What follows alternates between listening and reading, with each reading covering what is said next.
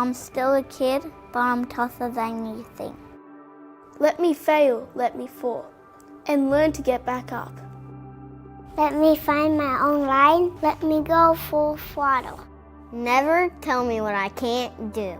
And let me win. Never hold me back. Let me try. Let me try. Never underestimate me. It's the ride of my life.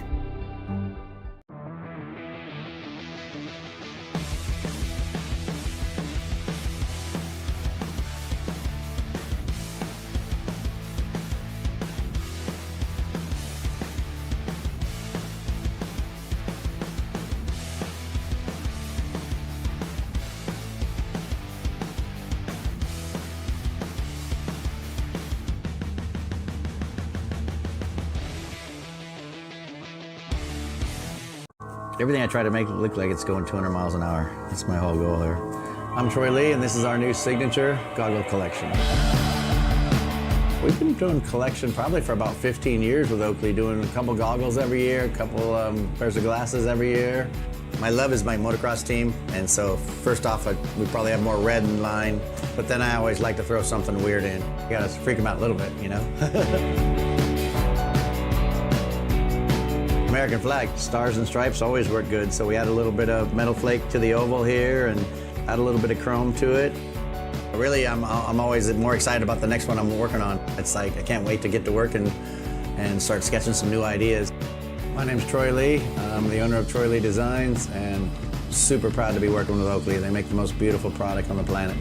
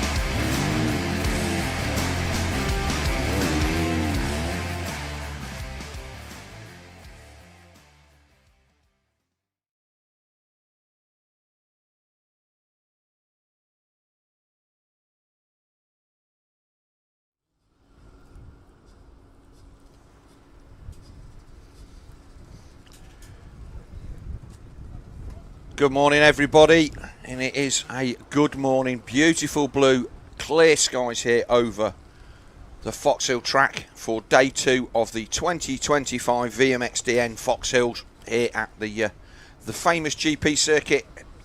Here, I'm about 10 minutes away from the centre of Swindon. I'm Phil G. I'm going to be here with whoever they put in the chair next to me today. Callum Swan, my partner in crime yesterday. He's off to Europe on the very, very early hours of Monday morning, so he stepped out, and we'll hopefully be having a decent amount of guests in for the weekend, or for the rest of the day. We saw some fantastic racing yesterday. The first of the Yamaha, Crescent Yamaha International Team races was one of the best races I have ever seen, and obviously if you get a chance to go back and watch that on DirtWorld-TV on our YouTube channel, you can enjoy that race from yesterday. It was a fantastic battle between the British Bulldog Brad Anderson on his Steve Clitheroe tuned Yamaha. The number 3 got his elbows out and held off the charge of a very, very rapid Christophe Pourcel on his Kawasaki riding for Team USA. David Philippaerts riding on the DP19 by Manprim Team Italy Yamaha, and then coming into play right in the final lap and a half was a charging Tommy Searle on the number 1. It was a 4-rider battle for the ages, and well, I'm not going to spoil the result. Yeah, if you got a chance to go and watch it on the live stream, we'll have the results up in a bit. But it was a belting race. Second race, Anderson didn't get the start, and Christophe Pourcel was away at the beginning. So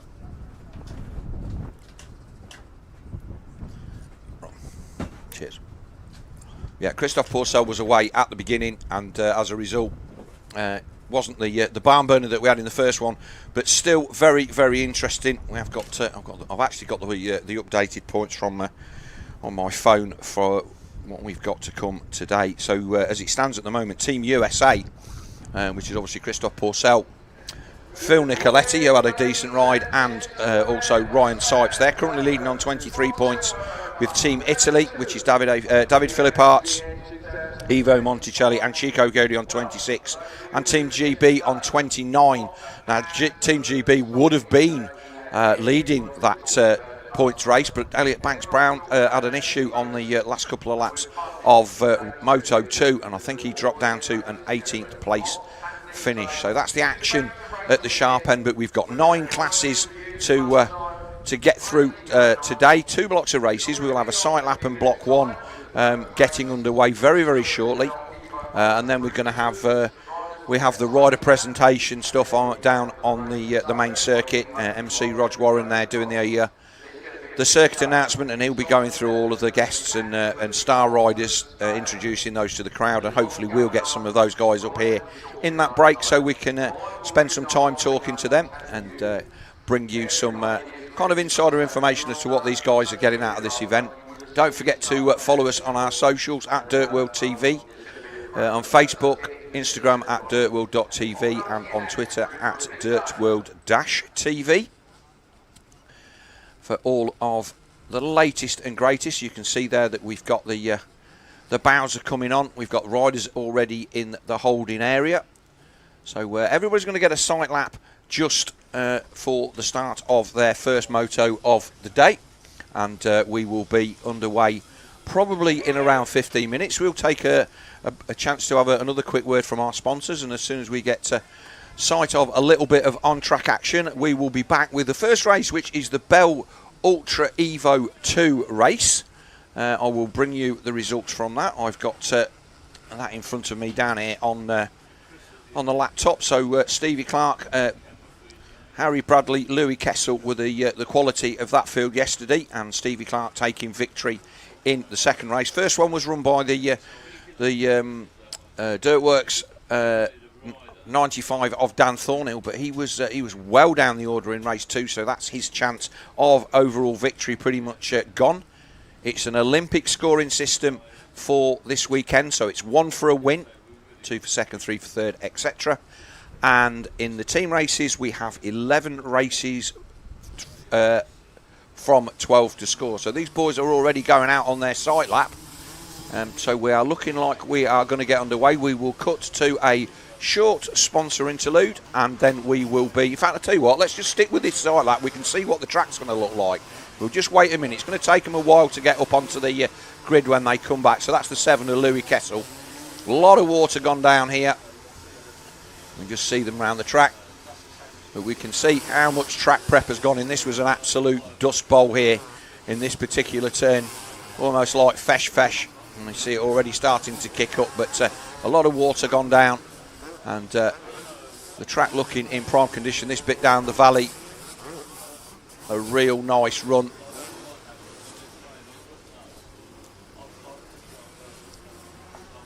And then obviously up to the far side, for those of you familiar with the Foxhill's layout, we've seen quite a few changes, and we'll see them up on the top end of the circuit there. You can see it's been heavily watered, and my co-commentator, my waggy dog friend, has made his way into the booth. But a lot of water gone down this morning. Again, we couldn't really water it yesterday. They were tracking the track in until the early hours of this morning, then back up at first light, and then they put the water on. Obviously, you can imagine we've not had rain down here for a long time. So you can see a lot of work gone on. Obviously, you can't just pour tons of water on these uphills, otherwise you'll never get up them. But we had a really raceable track yesterday. and we're looking forward to bringing you all the action. Like I say, 2 more races for each class, and our championship winners for the Crescent Yamaha VMXdN, the main race, and the Wright Engineering team race. They're the 2 jewel in the crown races, but everybody else will be wanting to get on the podium in their respective classes. There is the 7 of Louis Kessel, the young man from down in Cornwall, down in, or definitely Devon and Cornwall area, and he had a really good run at the British Championship down at Landrake a couple of weeks ago with his best result. So he was up there at the sharp end. We'll take a quick sponsor break, and we will be back with the opening moto of day 2 here at the VMXdN Foxhills. See you in a minute.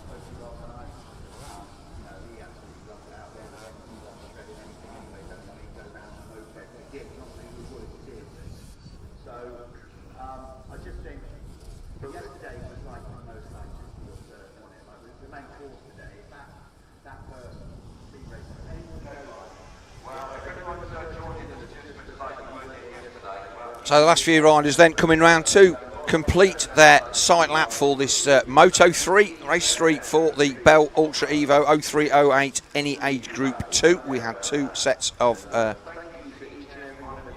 2 groups of these. There's another one a little bit later on.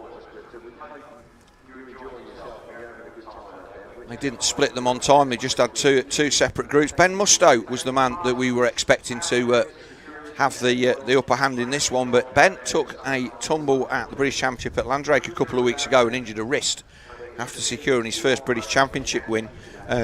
So he is not with us this weekend, although I did see him out there in the bar area last night, so he is on site. So get well soon, Ben Mustoe, and hopefully you are going to be fit for the next round of the Moto ACU British Championship up at Duns, which is next weekend. So if you're up in that part of the world, we will be up there for a double header, the first double header of ACU British Championship as far as I'm aware, and we will be doing a separate meeting on the Saturday and on Sunday. The riders in the holding area. It was Stevie Clark on the 511, then we can see him in the holding area, the former 85cc world champion, who was in the box seat with a second place finish in race 1 yesterday, and then race 2 he took the win after Thornhill was scuppered off the start on the number 95 DirtWorks Honda. And obviously maybe some of these guys electing not to take a sight lap, wanting to stay nice and clean, but I always feel that unless it's a proper mudder, you've got to get out there and put in a lap and find out what everybody is, all the mechanics down there. We've got the Otto off-road boys there, Josh Taylor, Harry Bradley.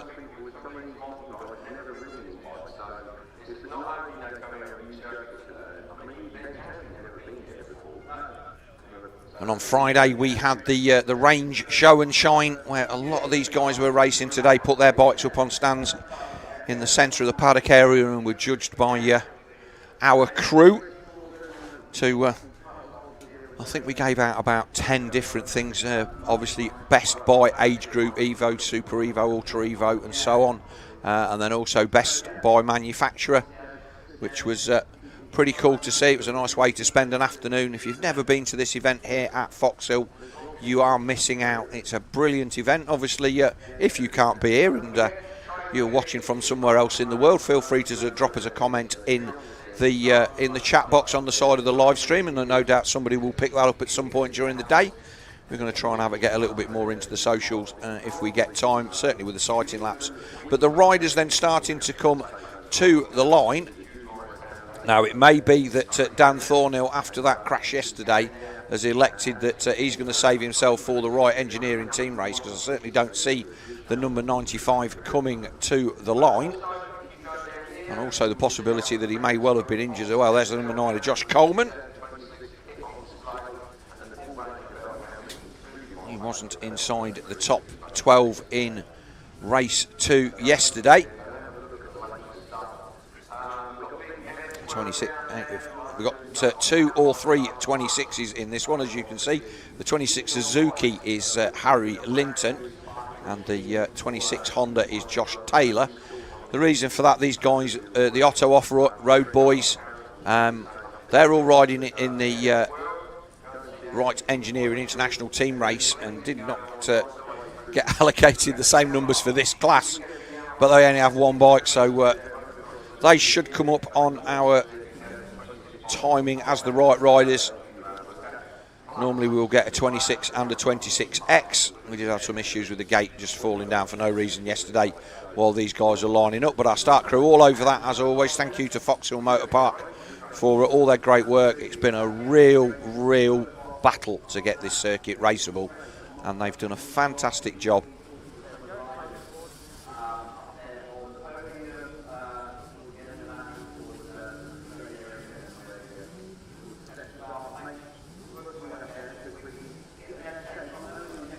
See there the banner for the Range, Wilco and Homebase. They are the companies of the CDS group. Chris Dawson, the man who runs that enterprise, is on site this weekend, a massive motocross fan, and they are the title sponsors of the VMXdN Foxhill event. And we'll hopefully be getting Chris back over. We had a good chat with him at the end of the day yesterday, and he's more than happy to come back and have another chat with us today, so it'll be good to catch up with him, a man who's had delusions of grandeur. I think is what the phrase that he said, that he could be a good motocross rider and always wanted to be a top line rider, but fortunately, or unfortunately for him, it never happened. Not most of us. The talent is there's only so much talent going round, and we don't all get enough to get us where we need to be, but a big supporter of the sport, and we are very happy to have him as the title sponsor of this event, along with all our other sponsors: Factory Image Racing, Floor Track, Fox, FXR, Gabriel Insulation, who sponsor the SS24 MXGP team, Molson Plant, Moto Verde for all your bike cleaners. We've got the green flag is up, so we are ready to go racing here. It is time and a week on the clock, can't see, but we will be underway with Moto 3 of Bell Ultra Evo 2. So track's been watered and ripped overnight, so we should have a decent amount of grip out there. Good start from the outside, but let's see who's going to make the start down the inside. Is it going to be Stevie Clark on the 511? Oh, there's a few people on the floor, and it is indeed the 511 of Stephen Clark that is going to lead them round the back of the start straight and down this new part of the circuit, joining back up with where we were before.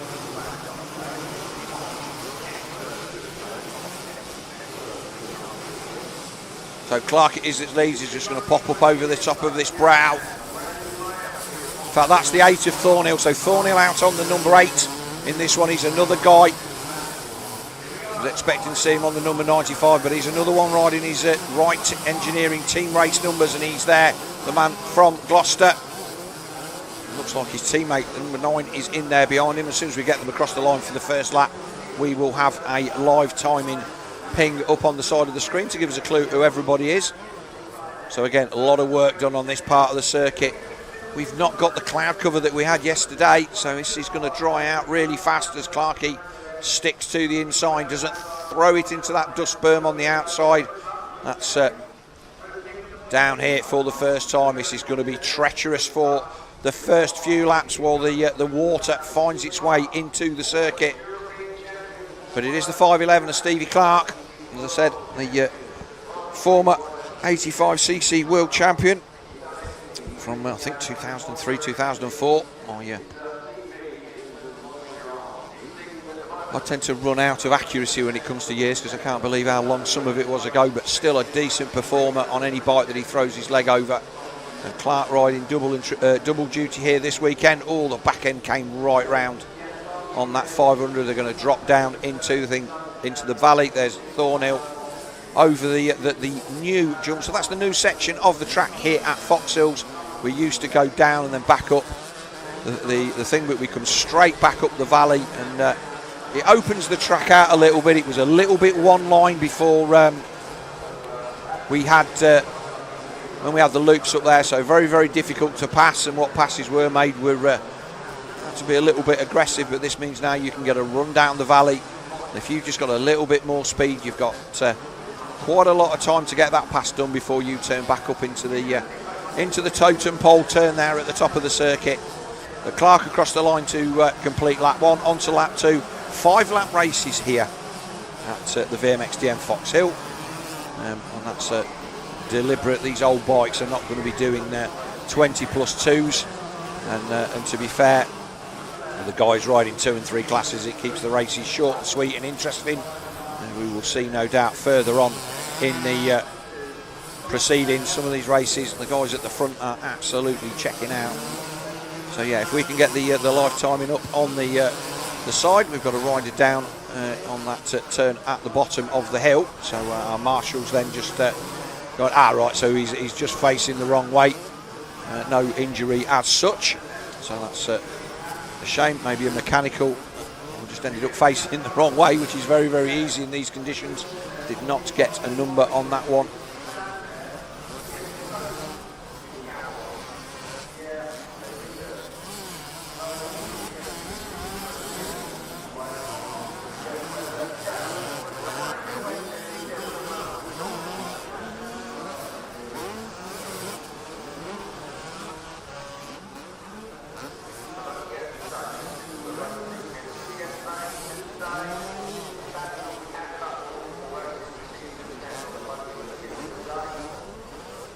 So Steve Clarke led across the line.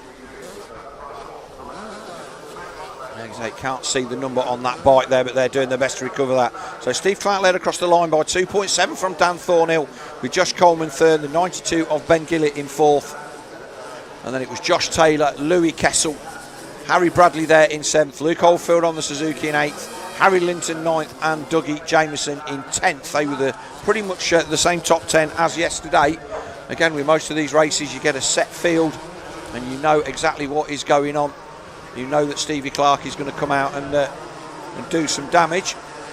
The teammates behind Clarke then is Josh Coleman and Dan Thornhill on the Dirtworks Hondas there. So we'll see what the gap is. A couple of seconds across the line last time.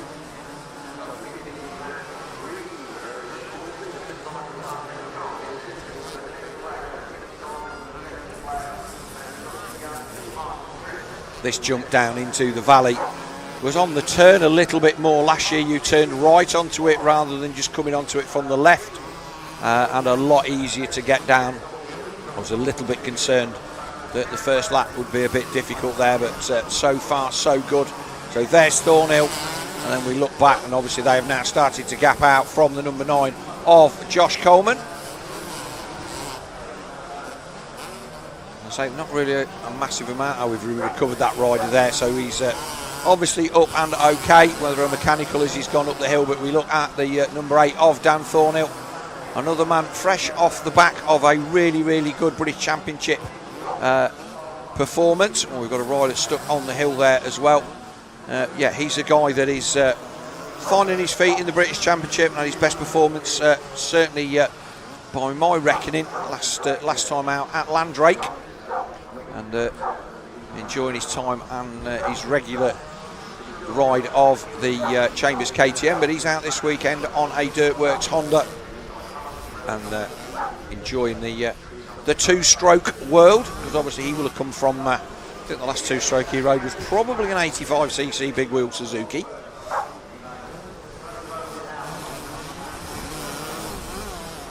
But he's got nothing for Stevie Clark. The 500 Honda, the 511 has definitely got this one covered off, but we will see Clark out there again in the main. I'm not sure if Steve, I'm pretty sure he may be out in two other classes, doing one, maybe both of the team races, and that is always a thing, some of these guys wanting to come out and get some extra track time, double up on classes. Ned Bradshaw, who I think we are going to see in the, not the next race, but the race after, he actually does 3 on the bounce.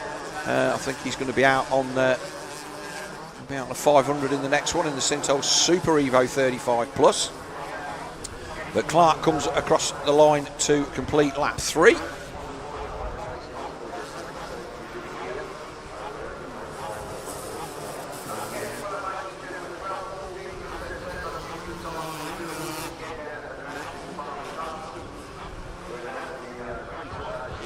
Not many people choosing to go the high, wide and handsome route around the outside of that. You can see the water there is dragged into this corner now, and the dust is nicely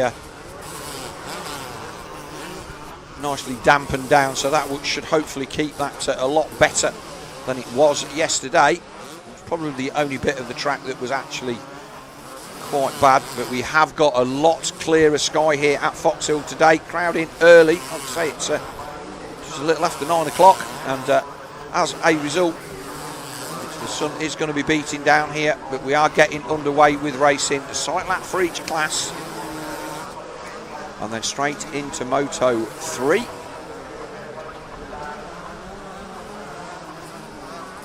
There's the car park filling up nicely. And this event then, in its 4th year, and its traditional bank holiday weekend. Everybody's got Monday to recover. We race Saturday, Sunday, with the show and shine here on Friday, and people wandering in. If you've not made your mind up to come yet and you're not within it, please feel free to join us for the whole day, and if you don't, you can catch us on replay at any time over the next however long the internet lasts for on DirtWorld-TV. So Clark down in the valley, we've got this new tabletop over the containers there. That allows us medic access across in and out of the circuit while racing is on.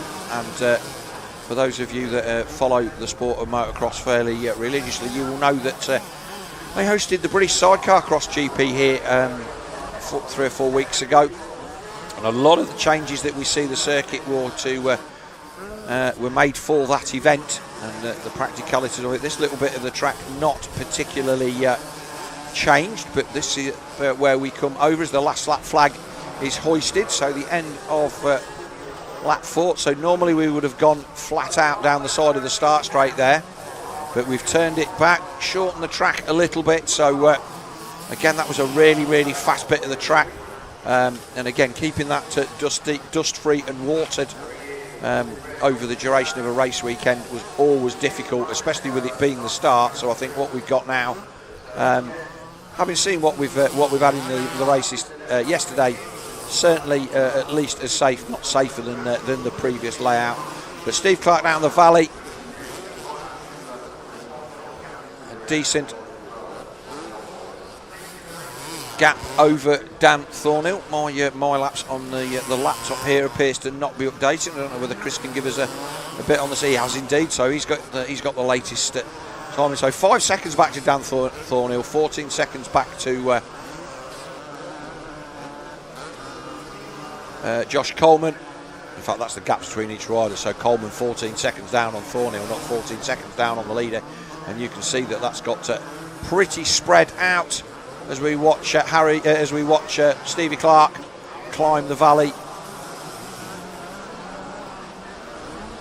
back in the day, we were allowed in the downhill bits with the chestnut fencing. You used to go in there with your spade and dig yourself into the hill for the weekend and get yourself prime viewing spots for the best riders in the world to put their stuff in front of the paying public, and that's what this event is designed to recreate. And but an accessibility that you really don't get anywhere else on the motocross calendar, save for maybe the Farley Castle event, which we've got coming up in a couple of weeks' time. The beauty of motocross is its accessibility, but also something that we are working on with the Motorway CU British Motocross Championship to get the fans involved and give you access to the teams, and that seems to be going down pretty well so far. But this Foxhill event, bringing some of the world's top riders, as Stevie Clark takes the first checkered flag of day 2 here at Foxhill. Yeah, we've got Ben Townley here, the former world champion and AMA Supercross East Coast champion. He's here. He was riding yesterday, had a couple of issues and didn't manage to get himself at the sharp end. But he was in the booth yesterday saying how much he enjoyed being here, and he ticked a box off because he never actually got to race this track back in the day. So Clark then from Thornhill across the line with 15 seconds back then to Josh Coleman, and Taylor. Louis Kessel comes across the line in 5th, so he's keeping himself there or thereabouts for a shot at a podium should any of the others fall foul in the final race. Harry Bradley comes across the line in 6th. We've got Ben Gillick there 7th. And we've got a rider down there. I'm not sure. Does that look like one of the Otto off-road Hondas? I don't think it is. So Luke Oldfield across the line in 8th on his very, very nice Suzuki. Looks like up to 06, 07 I think the cuts off for this class.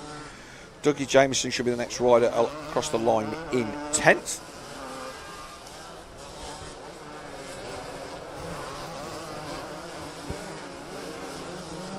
Right, we will take a short sponsor break and then we will be back with the action for our second race of day 2 here at the VMXdN Foxhill 2025, which will be the Sintol Super Evo over 35s, which is bikes up to 1997, and we will be back with that very shortly.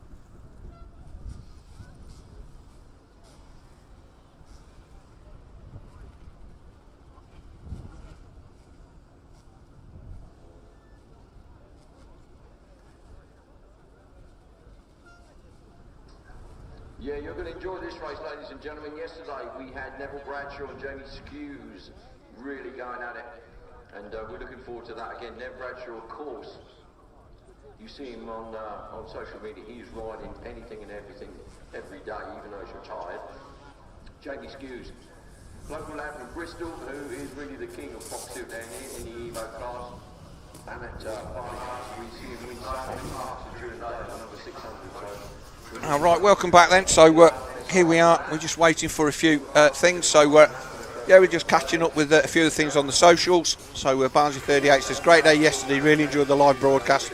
Looking forward to it today. So hopefully, yeah, we're looking forward to it too. Barnsley, Andrew Biles, great racing, great commentary. Thank you very much. Carla Tender stuck in a hospital bed. Well, get well soon, Andrew Biles. We wish you a speedy recovery.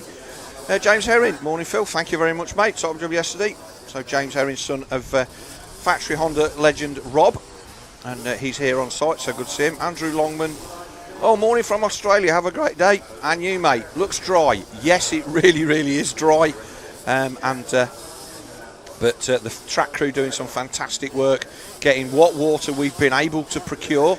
And believe me, there's been a lot of work going on behind the scenes, and everything has gone to work that. And Steve Winstanley says some races are 6 laps. I'm saying 5-lap races. No, they are 5-lap races. It's in the programme as 5 laps, and we are doing 5 laps. So that's what we've got. So yeah, we'll try and keep up on all of the socials on the streams between races, especially this morning when we've got a little bit of time between the on-track action, and as a result, it's nice. Marcus Fisterol, morning from Germany.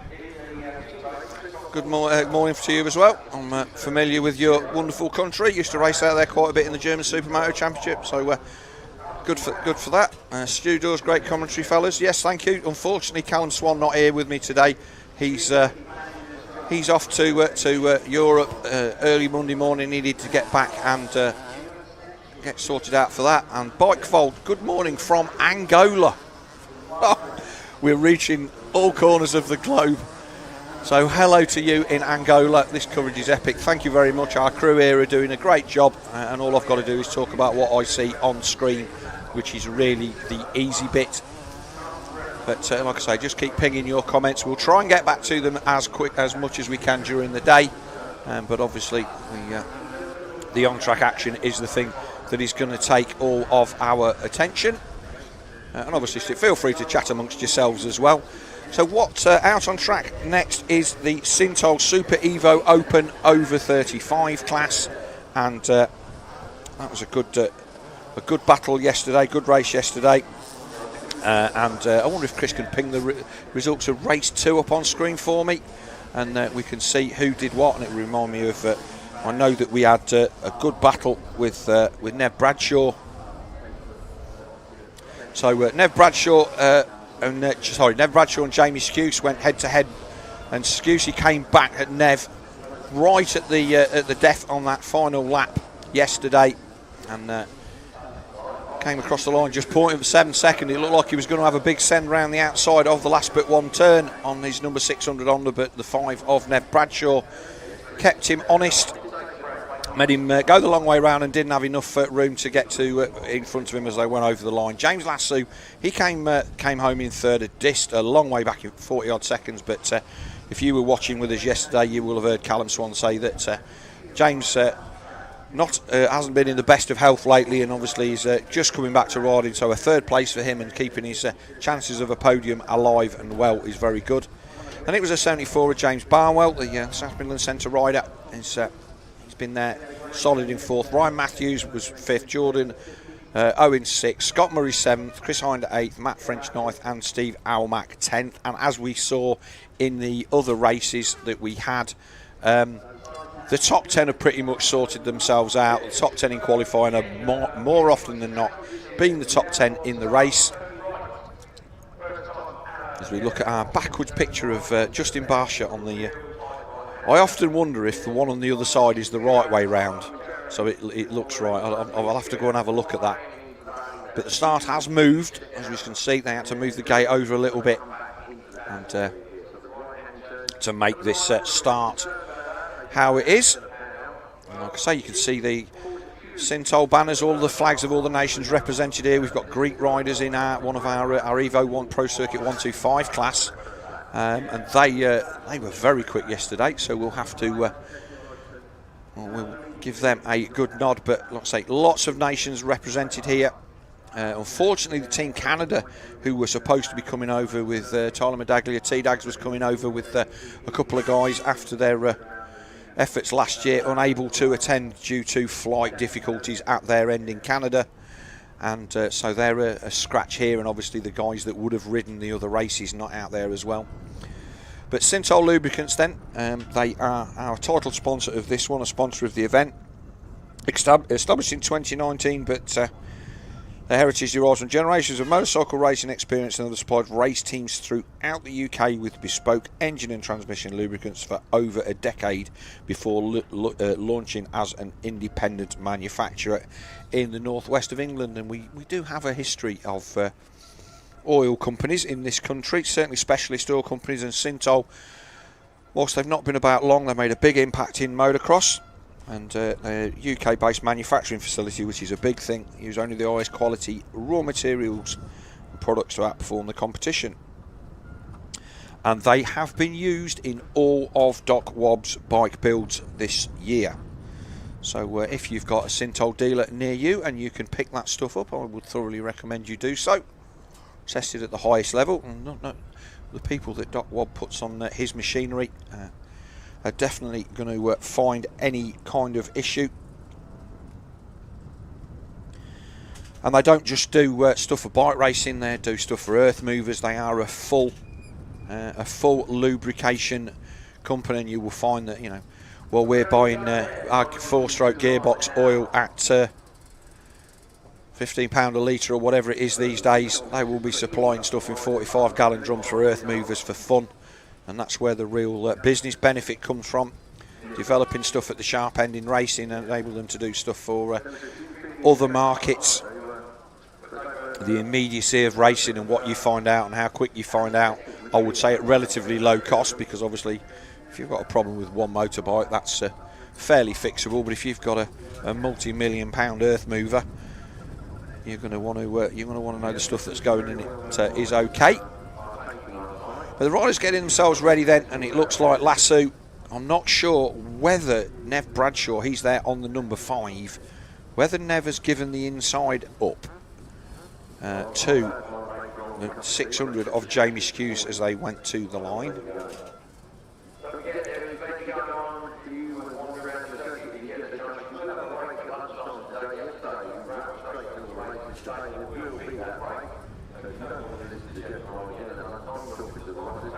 And obviously these guys been giving a sighting lap to everybody for the first race of the day.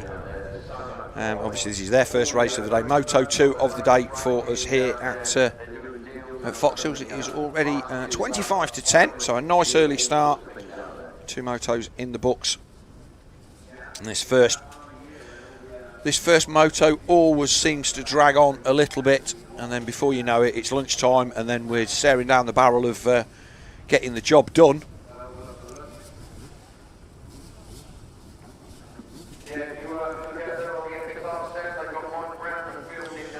The 711 of Guy Langmead there, he's the team manager in one of the Wright Engineering team race. I have to have a look. I've got a separate book for each class, and I have to keep him under the desk because we're a bit limited for space here in our wonderful broadcast booth. Yeah, it's about the size of a mule. But no, we do a great job, and all the guys here supporting us for DirtWorld-TV this weekend. That tip to them and all the guys out there, bringing you these pictures in what is now already getting to be quite a warm day. You can see there's a nice little bit of breeze there, keeping the dust away. The 15-second board is up, and that will turn sideways to 5. And here we go then, race 2, and the gate's down. The third motor of the Sintol Super Evo 35 plus. That's what it is. Nev Bradshaw down the inside. Scusi's there as well. Looks like 74 of James Barnwell made a decent jump as well. He was there in second or third, but it will be Nev Bradshaw, the man from South Africa, former British champion. And he's there. Skuse is there in second. So is Jamie Skuse going to have anything in the opening laps for Nev Bradshaw? Nev on the 500, Skuse on the 250. There's Barnwell, the rest of the field streaming through. Everybody safely through. Didn't see anybody go down in the first turn. And I can actually look out of the window and see that there's nobody there, so that's cool. But it is the number 5 of Nev Bradshaw. I'm saying that that's going to be... that looks like a 97 500 Honda that he is on, the white tank.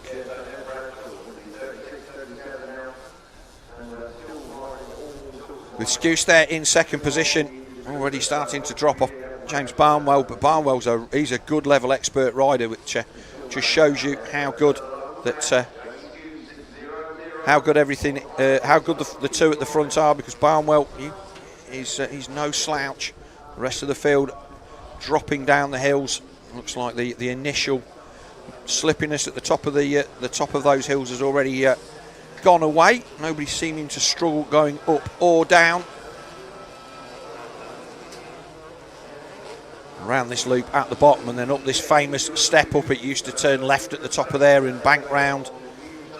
Some iconic photographs there, but it is Bradshaw that leads then down this drop off here now. A much nicer run down the valley. Skuse in hot pursuit on the number 600.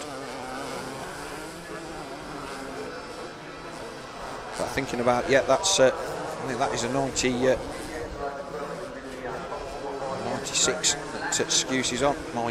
My mid-90s knowledge not as good as it should be, I will confess.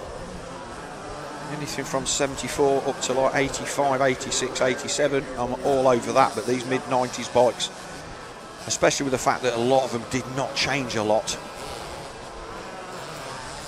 Difficult to say, and I think the CR500 was basically unchanged from from something like 93 to like 2001 when they stopped making them.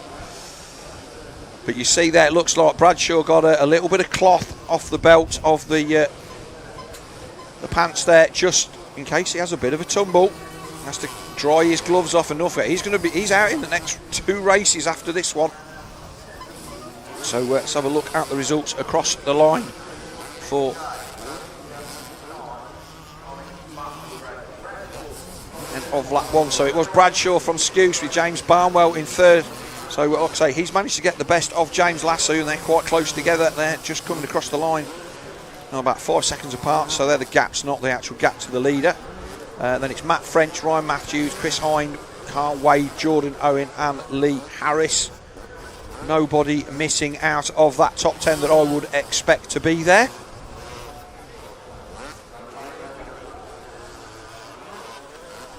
But Bradshaw then just got enough of a lead over Jamie Skuse, and this is what we saw yesterday, that Bradshaw looked like he got the job done, and then they started to get into lap traffic, and the 600 of Jamie Skuse suddenly was within 3 or 4 bike lengths of him halfway around the final lap.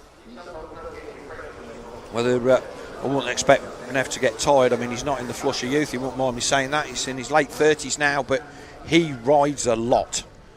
He will ride anything. He does a lot of stuff with the 999 Laser YouTube channel. Max Hind, riding all sorts of weird and wonderful stuff. And he rides motorcycles a lot. I mean, he rode a lot when he was racing full time, but now he's no longer a full-time racer, but he's still getting plenty of track time. And obviously Jamie Skuse, I don't think he's ever been a full-time pro, but certainly got pro speed. As the motocross is at the moment, it's not something that making a living at is particularly easy. So they're coming across the line to complete lap 3. Oh, sorry, complete lap 2, so on to lap 3 now.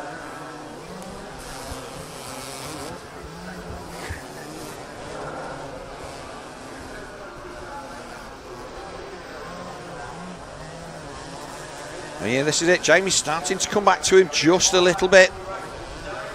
This is what we saw. Jamie's fast around this end of the circuit. They've dropped Barnwell off by some considerable distance now, but that just that says more about the speed of these guys at the front than it does about the speed of the rest of those boys out there. And these classes are not split by ability at all. It's just age and bike age. So this is the track, the meeting where anybody can come and race against the best guys that are out there, as long as you've got the bike and you can get the entry in, and that's the hard bit, is getting the entry. You can share the track with these people, and that's what the attraction is, for people to come and ride with the guys that they watch back in the day. Certainly one of the things that keeps me racing Evos is the fact that I can line up with people that I used to travel all over Europe to watch race when they were running in GPs. It's nice to share some track time with them, even if it's only bar to bar for the first 10 seconds between the 15-second board going up, the 5-second board going and the gate dropping, and at that point you never see him again till the next race. But just being on the grid is enough.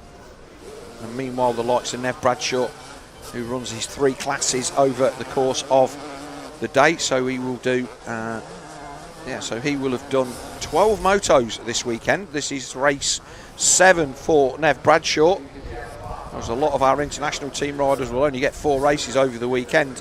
So Bradshaw will come out swinging in the next race, which is the Factory Image Evo 125 and 500 over 30 class. Now this is a split gate one, and yesterday we tried to do some jiggery pokery and follow one race and then the other, and it didn't really work. So we will be showing the first gate drop 125s for race 3, and then we will do race 4. We'll go back to doing the 500s because that's just what we are set up to do here with the amount of cameras we've got at DirtWorld-TV here at Foxhill. It's not just a case of having more cameras, it's having places to put them.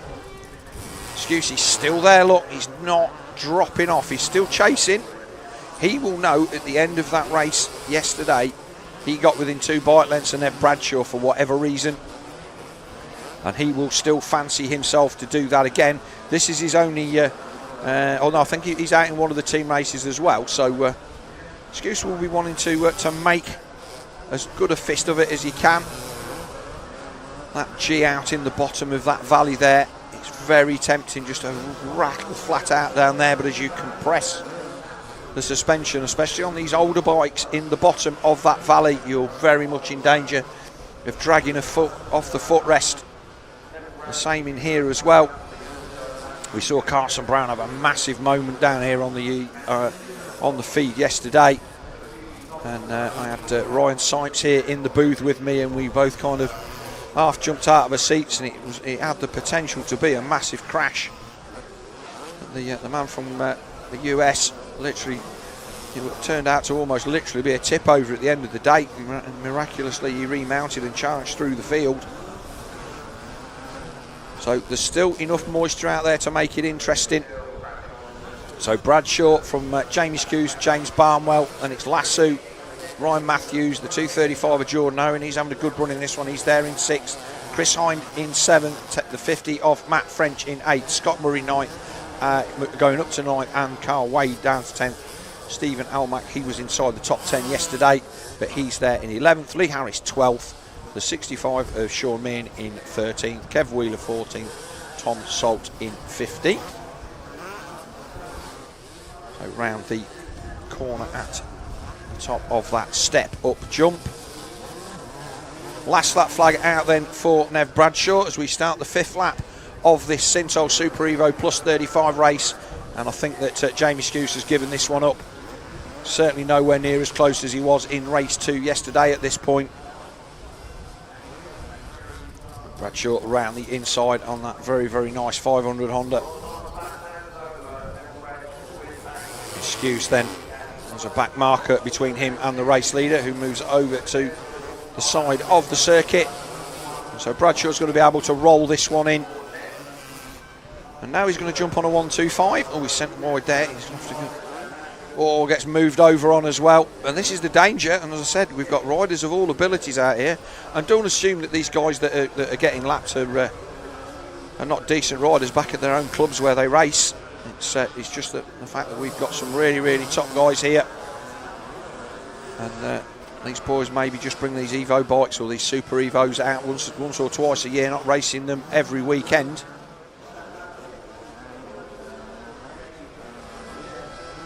And Nev giving them all a nice wide berth, not rushing through. And that has actually allowed Jamie Skuse to close back up. This is what we saw yesterday. Me and Swanee, we were like, yeah, it's all done. And all of a sudden, Skuse is like, coming again. So that lead has halved. With Bradshaw, there's a little bit of a wobble. This is what we saw. Nev. I'm not saying Nev wasn't good with the traffic yesterday. I'm just saying he was very, very careful.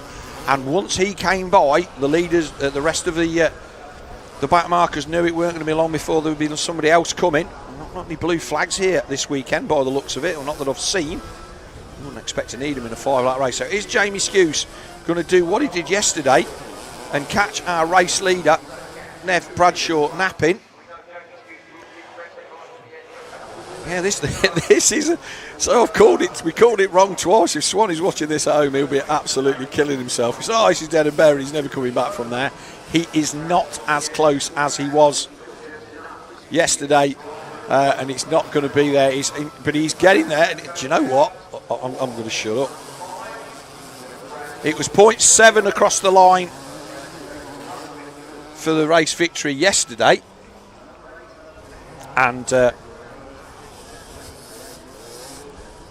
It's 0.9, so we got within 0.3 of a second of Nev Bradshaw on the last lap. Now I will take my hat off to Nev Bradshaw and say never got that covered, but Jamie Skuse, he did exactly the same things he did yesterday. Chased him down for the whole of the race, and yeah, that gap.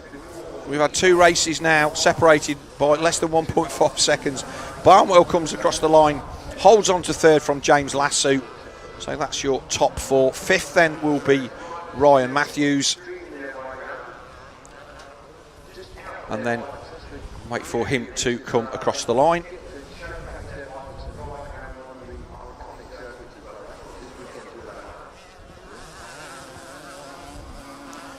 And so we'll wait for Matthews. He's a long way back, big gap back to the number 141, but he'll be happy to take 5th. There he goes across the line on the Honda. So Matthews and Jordan Owen, and it'll be Chris Hind, Scott Murray, Matt French and Carl Wade. We will take a quick sponsor break, and then we will be back with race 3 of today's action, which is the Factory Image Evo 125 500 over 30s for bikes up to 1989. I'm still a kid, but I'm tougher than you think. Let me fail, let me fall, and learn to get back up. Let me find my own line. Let me go full throttle. Never tell me what I can't do. And let me win. Never hold me back. Let me try. Let me try. Never underestimate me. It's the ride of my life.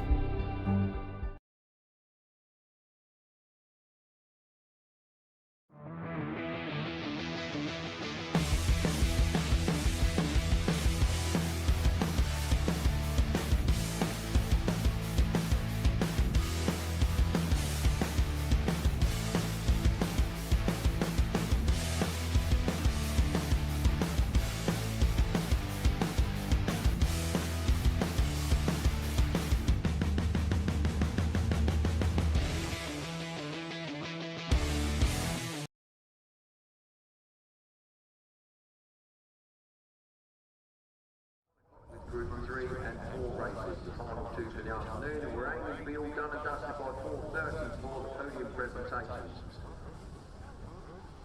As we say, don't rush off. You don't want to be stuck in the queues getting out, and it's bank holiday tomorrow, so stay with us for that podium where we'll have a chat to the riders and get the story of the day. I'm sure there's going to be some stories. There definitely will be, no doubt about it. It's going to come down. Both these races will obviously come down to the last race. Each team has got their first results, so we won't know who jumps where until Check the flag forms. Don't forget, if you want a program, ladies and gentlemen, it's on the entrance to the, coming out of the paddock area, just on the entrance to the food and drink outlet places on TMXdN. So go and grab an event. Right, welcome back. We're going to go have a quick look through some of our socials again. Mark Gilston says, good luck to Gav Stevenson, rode mint yesterday. Yes, he did. He was on fire yesterday, Gav Stevenson, another British Championship rider who's making an appearance here at the VMXdN Foxhills. And we've also got Whole Shot Harry says, watching him in South Africa next year, we'll bring a team again. That's great, Mr. Saffers. Always good to get them here. Marcus Fistrol then, is there any chance of having VMX donations in Germany or Holland in the future? I'll be honest with you, this works as a one event format. The instant that you make it a series, it's a commitment for people and teams that just doesn't work long term. So just having a one event thing, if you want to come, it's here. That's great. If somebody in Europe wants to do the same, I know they do something similar in Majora and stuff, and they also do one in France as well, which gets a lot of attention. Andrew Longman, anyone riding a Kajiva in today's meeting? No, but there was one for sale outside one of the trade stands yesterday, which was a good low hours one, which appears not to be there today, so maybe somebody bought one. Steve Winstanley says, forgot to say, great coverage for free. Thank you. You are welcome. Thank you to our sponsors for doing that. Justin Quinn, well done, Neville. Nice to see Justin watching. A good race from Neville. Sissi Sacco from Italy says, come on, Campagnoni. So Felice Campagnoni rode yesterday on a bike that we thought was probably not fit for class, and also so did the organiser. So he was DQ'd from race 1 yesterday.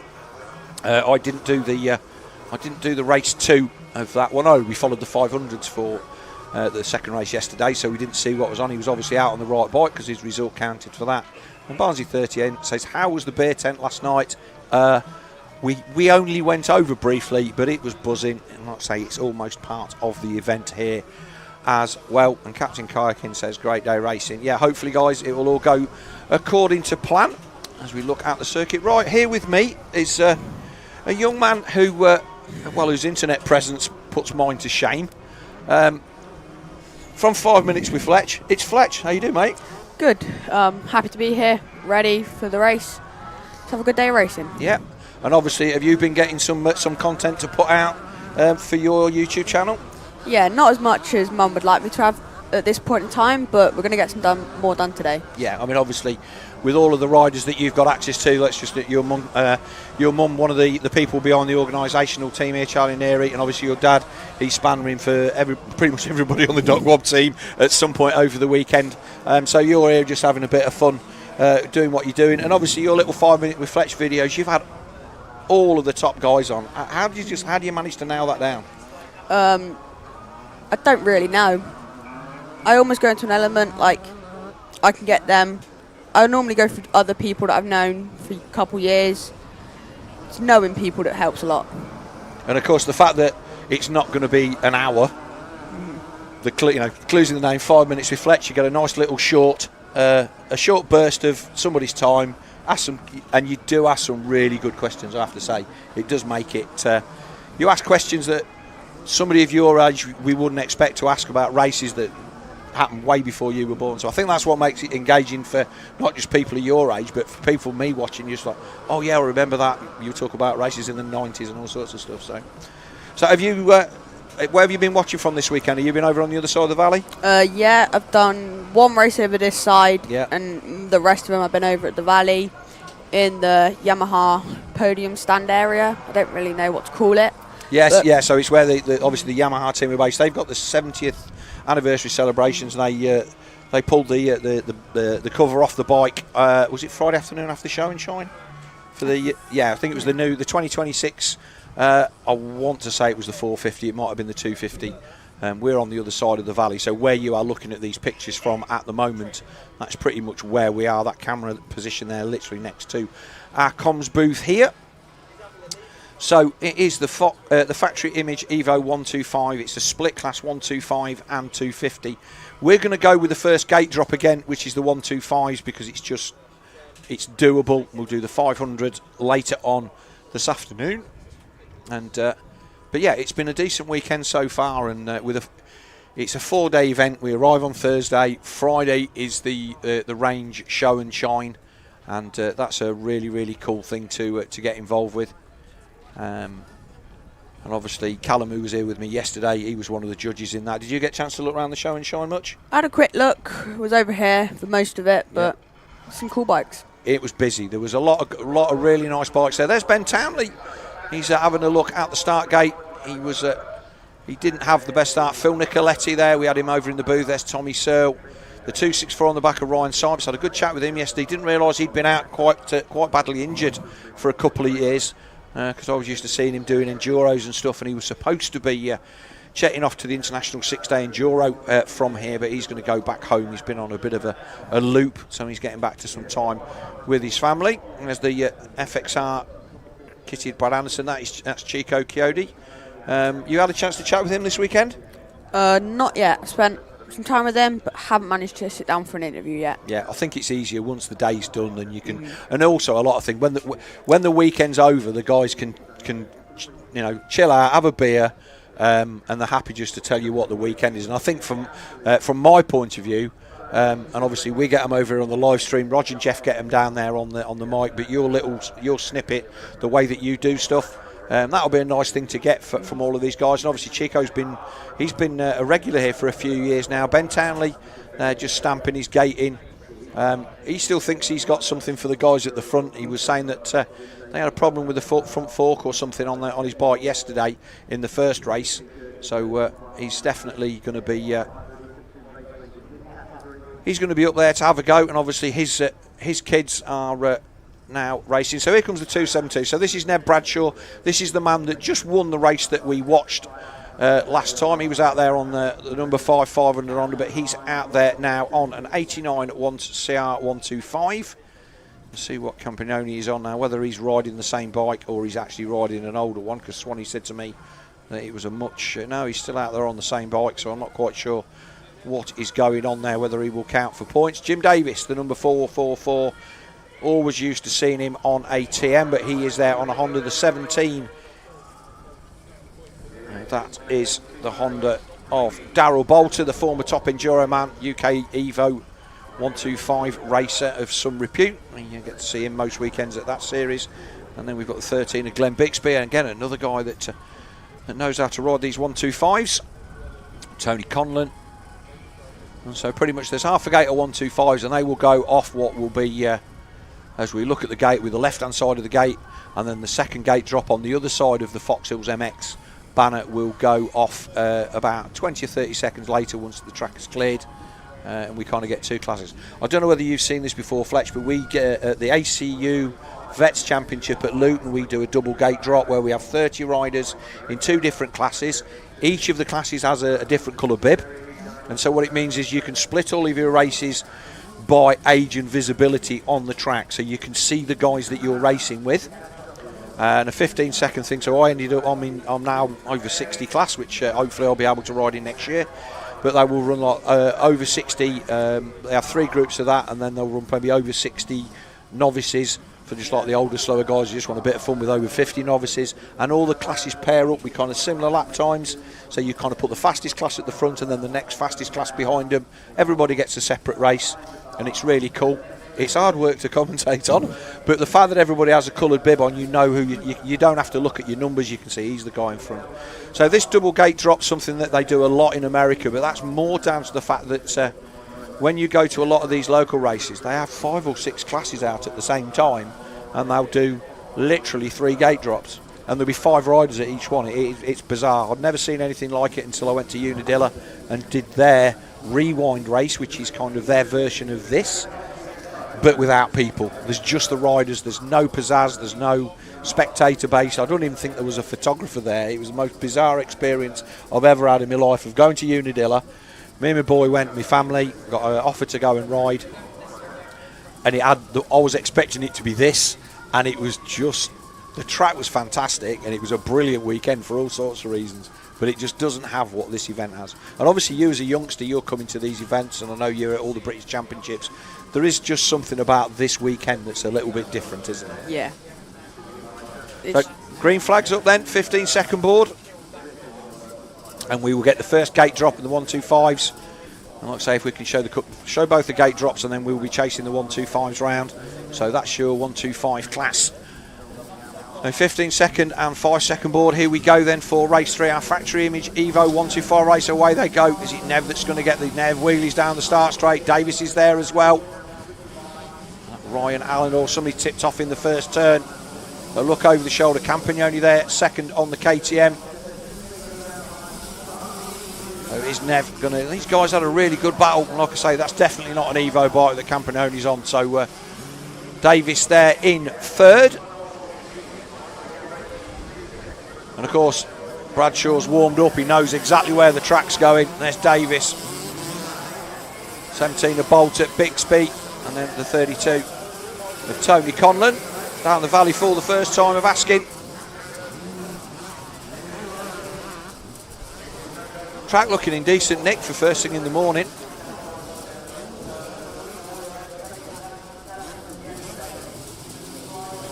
I say these ruts in the bottom, it's very, very easy to drag a footrest. But Bradshaw and Campagnoni as the 500s go off the line behind us.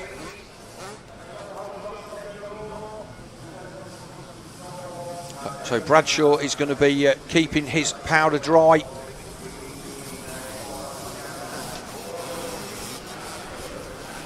For the next race, because he's doing a three-peat, he's straight out. I don't know how these boys do it, but the Italian Campagnoni then on the KTM SXS, like I say, considerably newer than the Honda that he's chasing.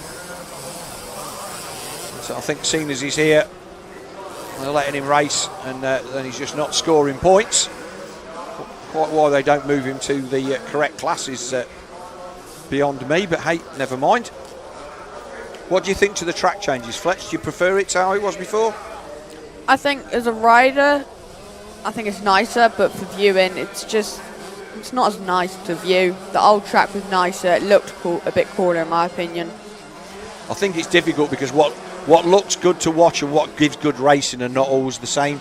I mean, obviously it used to zigzag up and down that bank a couple of times, but what he tended to find was that it made it very, very one line, and you'd see back markers would make a real difference to races just by getting caught. If you catch them in the wrong bit, you're stuck behind them for 3 corners and it's done then. So I think that this lends itself better to racing. Certainly the guys I spoke to yesterday were more than happy with the way that the layout rode. Ben Townley said that this end of the circuit was great. He wasn't a fan of the big uphill and downhills because they got quite chopped out, but he said this end of the circuit rode really well, and considering how much rain we've not had, and bearing in mind you were here last year with the wet, just to get 2 days of racing in, Campagnoni there, he is properly having a go at Nev Bradshaw as they go down the valley. There's Davis on the 444, he's still there in third, Bolter in fourth. They've started to gap out. Jamie Law is the man at the front of the 500 class. But yeah, a lot of water gone down on this side. As the sun comes up, it will dry out a lot quicker than yesterday. I think it's going to be 22 or 23 today. This factory image racing Evo 125 and even open over 30. And this is the battle at the front. We'll be starting to close in on what I would imagine somebody out the 500 class has had a bit of a tickle and fallen over. Oh, that was a long jump. Oh, you see how wet it was there, Fletch? Yeah. So that's the kind of thing where you hit that right in the G out at the bottom, you knife the bars there, and that's a little moment that turns into a big crash.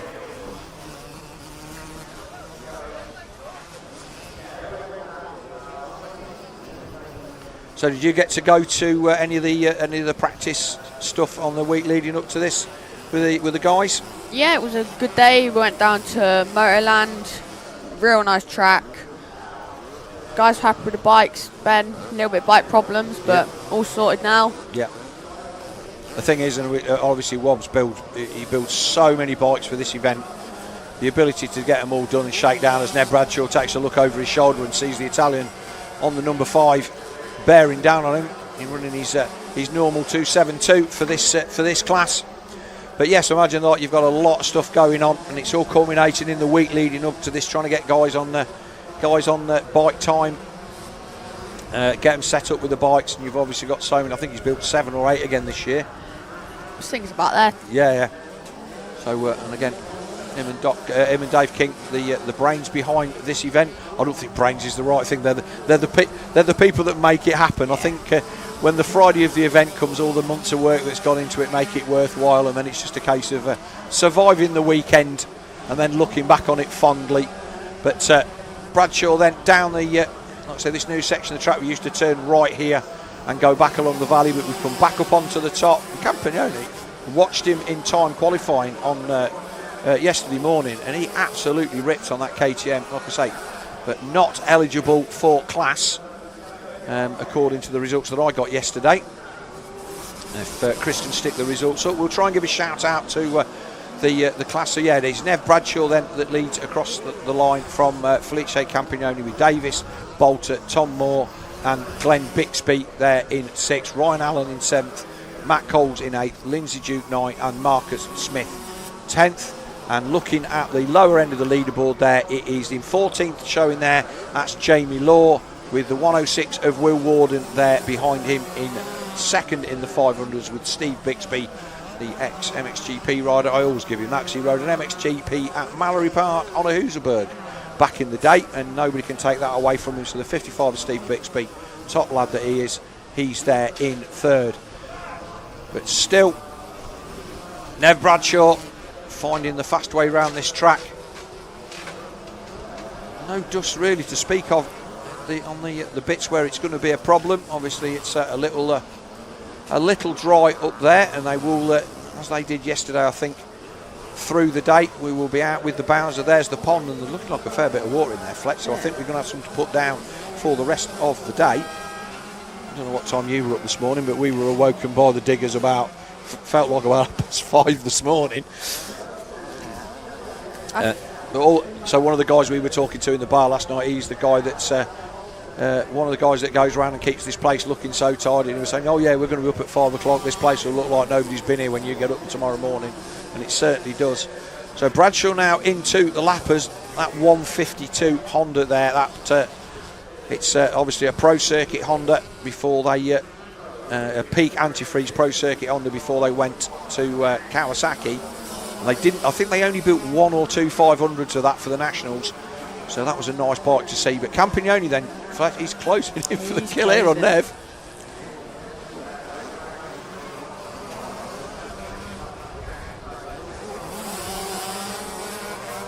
And there's nothing better than hearing these 125 screaming up and down these hills. I was fortunate enough to be here for the GP where they ran 2 classes together the same weekend that started the trend that we have now, watching 125 and 250 GP action. I think they ran the 125 GP on the Saturday and the 250 GP on the Sunday. It's amazing how many times I've been here and I have no recollection of what happened. But I was here for the 1998 Nations, which one of the classic races. But Campagnoni he's going to have a go down the hill. He's been jumping long down here. He's going to jump past Bradshaw down the hill. Oh, boom. Bradshaw's going to square off underneath him. Nev comes back. Oh, nothing like a bit of old school treachery, but that SXS has absolutely nailed him going up the hill. The back marker then moves out of the way. Bradshaw's going to have to come back at him. I don't think Nev's going to get too giddy about this. But first past the flag, whether Campagnoni's bike's legal or not, I think Nev will still want to put a show on for the crowd. Bradshaw's going to be, I'm not sure what lap we're on here, whether we're on lap 3 or 4. We'll have to have a quick look at the timing. We are on lap 4, so we'll be coming around to get the last lap flag next time by. He's already pulling away, straight by. Yeah, he's definitely pulled the pin. I don't think he was stuck behind Nev, but I think he sussed him out, knew he was quicker down the hill, and he just waited for his opportunity. Got close at the top. But like I say, I did see a thing on the... there was a question of the bike eligibility for this class on the results. There's the team going absolutely nuts. See what flag we are going to get here. Yeah, last lap flag then. We can't see our checkered flag. Have you seen the guy with the flags? So when you're looking from your side of the valley, you've got the checkered flag. You've got the checkered flag archway. The guy with the checkered flag, and everything he's wearing is a checkered flag. It's really, really weird. As a rider, I'd find that off-putting. It'd be something you see out the corner of your eye, oh, he's at the end of the race. And I've done it before, missed the finish. So Campagnoni then starting to gap away on Nev Bradshaw. But like I say, there is a questionability of the eligibility of the Italians. Very nice KTM. I think it was in the show and shine. And that's the thing that we do see here a lot. There's a lot of people build bikes to bring to the show and shine, and then there's a lot of guys who bring them to the show and shine because this is what they're never going to be like this, because I'm racing them for 2 days around Foxhill. And I'm sure you've seen the stuff, the bikes after here with the stone damage on the pipes and the frame. They're absolutely hammered, aren't they? So there's our lap scores as we go through, time and scoring. So Campagnoni's taking the lead at the minute. Bolton now made his way up to third. He's in front of Jim Davis. Ryan Allen on the 429. He's steamed through as well. He's now up to 5th. Tom Moore 6th. Bixby 7th. Coles 8th. Lindsay Duke 9th. Marcus Smith 10th. And then the 500 battle. Jamie Law still heading Will Warden by just over under 3 seconds, with Steve Bixby another 7 seconds back. James Kensington 4th in that one, and Luke Kennett in 5th. We're used to seeing Will Warden ride a 125. He was on TM the last couple of years here. One of the very few, which is surprising because they were decent kit bikes back in the day, but they don't survive in the numbers that you need them to be able to race them. We've got a yellow flag here. Somebody gone down on this uphill. No, bike just stalled. So Bradshaw is coming back at our race leader as they close in on the number 7. Not quite sure who that is.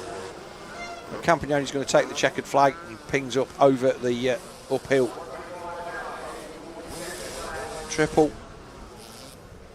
It's a lovely play. Have you watched from the gate in the bottom there, that part of the track? I've not been there. I've been down like the road as they jump down. Yes, yeah. I love that bit. Yeah, like, so where you walk down and get into the bottom of that dip, there's 2 gates that give you access to the track, and it's you hear them up that step. Really, really good. Like hearing the bikes on full noise, but then if you go a little bit further back up, so you can't see the guys coming, you then literally just leap and they're above your head. It's a fantastic place to watch here at Foxhill. Right, we've got Felice Campioni across the line then, and Bradshaw. We're waiting for Bolter and Jim Davis, and Ryan Allen, the 429. That bike looks like it's obviously expired and stuck in the moisture a little bit. So Bolter does indeed come across the line in 3rd, with Jim Davis in 4th.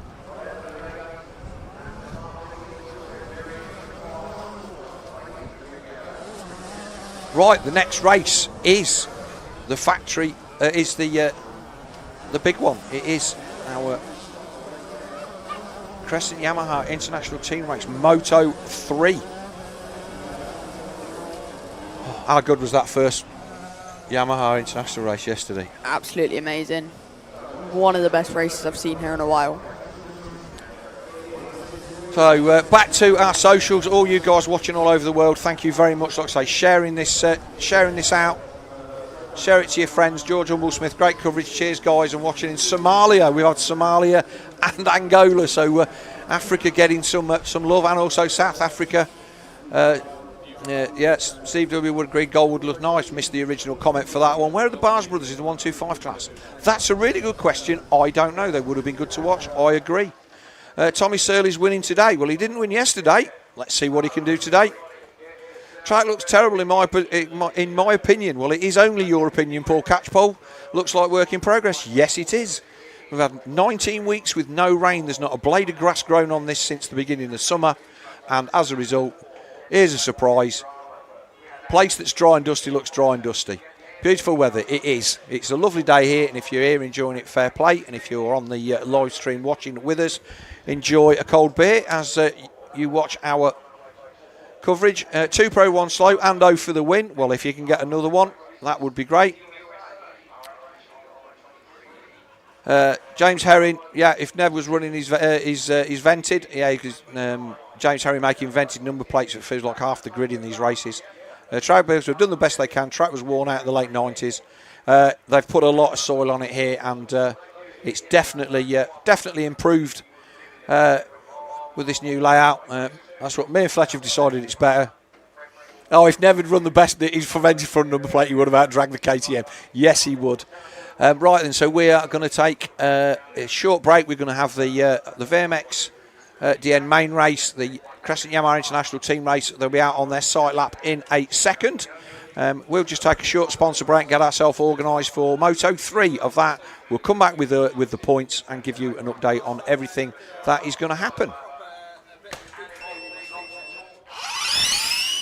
I'm still a kid, but I'm tougher than you think. Let me fail, let me fall, and learn to get back up. Let me find my own line. Let me go full throttle. Never tell me what I can't do. And let me win.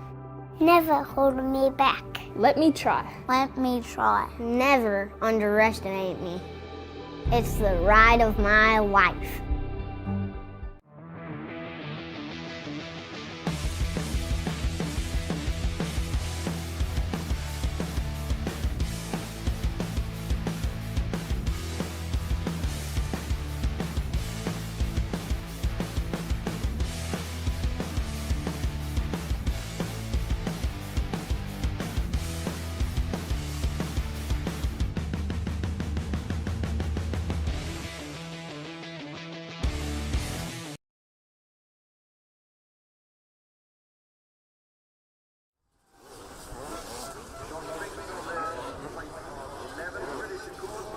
Tommy Searle, Brad Anderson, Elliot Banks Browne, 1, 2, 3. Elliot riding 2, Brad 3. Tommy with the big number 1 proudly displayed on his back. Glenn Phillips going through there for the Welsh team. But the Italians were looking really good as well yesterday. Here's the say, look for those numbers. 121 Chiodi, 122 Philippaerts, 123 Evo Monticelli, the rider who received the British Championship, former GP rider, former Kawasaki Pika factory rider. So the Italians riding well as a team. But Philippaerts was there and thereabouts. He stuck his wheel up inside of Pourcel a couple of times. He almost joked last night about like, no, Christophe wasn't really up to the win. I'm like, what are you talking about? It was like, you literally got into the lead momentarily. Like, he goes, he was there, man. I know he was going to win. Just a program, just a highlight there. So welcome back everybody. It is big race time. We've got a massive crowd in. It's still early morning here. It's like 10 something. We look over to the Crescent Yamaha team. We've got all of the all of their goodies in there. Crescent Yamaha, then the main sponsor of this VMXdN International Team race. We saw some fantastic racing yesterday, as we said earlier on in the stream. That first Moto Fletch was one of the best races that we've had at Foxhill for a very long time. Yeah, it was a great race to watch. Started over this side of the valley and then made my way down. So didn't see much of it from a good point, but you could hear it. The atmosphere was immense, wasn't it? It was really cool.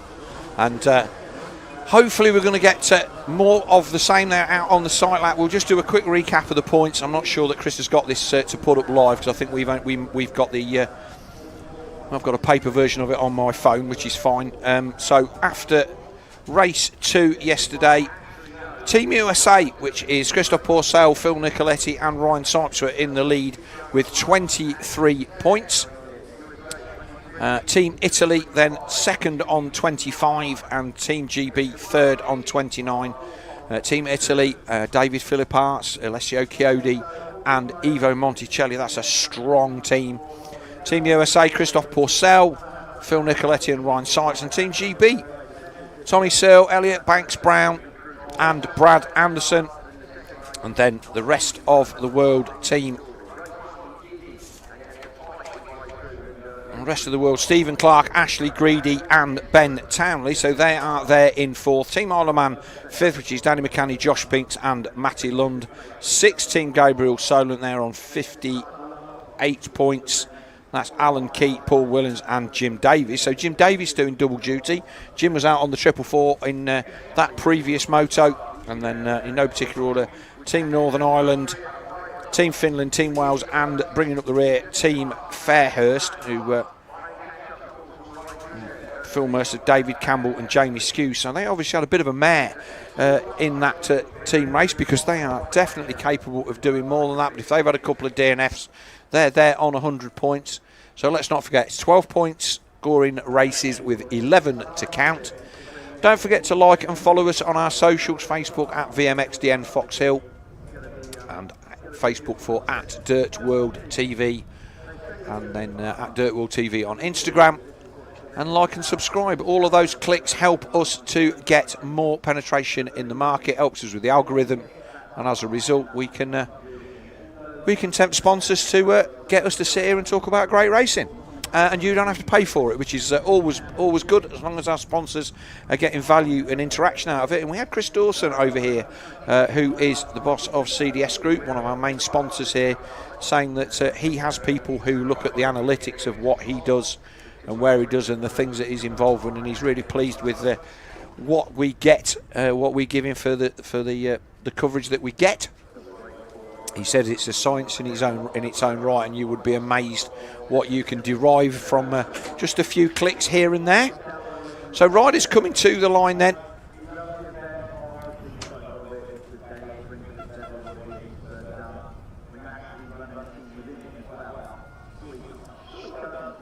And it is the 377 of Christophe Pourcel that is going to take gate one, as you would expect, on that Kawasaki, the 122 there of David Philippaerts. I've been really impressed with him.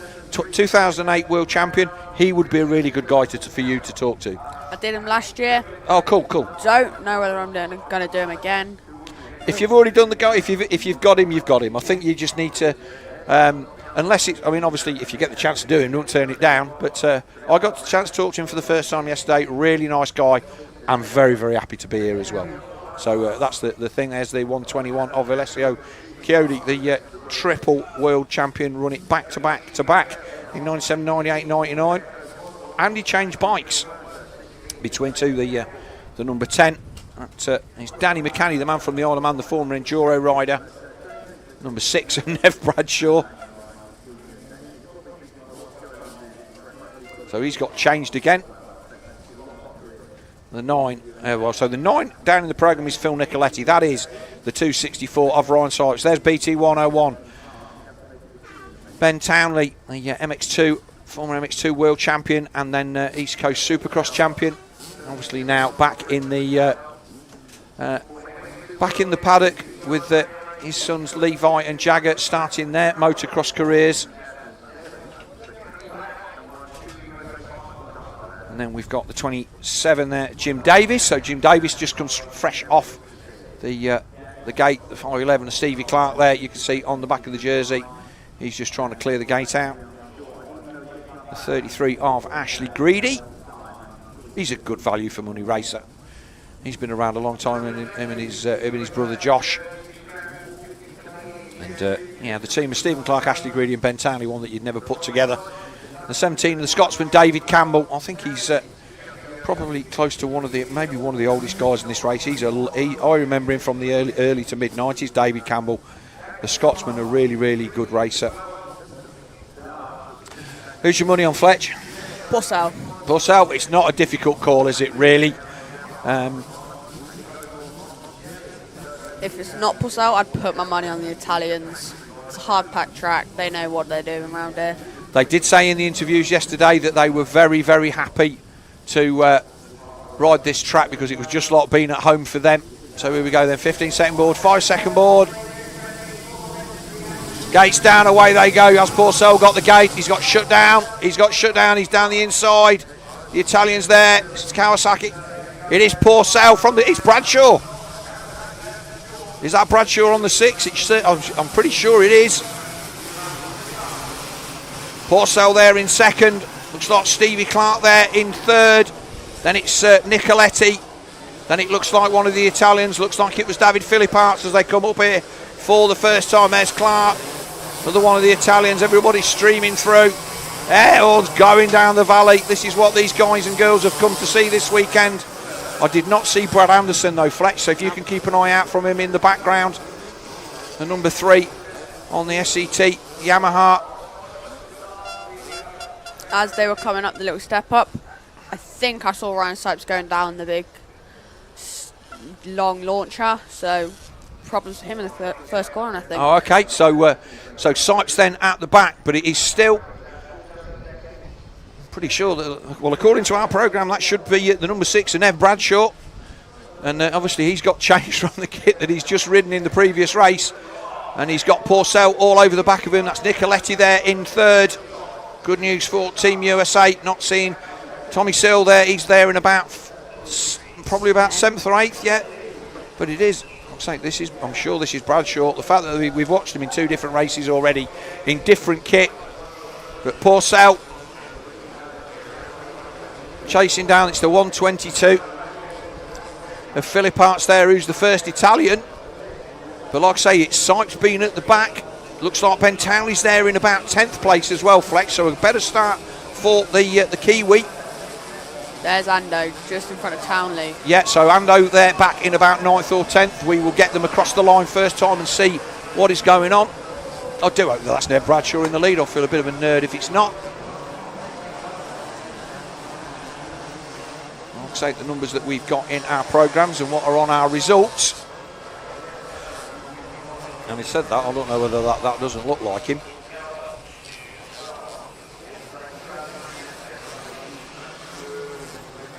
Well, let's see who they are across the line.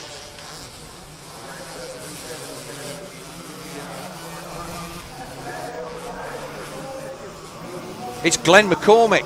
So McCormick in for Bradshaw then.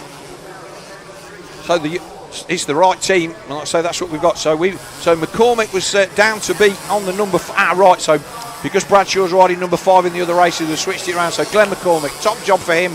Lousy job for me for not knowing it was Glenn McCormick, but our live timing not up to scratch through our speed dive app at the minute. So it's McCormack from Pourcel from Nicoletti, Philippaerts and Monticelli 4th and 5th, Stevie Clark there in 6th position. So their team having a good run. Did not see where the rest of the Brits were, but this is going to be a tough race because both of the Italians are closing in rapidly on the back of Phil Nicoletti. That looks like it's going to be a pass down the hill for the lead. McCormack then currently riding MX2 British Championship for the Chambers Engineering KTM team. So Glenn McCormack, I'll apologise to him in person for thinking that he was Nev Bradshaw for the first lap, but it is Glenn McCormack who got to lead them across the line for the first race. And so Nicoletti still in there in 3rd, but everybody else closing in. The Italians are there. Chiodi's the rider that is he's the weak link in the Italian team. There's not a weak link in the Italian team, but these two are the ones that are putting in the hard yards for the Italians. And as it stands at the minute, they are going to be in a really, really strong position. But the Americans then, let's not forget Christophe Pourcel riding for Team USA. They are currently 1st and 3rd, so it will be 4 points for them. It's Ryan Sykes that we need to try and keep an eye on at the back of the pack. Big crowd here today as Nicoletti tries to put a pass on Glenn McCormick. He'll be loving this. We were in the paddock last night having a few beers at the JMR Dave Garland auction, and Glenn was there putting his baby bouncer back in the back of his truck, being a young dad, doing all the stuff he is. But here he is out mixing it with the best riders in the world, chasing down Christophe Pourcel. These guys are starting to gap out a bit at the front, Fletch. Yeah, that looks like they're dropping the they're dropping Ando and that.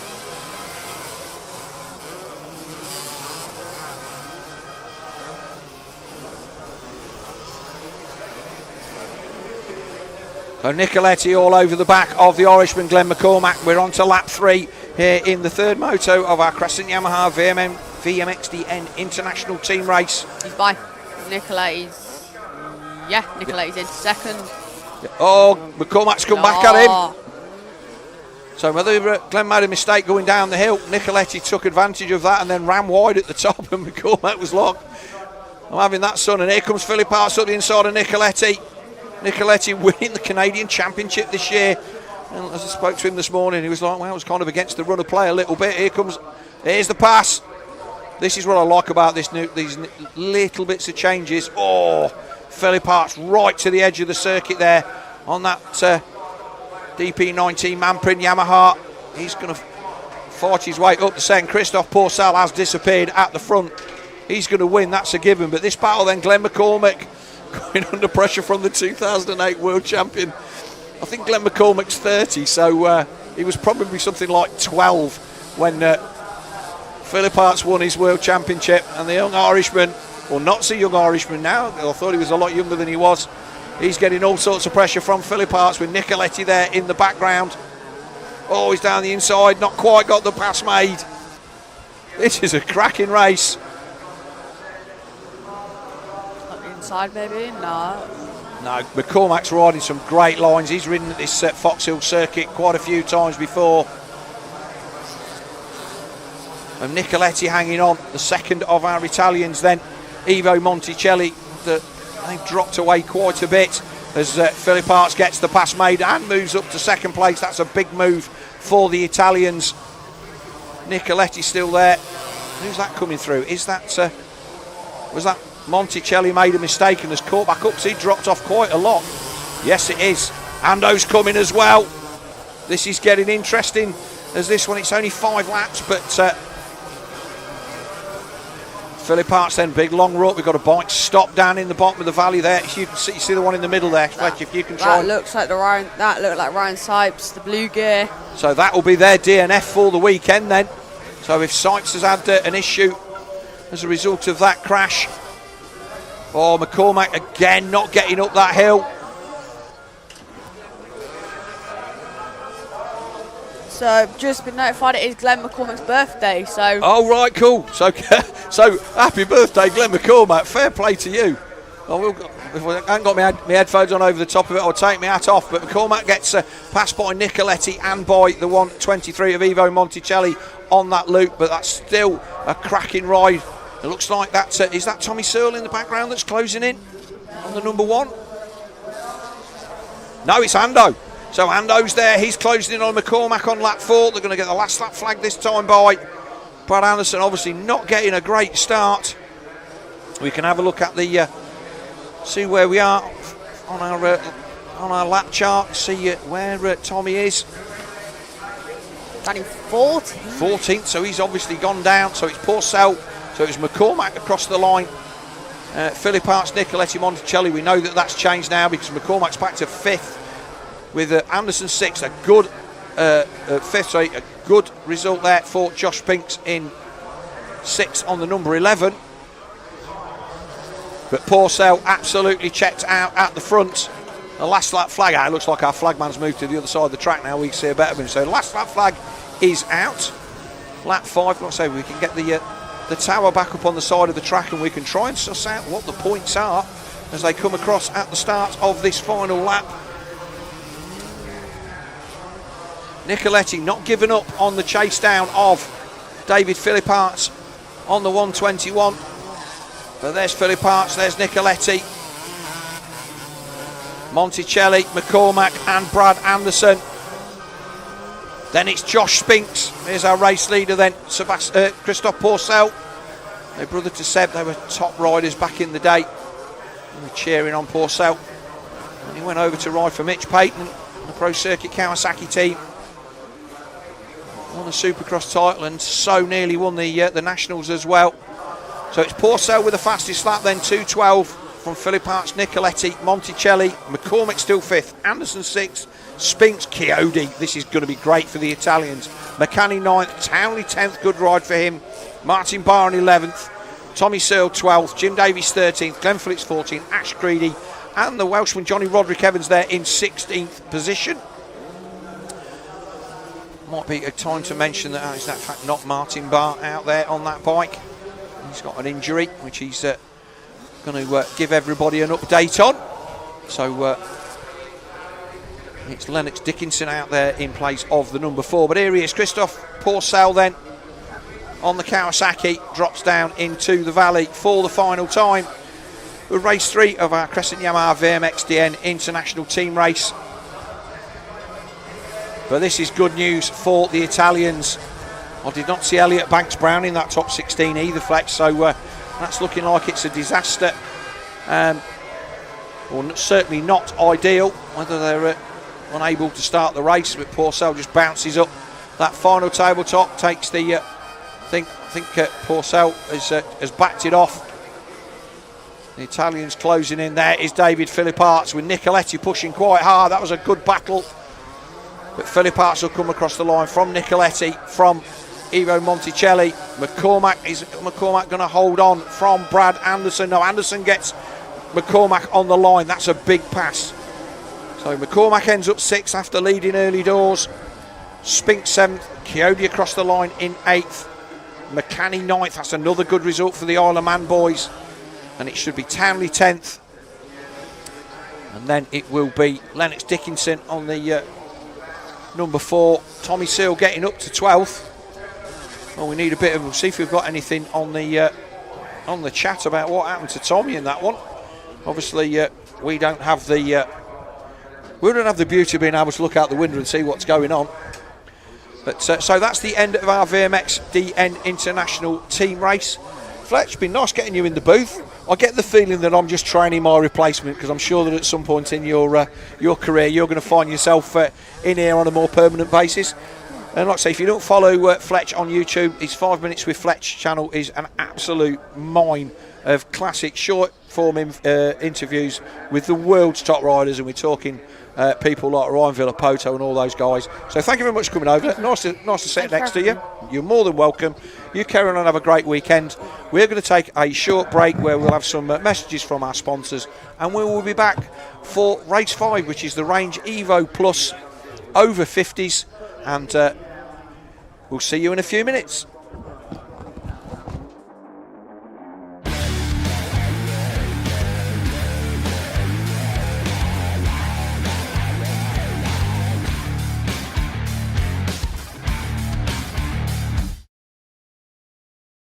Everything I try to make it look like it's going 200 miles an hour. That's my whole goal here. I'm Troy Lee, and this is our new signature Goggle collection. We've been doing collection probably for about 15 years with Oakley, doing a couple goggles every year, a couple pairs of glasses every year. My love is my motocross team, and so first off, we probably have more red in line, but then I always like to throw something weird in. You gotta freak them out a little bit, you know? American flag, stars and stripes always work good, so we add a little bit of metal flake to the oval here and add a little bit of chrome to it. Really, I'm always more excited about the next one I'm working on. It's like I can't wait to get to work and start sketching some new ideas. My name's Troy Lee. I'm the owner of Troy Lee Designs, and super proud to be working with Oakley. They make the most beautiful product on the planet.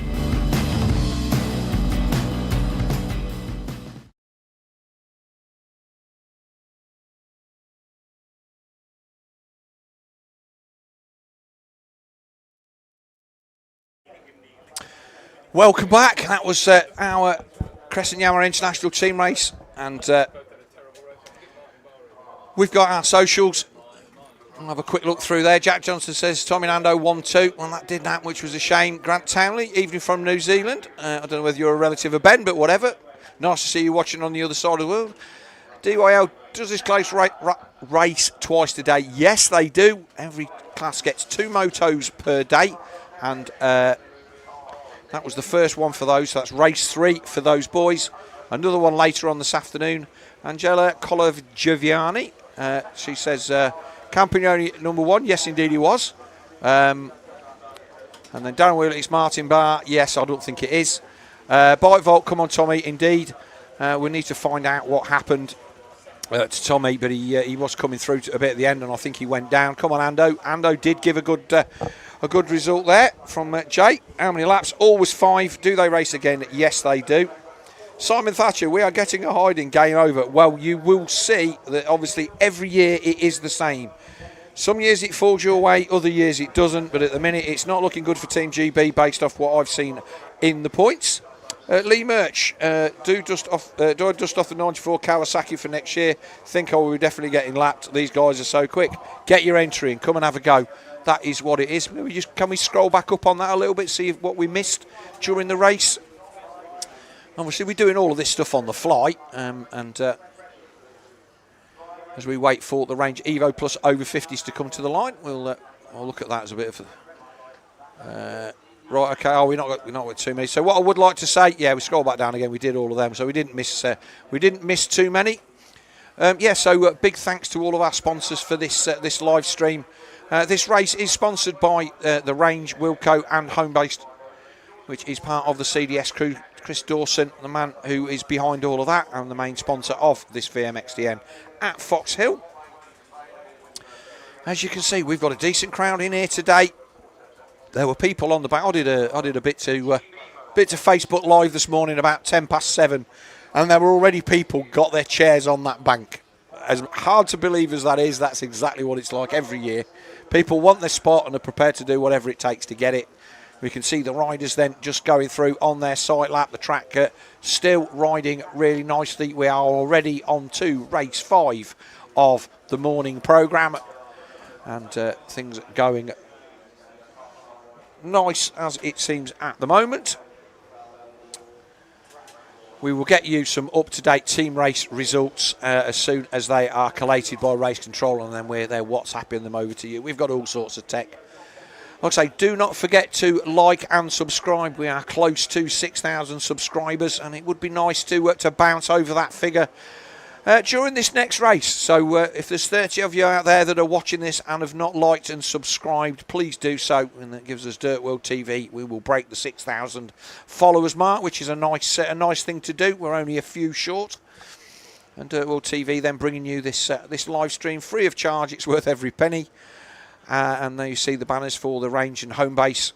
And the range have got their articulated lorry trailer with full of goodies for you to buy here. And don't forget to go and visit their stores. Obviously you can shop online at all of their main outlets, but nothing beats walking into a shop with money and leaving with stuff, in my opinion. So it's nice to go there. Arctic is actually just over the back of the pitch there, and they've got deck chairs and tables and stuff for your kids to play with, just loads and loads of things that you didn't even know existed, let alone needed. I've managed not to buy anything this year for the first time, having bought lots and lots of tables and chairs and all sorts of stuff over the past couple of years. And like I say, it was nice to put some money back in the pockets of people that are helping the sport. So we're going to have a couple of we're going to have a couple of minutes. We'll take a quick sponsor break, and then we will be back with the third race for our Range Evo Plus over 50s.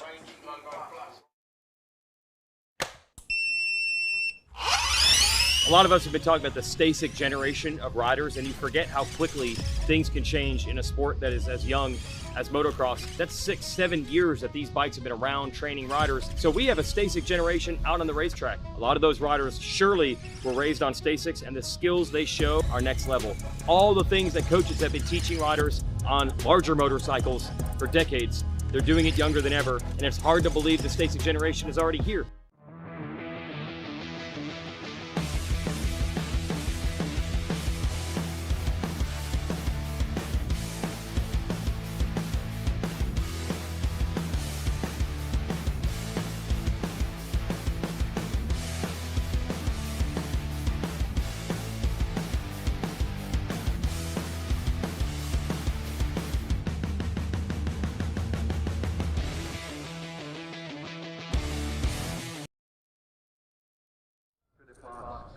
How good would that be? Chiodi, that would be a team, wouldn't it? We might wait a little bit longer. It's over 35, isn't it? Yeah. Well, yeah. About the same age as Tommy. Yeah. That would be a team. I think that might be at the top of the list. I think that's worth doing. Get on the socials, on Facebook page for VMXdN Foxhill. Go on. Either do it now or when you get home. Let's start seeing it and wish list. Yeah. Put the pressure on. We want to hear who you think you'd like to see here. Yeah. Let's put the pressure on. Yeah, that would be something special.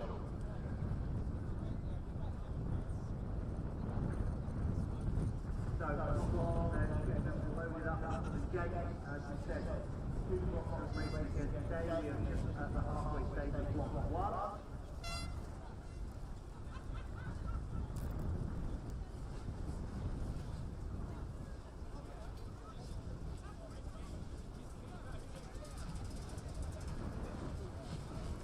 Yeah, another call from our PA man, if you could come back as soon as possible, please. Thank you.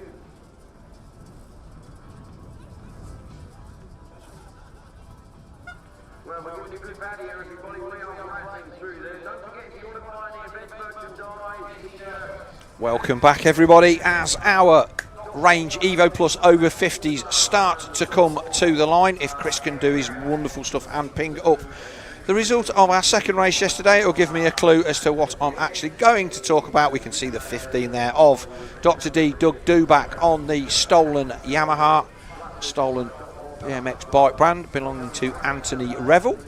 And I think we're going to get Anthony over here in the booth at some point today, which will be nice. It was the number 3 of Mark Eastwood that did run and hide at the front of this one. The MXGP factory Honda rider did that. There is the number 61 of Andy Mitchell, the former British Supermoto champion and all-round legend, struggling to find neutral on his 500 Honda. I'll give him a bit of stick for that.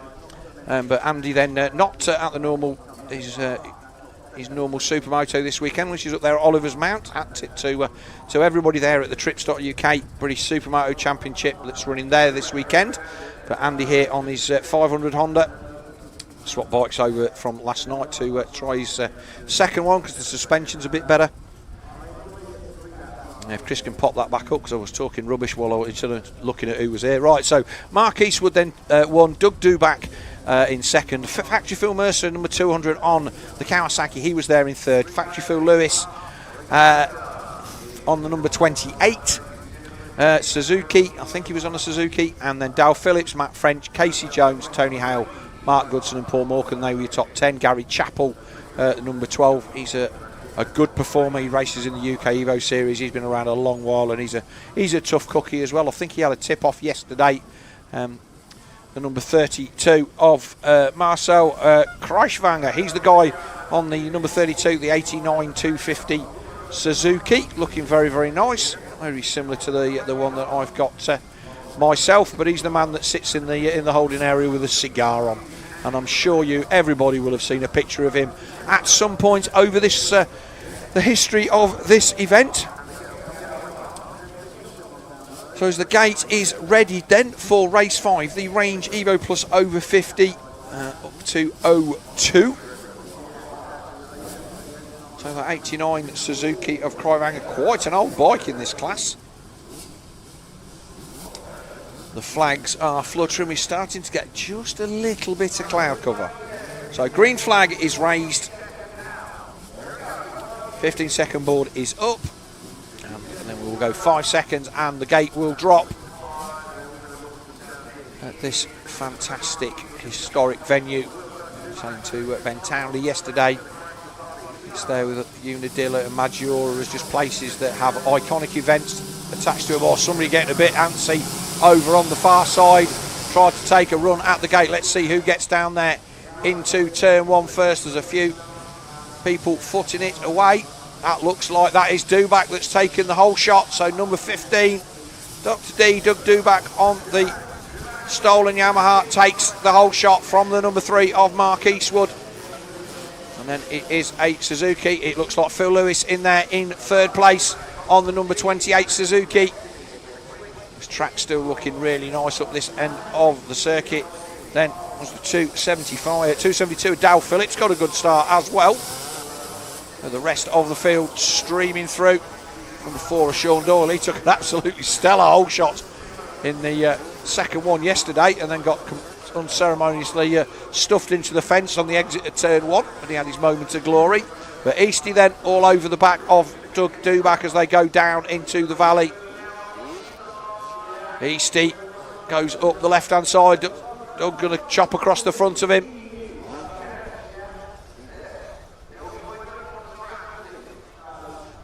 Lewis there in third, but Duback drops down into the valley. Eastwood's going to rail up the inside, but Duback round the outside. I would imagine that Mark Eastwood, late 40s, maybe a little bit older. And then Duback certainly the good side of 60, so a big age gap difference between them, but Doug still rides an awful lot, and he certainly still knows how to ride a Yamaha. Another man who I wouldn't say he makes a living at, but I think he's enjoying a prolonged retirement, being invited to events like this. He will be at Farley, I think, in a few weeks' time. Also doing events in France and Italy, and enjoying travelling the world. Oh, a bit circumspect down there. Obviously some ruts on the on the take-up. Eastwood then going to make the pass as they come down the valley. No, Dubak shuts him off. And then they come round the totem pole there with all of the riders' names and famous tracks on it that they update on a yearly basis. If you're on that totem pole, you are something in the world of motocross. Eastie tries to get down the inside. Is he going to want... Oh, he gives him a little bit of a nudge. Dubak comes back. Going to send him the long way round. No, he isn't. So Dubak leads across the line at the end of lap 1 here in this Range Evo Plus over 50. Looks like factory Phil Mercer on the Kawasaki has found his way up into 3rd position. Eastwood down the outside.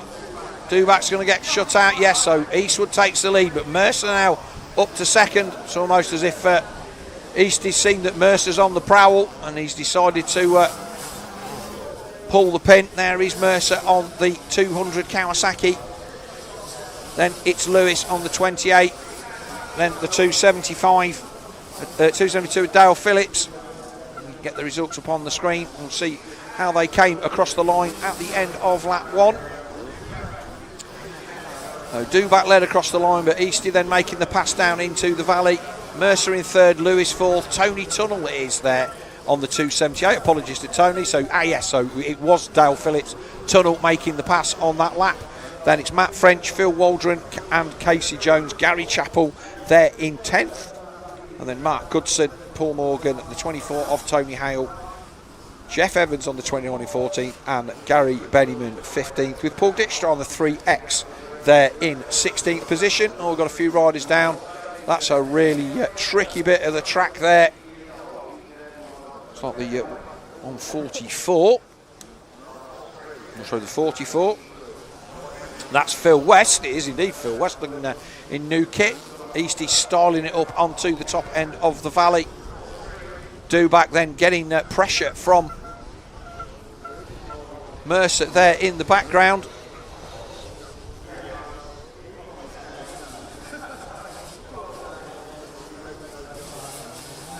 So Eastwood down the valley.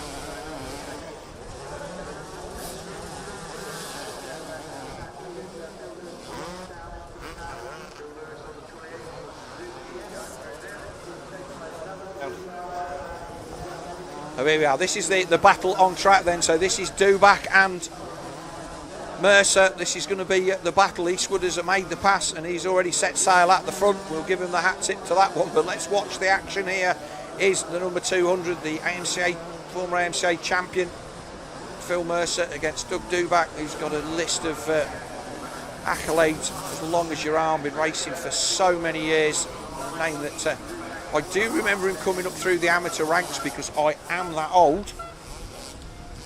But like I say, he has been out there and still enjoying racing. He's good value for money at the events, puts a lot back in for the organisers, always happy to spend time with the fans, which is always a good thing to see.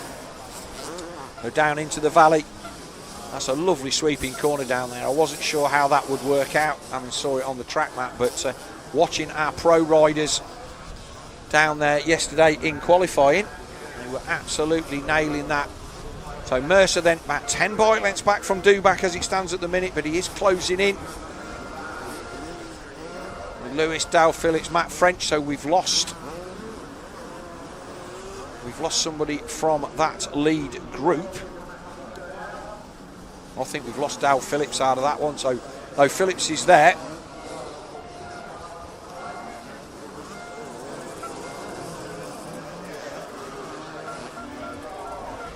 So Phillips has moved up.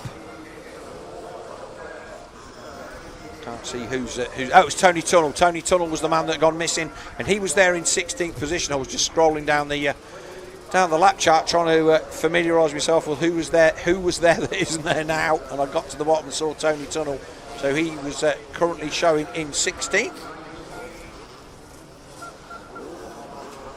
So is Mercer going to have anything for Dr. D, Doug Dubak,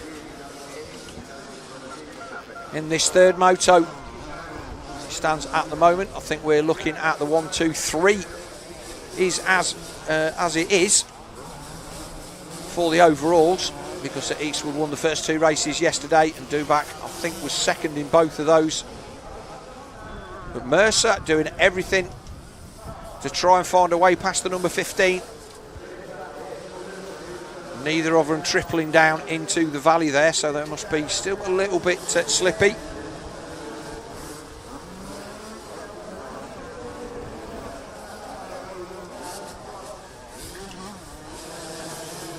Dubac's still holding him off. He'll be enjoying this. He loves a good race. We had a race. I started next to him on the gate at Farley Castle a few years ago. That was the last. Well, it wasn't the last I saw of him. The last I saw of him was him trying to pick himself out of a bush that he was so far in. They had to get the bike out with a tractor at the end of the day. It got stuck in a bush and they could not get the bike out, and he ended up having to take another one of Doc Wobb's bikes and use that for the rest of the day. And he's been coming over here for, well, certainly as long as the Farley Vets has been going. And then, obviously, this fourth edition of this Foxhill VMXdN, as Mercer makes another small mistake. I'd say if you've not been to this event, the racing is just one bit of it. The chance to walk around and look at all of the fantastic bikes on display as Dubac makes a mistake going up the hill. And to show, yeah, Philippaerts up to 4th, Lewis 5th, French, and Tunnel down there in 16th. Everything else as it was on the previous lap. But yes, this race is very much about more than the racing. Seeing all the bikes in the pits, the teams getting to talk to these riders who make themselves so available for the fans. We don't have autograph signings and stuff, although we do have autograph signings in the beer tent. But these guys just come and have a beer, chat to the fans, and a real good opportunity if you're patient enough to get to meet your heroes. I've not had a chance to talk to Doug for a couple of years now, but always a nice guy to get to chat to. But Mercer is still close enough to be a pain in the neck for Doug Dubac.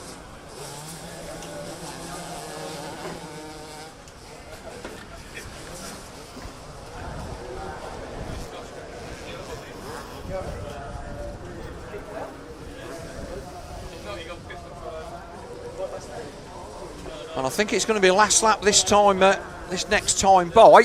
Let's see, I could be wrong. I've been wrong before. Let's see, the race leader should already be over the line now, not seeing the last lap flag, so it's going to be another couple of races, another couple of laps at least, I think. This is lap 5. Okay, so whether our man, yeah, is it saying, okay, so maybe our flag man has moved to the other side of the track. We can't see him there now, which is a bit... and we'll have to take our lap counter. We will see soon enough. We did have one of the... In fact, it was this race yesterday, looking across at my director, Chris, that seemed to go on forever. But Dubac and Mercer still fighting out for 3rd position. There's the 44 of Phil West. He fell in that turn a few laps ago. I don't think Mercer has got anything for the number 15 stolen Yamaha of Doug Dubac.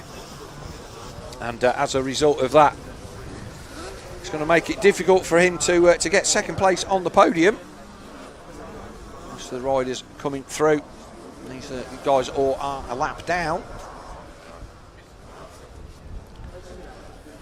And there's the race leader up on the top. Well, the race leader's already gone, but this is Mercer fighting his way through traffic. Dubac managing to get the drop. That's the 200 Kawasaki of Mercer, the green bike there down the hill. And Dubac is starting to get a bigger gap, as we've seen for the whole race. He just puts a lap on Andy Mitchell. So Andy's saying that he was struggling with arm pump earlier on yesterday and gone for a bike with stiffer suspension.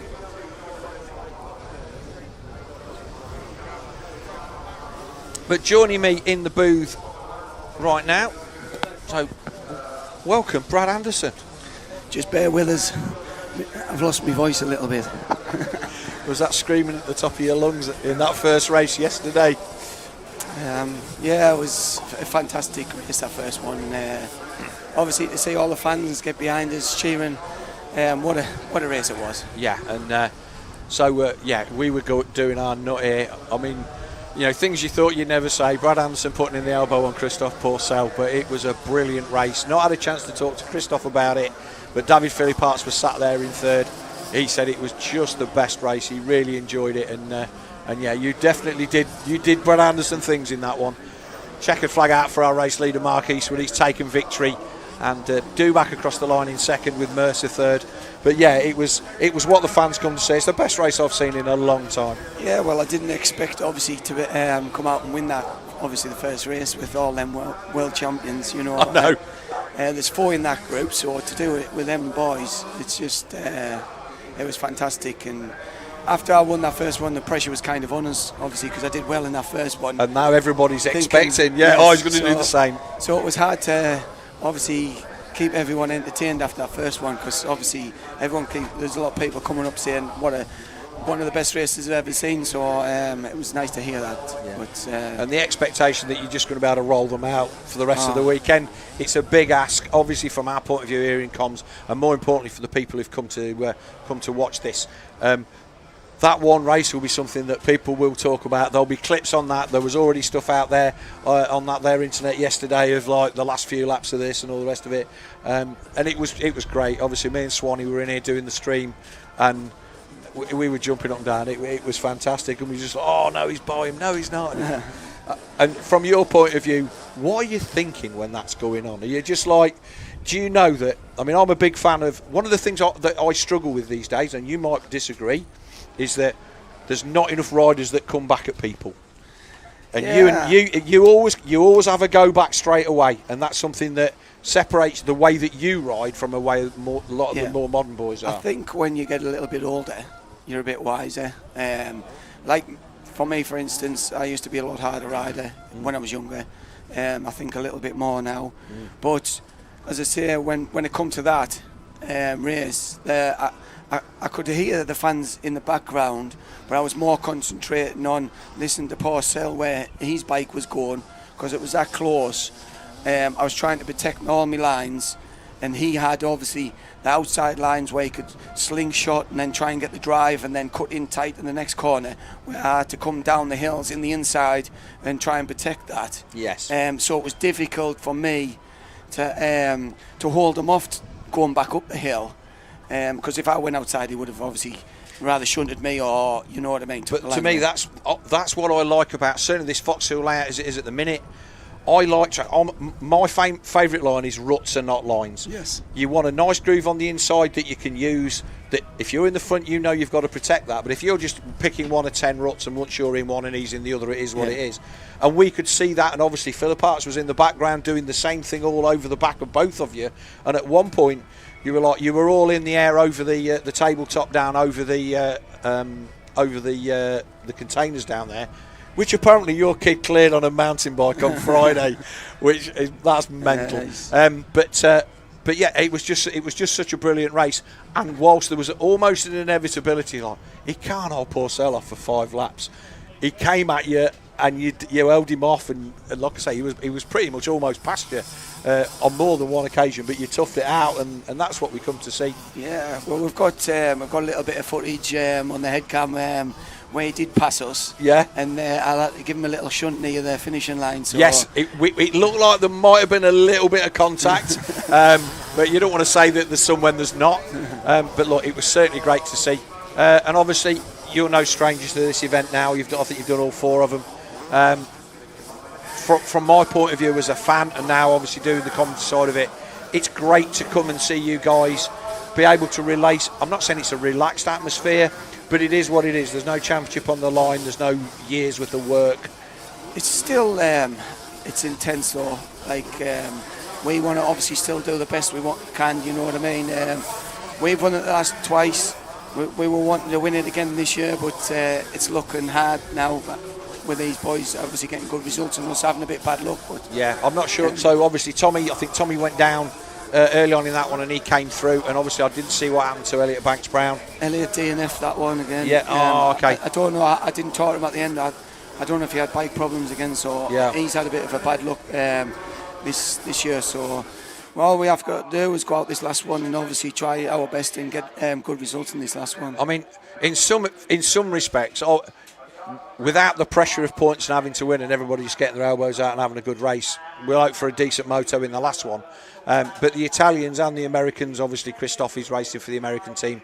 He's got an American national championship, so I suppose you'd let him off for that. But it's just the quality of the racing that's getting people hanging over there. And if you happen to win at the end of it, that's great. But if you don't, come back next year and have another go. Well, that might make us more hungry if we have lost it this year. So yeah.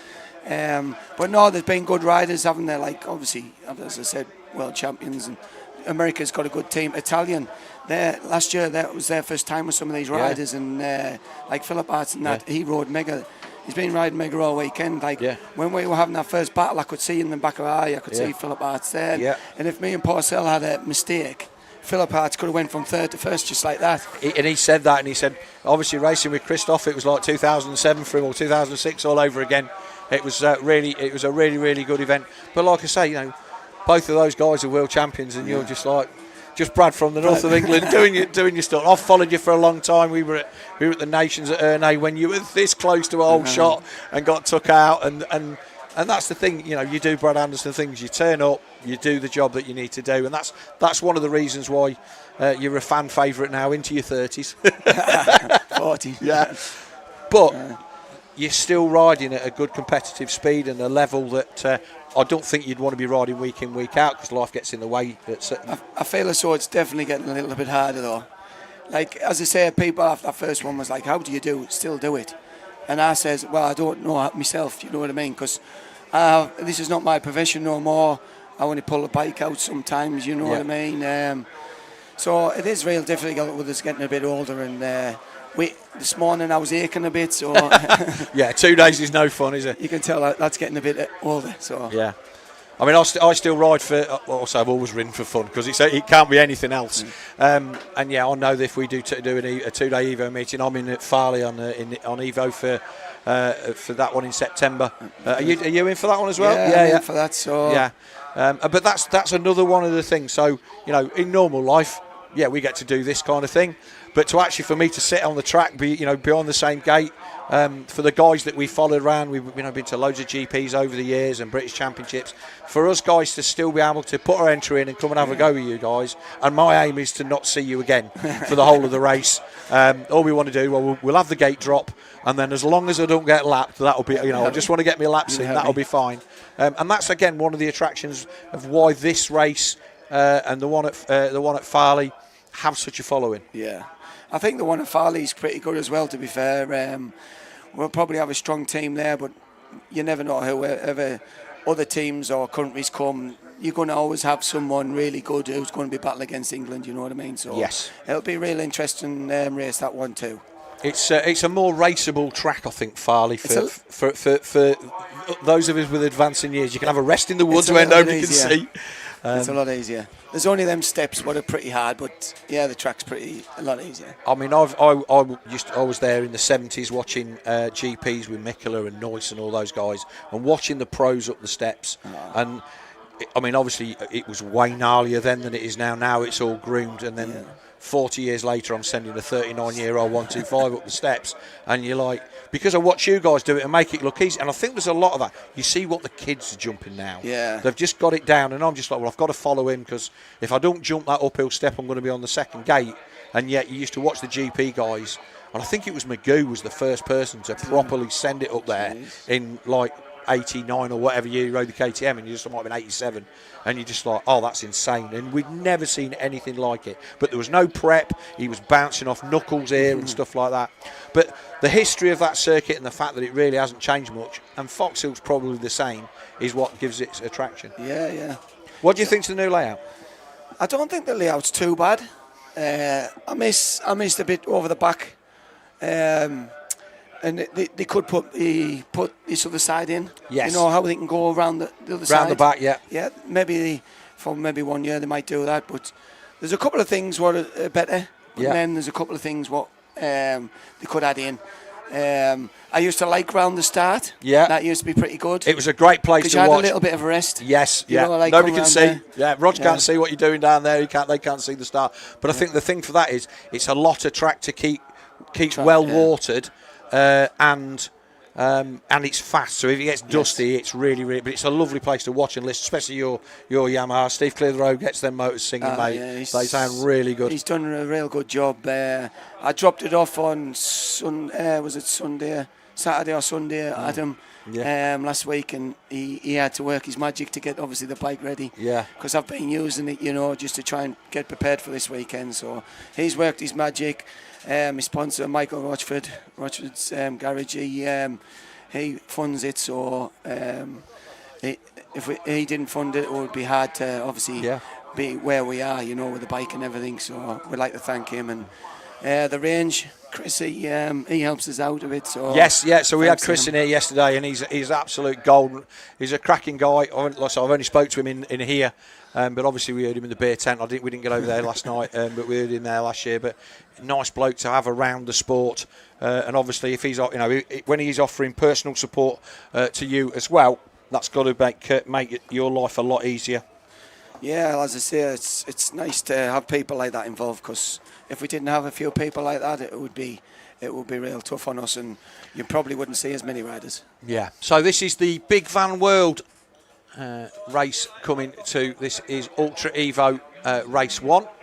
We actually had Ultra Evo race 2. So this Carson Brown and Tom Grimshaw had a good battle in the last one. Matty Bayliss third, Sam Nunn fourth. Dylan Woodcock, they're all decent lads. Dylan Woodcock filled in on the Dirt Store Triumph team in MX2 at not the last round but the previous one in the British Championship, so he's a good performer. Henk Pater, Jarno Baukum, the Dutchman, Alfie Calvert, Chris Ayres.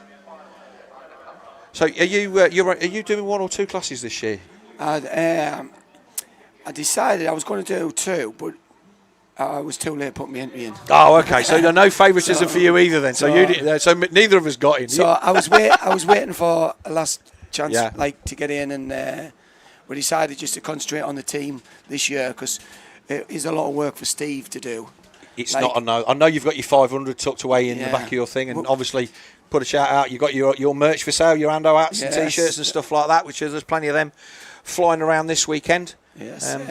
There's, I can't believe Neville Bradshaw was doing 3 races. That's for the age of us. Again, it's what we come to expect from not just like you, but him as well. What they said. It's almost like, can I not go out in the next one as well? But again, that's what makes this event special. Seeing him jump off one bike onto another, be at the front, 500 to 125. He's riding a different bike in the international race as well. Yeah, he's getting changed between races. No, I think. No, it's race after race after race. Yeah. So three races off the bounce. So I take some doing that. Yeah. Right. So, do you prefer the start this way, or do you prefer turning left? It's kind of both the same, because they're quite tight. Yeah. But some people like this way and some people like that. I don't mind this way. Yeah. Because I used to struggle getting left. Yeah. It's daft. A lot of people say right because they're not got the foot on the brake. Look, people say you can't brake turning right. I've got no time for them. Right. Anyway, here we go then. Gate drop then. Away they go for the Big Van World Ultra Evo 03 to 08. Let's see who takes the whole shot. Everybody down the inside. Carson. It is Carson Brown on the 910.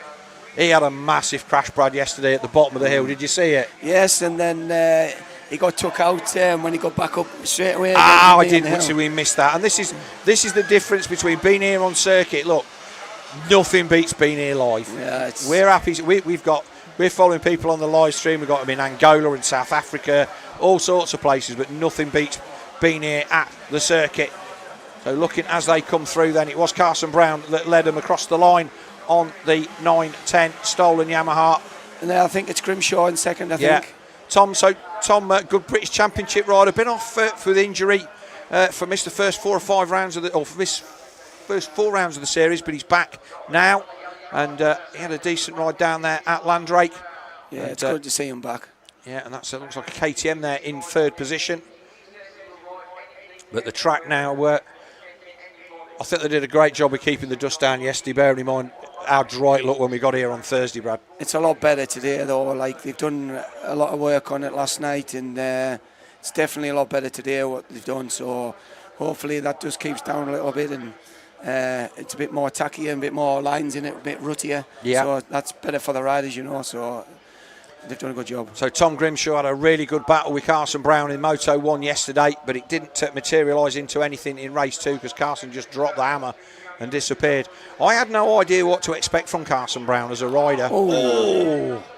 That was lucky. He dragged a footrest there on the way in, didn't he? That was very lucky there. I think his front end slid out as well. Yeah. But he likes to push it, I think. There's no relaxing in him if you watch him ride. No. He's really on the... Well, it looks as though he's on the limit everywhere, but I think that's how he rides. Yeah. Oh, that was nice.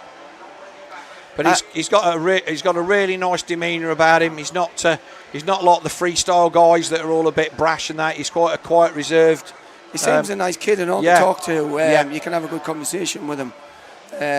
And the Stolen team, they seem as though they've done a good job on his bike as well. Yeah, obviously Anthony Revel runs that, and they're always happy to put bikes under decent riders. Like I said, they've got Dylan Woodcock out there as well, and they've got a team in the Right Engineering team race a little bit later on. But they always try and get one celeb rider in, and this year he's so that's literally just out the back of where we are. There's Grimshaw, who is the 37. I have to get that up on. Can we get the timing up on the screen? I'm not sure who the 37 is. I'm not sure is that's Sam Nunn. Yes, it is. So Sam Nunn is not down on our rider list. So Sam Nunn there in the 37. Woodcock 4th. Matty Bailey's 5th. Chris Ayres, he's another guy that turns up at these meetings. He's always inside the top 10. Leon Van Houten 7th. Connor Challoner 8th. Jarno Bow 9th. And Jake Whitby in 10th. Nobody else that I'm expecting to be at the front and not there. Carson's pulled a little gap there now, hasn't he? Yeah, he's just got his cover. I said this is where he went down yesterday, and I had Ryan Sykes in the booth, and we were both like, oh. But it was a massive crash that literally turned into a slow speed tip off when it could have gone so much worse for him. As you say, you don't want to be coming off really down them hills because you're coming down some speed. So when was your first race here, Brad? Oh, I can't even remember. That's asking a mad question because I can't even remember. I've rode it that many times. But it was good here. I watched obviously GP here. It was at 1998. I tried to qualify here as well for the GP, which was difficult in them days. Yeah. Because you had like 100 riders trying to qualify at that time. Yeah. But it was good times because it let you know where you were in the big scheme of things. Exactly. And you're like, well, okay, well if I'm 10 riders, I might be 10 or 15 riders out of qualifying, but it's only a second. That was that close. Yeah, it was and all you needed was a good run, a decent clear lap, and it was the difference. And especially if it was a mudder or something like that, and you just had that little bit of separation. And I was never a qualifier; I was always a racer. Yeah. So if I got in the GPs, you were fine. I was happy. You were always fine. And that was one. Oh, mate, you just need a better gate pit. And it'd be interesting to see Carson in the team race, wouldn't it? Like our team race. I get why, because obviously he's doing this and he's doing this. He's probably too young, actually. Is he? Yeah. But obviously he's doing the Right Engineering team race for the Stolen Yamaha team. So it's Tom Grimshaw then on the Apico Honda. I had a good chat with Dylan Brown in the beer tent a couple of nights ago, and he's doing a lot for the sport. There's Sam Nunn. Used to see him on the number 365. Then Woodcock's having a good battle here. He is. In fact, no, I think he's gone back one. So that's the 27. That's Matty Bayliss. I think Bayliss was behind him on the last lap. I could be wrong. We'll find out in a minute. We'll look at the arrows on the sign if Chris can plonk that up. Yeah, we did. So Bayliss has passed Woodcock on that. I'm good at this, I notice things. It's so easy to miss stuff. There's so much going on, especially when there's stuff going on down the order. You just don't, it's so difficult to pick it all up. Grimshaw's still having a good run though there. He's trying to stop keep with him, Carson. And bearing in mind, he's got a British Championship campaign that, like I say, he's coming back to. And the Pico Honda team, I seem to recall that they're both retained for next year, I think. So and that's on next weekend at Duns, isn't it? Yeah, we're up there for that. Yeah, so we're obviously on part of the team for the Motor MXGP Championship. We do the live stream with Jeff Perrott for that. So if you're not going to be there, tune in. It's a shame because I might have rode Duns because it's not far from mine. It's a good track, but I'm racing at Belgium. I've got an international race there. Oh, right, okay. Is that a vets meeting, is it? Yes, it's a vets meeting. I'm trying to think which one it is. I was going to try and do it 2 years ago. Yeah, it's a real. Is good it the 875 one where you have a 125, a 250 and a 500? Yes. Yeah, yes. I know the track. We were going to try and do that. I bought a 500 especially for it. Oh, he caught a crab there on landing, didn't he? Overjumped. Yeah. That's a lovely track. You'll enjoy that if you've not been before. I went last year. It was good. Yeah, it was dead. I can't remember the name of it for the life of me now, but it's a triple barrel place Something name. Lamar. Yeah, I can't remember. Somebody will tell us on the live stream. Anyway, so look, the fact that you're out there racing and still having fun, a little bit. Are you the English Doug Duback? That's the next thing. I mean, how long are you going to keep doing this for? Do you think? I don't know. While somebody else is paying for it and you're still having fun. I quite like Doug. He's down to earth guy. You can have a real good conversation with him. Yeah. And he's a real nice bloke. And if I can keep on going like he is, I'll still would try to. As long as I don't do anything daft to myself, like hurt myself or anything like that, it'll be nice to keep on going like Doug. Yeah, and I mean, and the thing for us, and this is when you talk to, riders who maybe you think, I'd love to see him come and do this event, and they're like, I won't be fast enough. It's not whether you're fast or not. It's the fact that you're here doing it, and we're getting to see you ride again, and you're out there, and you're there in your kit. I remember back going to the GP at Donington. Oh, is that 28? That's Adam Payne. When we had the GP at Donington. Oh, here's the thing. This is my good lady here. That T-shirt that she's got on is a Donington Park Motocross of Nations T-shirt, and they all got burnt. You remember they didn't sell any merch because of a Red Bull Monster conflict, and Trading Standards stopped it all. And we picked that up at a motocross meeting in Belgium.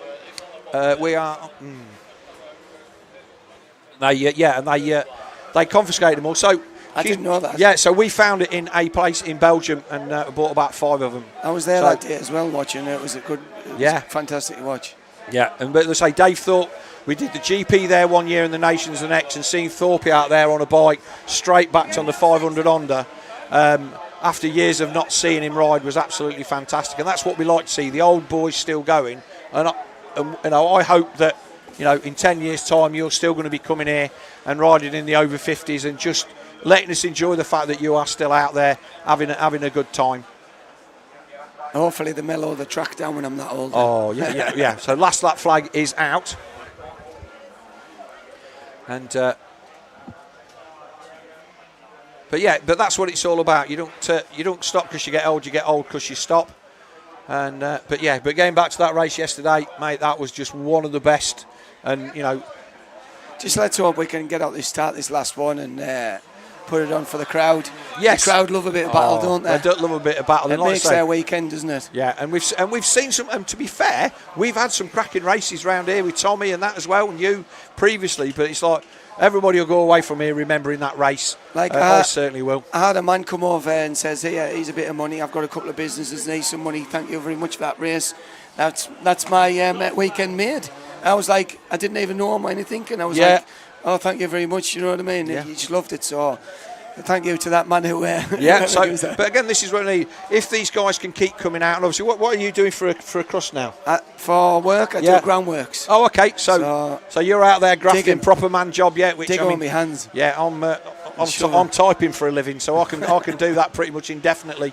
But yeah, so when you're out there doing a proper man's work, when after a motocross career, that's when you're digging in and you're like, that was that crash at such and such. Trying to keep fit still for a little bit for the bike, for me riding. So I suppose it does help. Yeah, that is good. Cool. So we're on last lap here, and Carson's. He's checked out the front. I think chilling out a little bit now. Good to see him in the front of the team race as well. But the track riding pretty well. I'm hopeful that we're going to get a little bit more moisture into it while we're on the break. That we're going to have in about 3 races time. We're going to have an hour interlude, and we're going to be bringing you some interviews through whoever we can drag through the door. And thank you for the guys that are giving us time doing that. Thanks to yourself, Brad. I know it's a really busy weekend for you guys. There's lots of people wanting your time and attention, and I suppose you've got to go back and sign a few hats and kiss a few babies' heads over the other side of the paddock.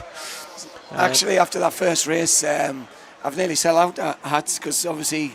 Everybody first race did as well, so. Hey, mate, that's what yeah. Stevie Cliff, come on, get your finger out. We need to sell some hats. Right, that's the checkered flag. That's a win for Carson Brown. Branson, thank you. Thank you very, very much, and best of luck for the rest of the weekend. Thank you. See you later. Yeah, cheers, Brad. Thank you, mate. Tom Grimshaw comes across the line in second. It will be Sam Nunn in third, Matty Bayliss fourth, and Dylan Woodcock in fifth. Chris Ayres should come across the line in sixth place.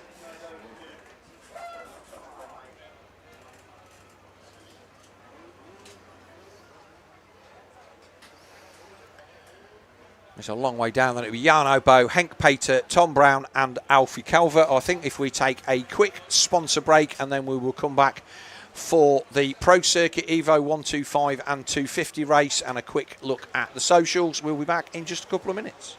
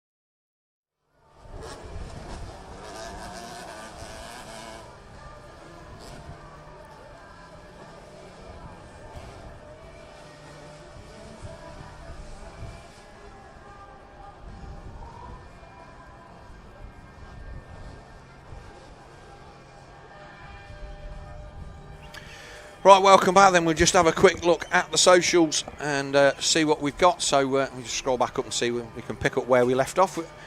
If you're doing this and you're liking and subscribing, that's what we had that one last time. So I got my fingers crossed. Yeah, if you get an entry, so do we. Everybody has their fingers crossed every year, Simon, to try and get in. Just need to get out the gate. You do. That fastest finger on the entries. Doug is such an out-and-out racer, despite his age. Good on him. Steve Winstanley could not agree more. And if you just listened to the interview there with Brad Anderson, he's more than impressed with the way that Dr. D handles himself. And we've framed Ando as the English version of Doug Duback in the future. And good for him. Yeah, very true. Lots of younger riders seem to give up too soon, and Brad and Bradshaw never give up, indeed. And it's great that they are still here waving the flag. And obviously Ned Bradshaw been here for a long while, but he's a South African, proud of that. But races for the Irish team. How's England doing? Not great. Looks like we've had a couple of DNFs in there as well. So I think that's our championship over. Certainly it looks like it's going to be between Italy and the USA. So England not doing great. Watched Brad have a massive crash at Foxhill on his RM125 year, landed on the chestnut fencing. Always good for a crash, Brad, but always good for a result as well. And like I say, he's managed to calm himself down a little bit now, and as a result, he's bringing some good results. Up the Grand, thank you very much, Daniel Westlake. Thank you. That was bugging me. That was really bugging me. Up the Grand. So that's the race that Brad is going to be doing in Belgium next weekend, while we are up at Duns. Now there will be a live stream at Duns on MXGP-TV next weekend, Saturday and Sunday from 11:30 both days. If you are in the Scottish borders or Scotland area, please come along and support the event. But if you are not, then the next best thing is being on the live stream. MXGP-TV. Richard Williams, great racing yesterday, Brad, and all the others in all the races. Carson Brown came from 22nd to 9th in race 2. Drawing that one is absolutely awesome. He's got to be a definite get back next year. I would totally agree. We didn't catch that on the live stream, unfortunately, and for the guys that are here at the track, this is why you need to come. You need to come. So Daniel Westlake, thanks for the Auckland Grand, mate. Absolutely brilliant. Andy Hargrave, good morning, Phil. Thanks for the name drop yesterday. Coming over to the UK to Farley. See you soon. So that's from my mate Andy, used to race within the AMCA, and he's going to be over. I imagine he will be on his Huserberg that he's got kept over here, so nice to see him. Big shout out to Phil Mercer after his massive back injury. He's still looking super fast. Cheers to that, Richard Williams. I did not realise that Phil had been injured, but that's even more props to him for that. So cheers to that. Like I say, like and subscribe, and we will hopefully get over our 6,000 subscribers. This next race then, our Pro Circuit Super Evo 125 over 25. It has been an absolute cakewalk for insert name here of the bloke who won 2 races yesterday. It is the 52 of Luke Dean, of course. But some good battles further down the field if we can get race 2 results up from yesterday.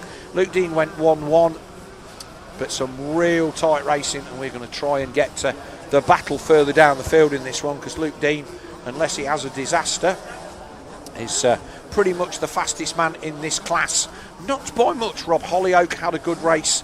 He came through to 5th in that second race yesterday from almost dead last, went down in the first turn. But Luke Dean won from the 17 of Chris Bayliss, the number 61 of Mike Panagiotopoulos on the number 61 TM, all the way from Greece. He ripped a fantastic 3rd place in Moto 2 yesterday. Chuck Davis was 4th on his Pro Circuit Kawasaki.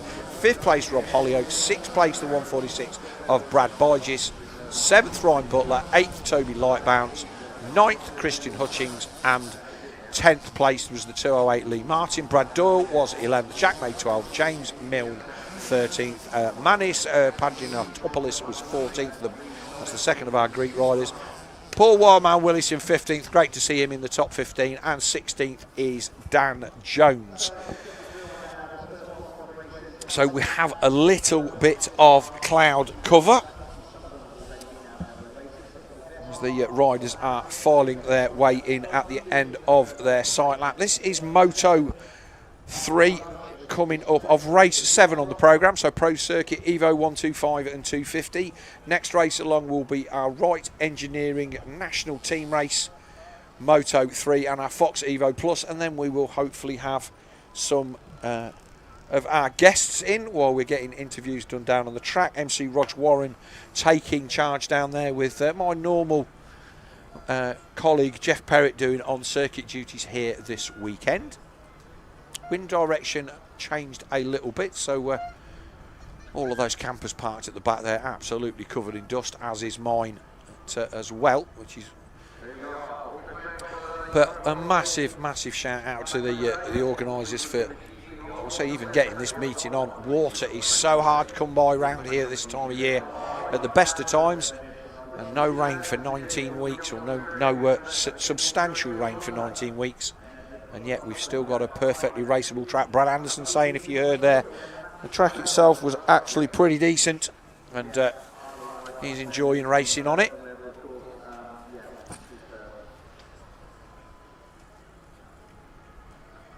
So I think we may, are we having a little bit of a water? I can't see any Bowsers out there on circuit, but it will be the 52 of Luke Dean.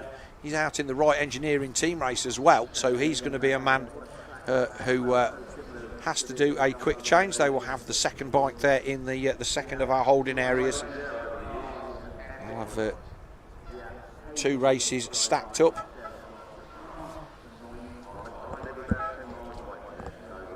And whilst it's very difficult to keep on top of all of these old bikes, these 125s do have a hard life. They were ridden hard and put away wet in the day, and now they're getting harder and harder to come by, and certainly it takes a lot to keep on top of them as they start to come out onto the line. So there it is. It is the 52 of Luke Dean that is going to go down the inside. He is going to take the inside line, the Stormworks Husqvarna of Rob Hollyoake. In fact, he hasn't gone down the inside, so he's left the inside couple of gates. I thought we did see that. Yes, it was hard to tell, but definitely there was a couple of spots left there. Chuck Davis on that number 22.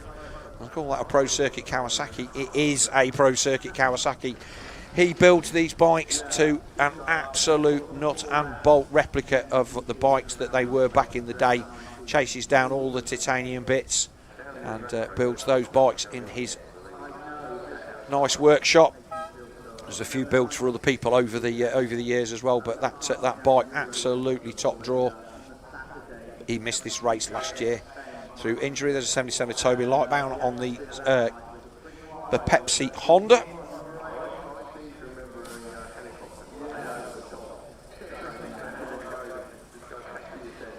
And then the number 4 of Brad Doyle on his Husky. So the Huskies that weren't, they certainly weren't the tool to be on back in the day, because there's some proper factory bits on those bikes. Certainly the bike of Rob Hollyoak, and the one of Brad Doyle also got some nice bits on it, some nice bits of carbon that money cannot buy.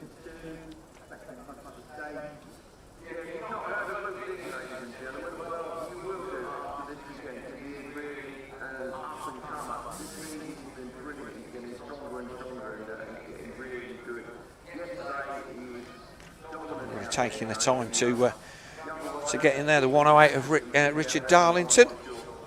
To find out if he's the guy that used to race Supermoto with us back in the day.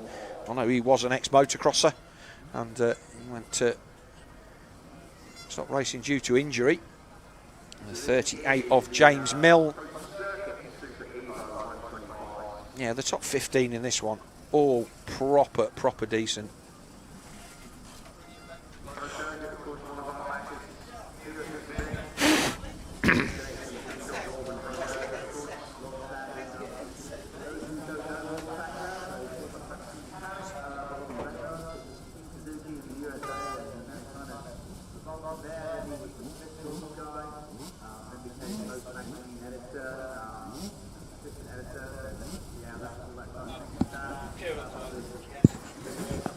So the gate being prepped. Another guest. Welcome to the booth, Paul Denning. Thank you very much indeed. Absolute pleasure to be here as always at Foxhills, and slightly less stress because I'm not riding anymore. So yeah, always scared me to death, this track. So it's nice to be watching, not riding. Yeah, I mean, you're a man that's worn many hats. Obviously, your full-time job now. Obviously, you've got your dealership and your superbike team and all the rest of it. But this is where you started off. Yeah, absolutely. I mean, the World Superbike Factory Yamaha team that we've run now for 10 years, and going into the next 2 years as well, and still pushing hard with that project. But yeah, I started racing motocross when I was 7 years old as a family, as a lot of these guys do, and still where my heart is. Yeah, cool. I've lined up next to you a couple of times at Farley. I'm not seeing which way you went after that, but you don't fancy a bit of this weekend? I've not been riding enough motocross, and honestly, Foxhills is a track that you can't. I mean, look at that. It doesn't get it right, get it wrong. It's a big penalty. It is, isn't it? It's obviously they've done a brilliant job with the track this year, considering it's not rained for sort of something like 17, 18 weeks. It's to have the track at least raceable is the only target they could have aimed for. And but yeah, it's kind of concrete with slippery mud on top in a couple of places and dust mixed in for good measure. But how well the good riders navigate it is just incredible. Yeah, so we saw Luke Dean take the whole shot. The battle for second is already going, and it is the 17 of Matty Bailey's found his way past the number 22 of Chuck Davis going up the hill on the first lap. Didn't Matt just race the 250 in the Super Evo a couple of races ago as well? Yeah, there's so many guys out there doing double duty. Yeah, Nev Bradshaw's doing 3 on the bounce. Wow. And yeah, Nev's not a young fella anymore, so that's amazing. Yeah, you can't say that to his face. I don't think he likes it now. No, absolutely. We were having the conversation. I just had Brad Anderson over earlier on, and we were just saying about Brad's like kind of in the frame to be the English version of Doug Duback, but I think like Nev is there also as well, notwithstanding the fact that he's a South African rather than a Brit. But he's adopted now. He's adopted. Oh, he's been here a long time. Yeah. So Luke Dean on the number 52 Honda. Matty Bailey's putting in a bit of a charge. Luke Dean has disappeared at the front of these two races so far this weekend. But obviously a big weekend for Yamaha this weekend with the 70th anniversary and the unveiling of the bike on Friday. Yeah, nice to use this platform here, which is all about the old bikes and history and a bit of nostalgia, to also look at the future and the 2026 YZ450F, completely new bike for next year.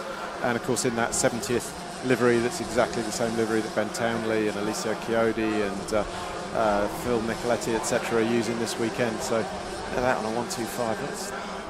Have you watched from there on that road at the side? Yeah, it's one of the best places to watch motocross.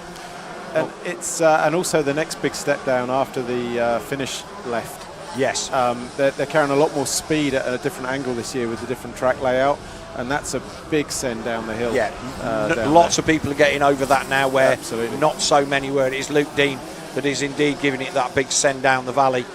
And like I say, I assume you would have been here back in the day watching the GPs or been involved in some way.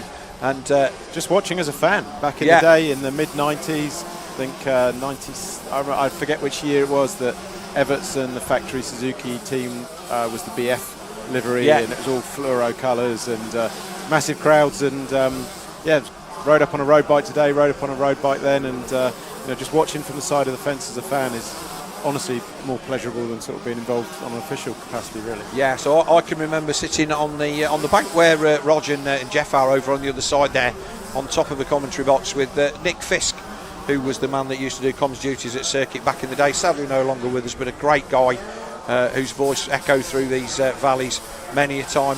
And the MXGP headline start music used to be Hell's Bells, and he got the entire crowd to be whisper quiet.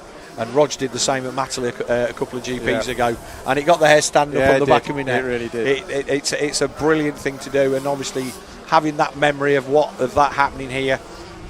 So we were here for the 98 donations, and just so many fans packed into this. It's not a big area. No, it's not. But what's really great about this event and how it's developed is the level that the guys at the front of all these races are riding at. The way Luke Dean, in fact, it's Chris Bayliss, Matt's brother. So I don't think it was Matt back to back. I think it's Chris Bayliss. Oh, right, okay. Well, according to me, it says Matt on this. Let's okay. If my Chris can put the thing up, we might have something that's more up to date.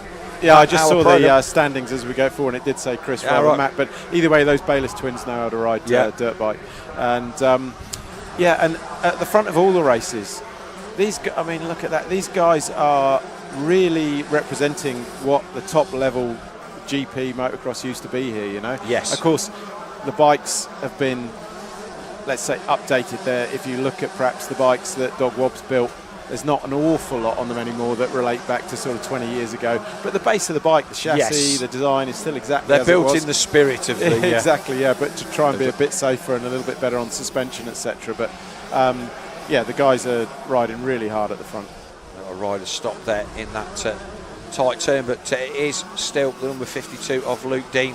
But nice to see again the spectators all on the banks. This turn was so dusty yesterday, and they've done a real good job of getting this all dampened down.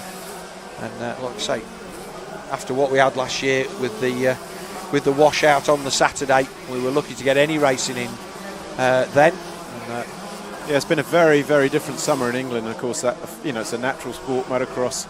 A track like Foxhill is never going to be the easiest because it's that very, very hard-packed chalk, and all the earth has disappeared over the years to the point whereby you're down to stuff that doesn't want to move. So to disc the track and to rip it deep is almost impossible, particularly on the steep hills. So there's only so much you can do with it, and they've done a great job with what they've got. Yeah, let's say my expectation for the weekend was that they were certainly going to struggle to get anywhere near like they have, but it has turned out to be decent. So Bayliss then, he's there in second, and then it's Chuck Davis third, our Greek man, Mr. Panagiontopoulos on the TM. Yeah, I know, I was good that. I've been doing it all week.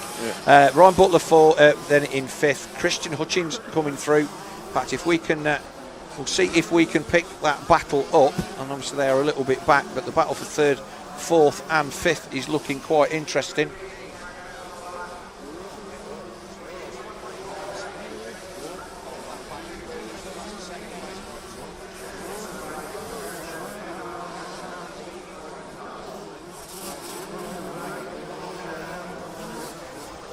So there's Davis, and then this is the battle. So Davis has got a little bit of he's got a gap on these, but it's the TM, the number 61.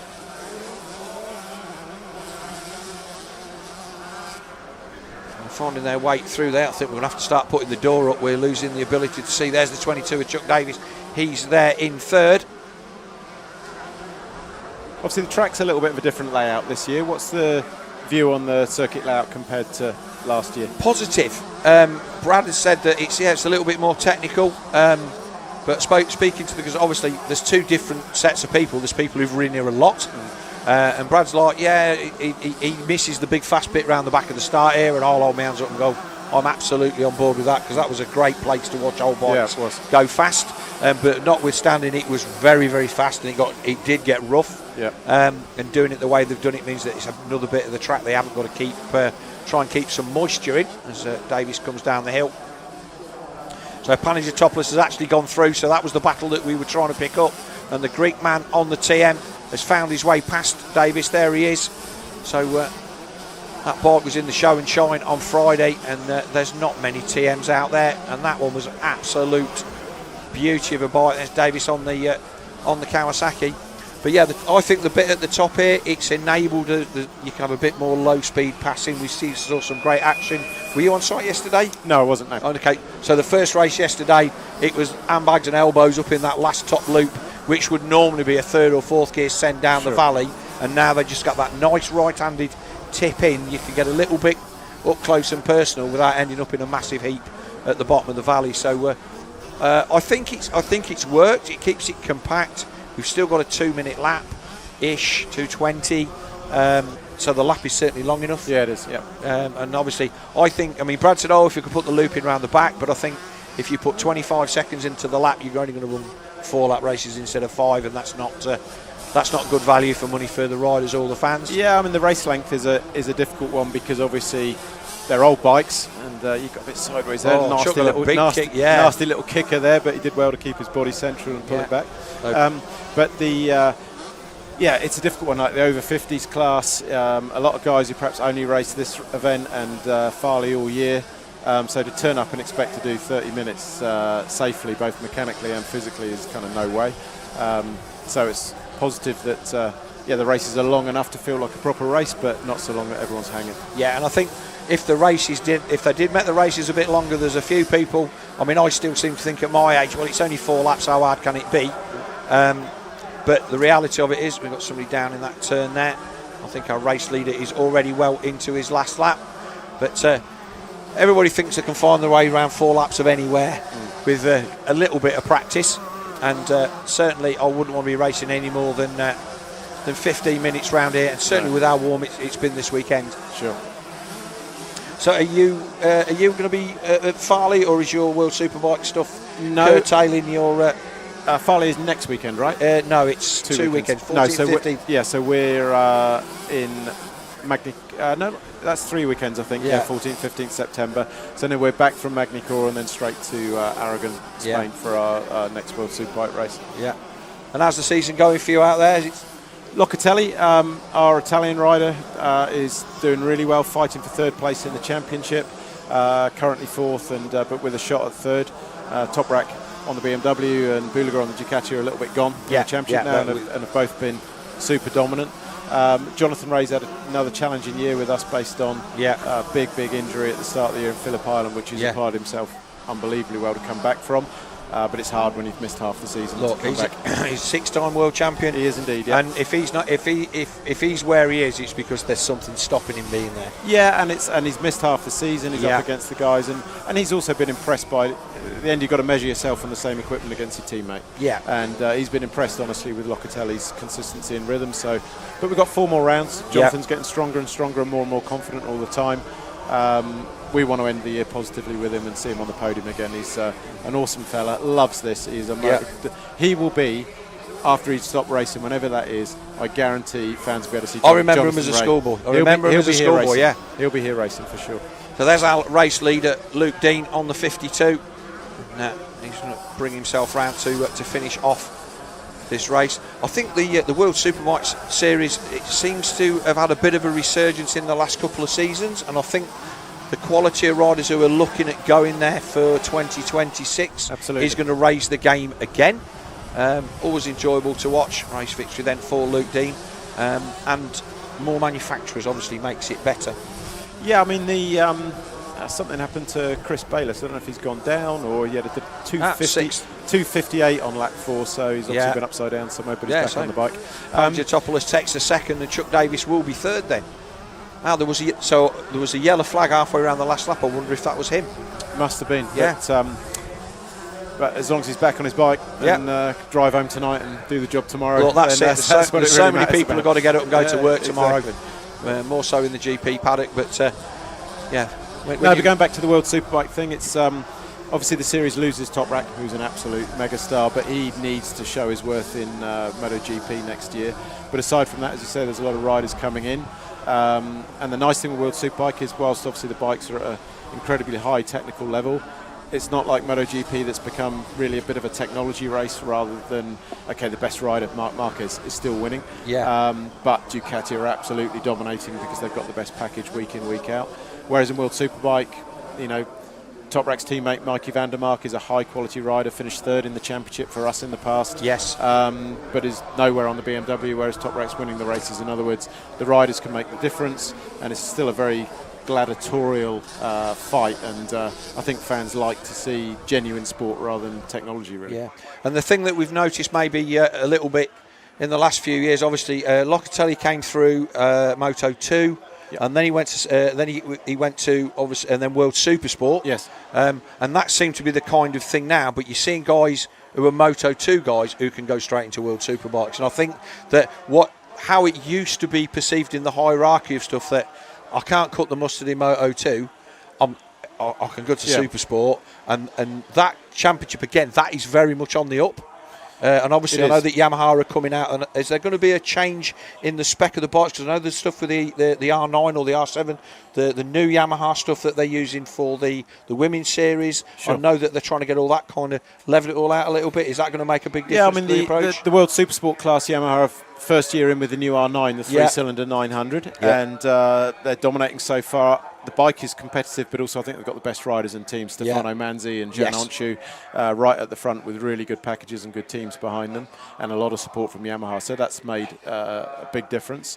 But the path now, Moto 2, for example, Remy Gardner is a world champion in Moto 2, but he did a bad year, a difficult year in MotoGP and didn't enjoy it. But some other riders like Jake Dixon, who's won a lot of races this year, is going direct from Moto 2 across to World Superbike next year, probably on the basis of looking realistically at his age profile, performance profile. Is he going to get a competitive bike in MotoGP? Probably not. No.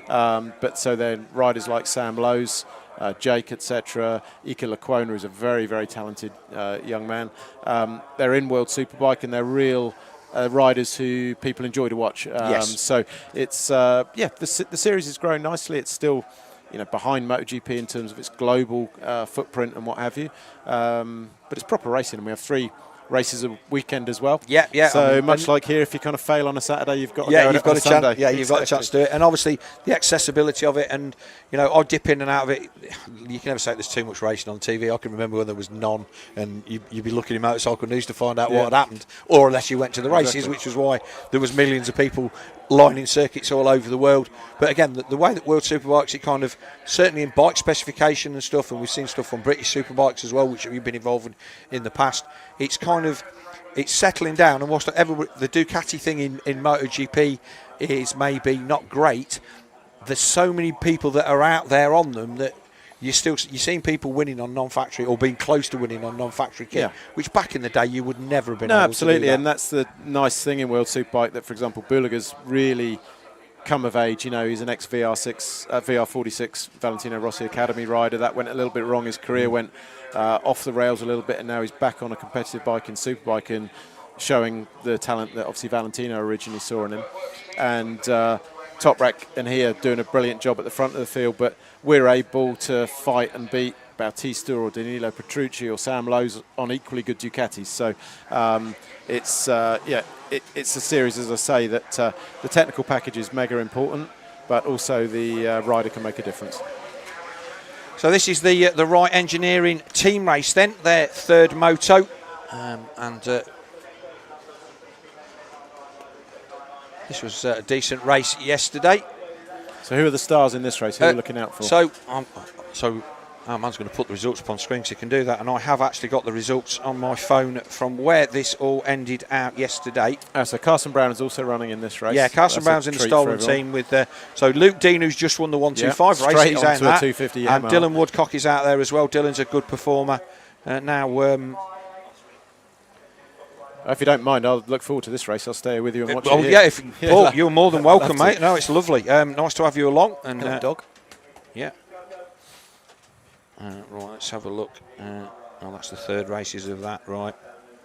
But Martin Barr, he's still riding well. Hey, he's still ultra professional out there doing it every weekend. Yes. Obviously, Grimshaw didn't really run Carson close in that last race, but if he gets to start and is on his wheel, he's got a chance. And obviously, there's so many riders that would get. So Howard Wainwright took a win yesterday. He's in the Wainwright team. So there's him, Jamie, and Sean, all from the same family. Sam Nunn second, Matty Bayliss third. Glenn McCormick, who we saw lead the international race earlier on day, and then Luke Dean, Tom Grimshaw, Dan McCanny. There's some proper guys in this. Yeah. And I think they are still on their site lap. Yeah. So I'm just scrolling through like a fool trying to find the team.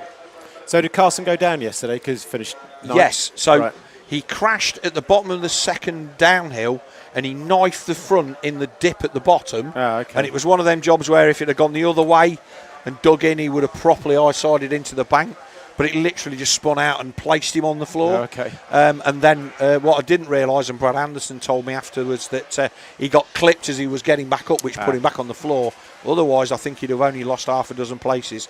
And the charge through was something to watch, which we didn't see, but he came through to finish ninth. So some good riders in this one. We're not going to see Ben Mostoke because he's out injured, so it's a shame for him on the number 7.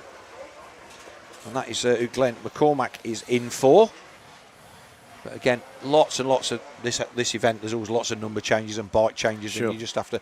They're old bikes. You've got to accept the fact that people are going to be needing to swap bikes and use teammates' bikes that are in other classes and that stuff. It's part of the event. Yeah, so the team scores after 2 events, and bearing in mind it's 12-point scores with 11 to count, and currently after 2 races at the moment, it is team number 2, the stolen bicycles BMX team from the Yamaha team, which is obviously Carson Brown, Luke Dean and Dylan Woodcock. They're very local to us actually, those boys, down very near Crescent Yamaha down in Dorset, second is the Apico Honda team, which is Martin Barr, Tom Grimshaw and Jamie Law. Third is the DirtWorks team, which is Dan Thornhill, Josh Coleman and Glenn McCormick. And then we've got Otto Off-Road, which is Harry Bradley, Josh Taylor and Matty Bayliss.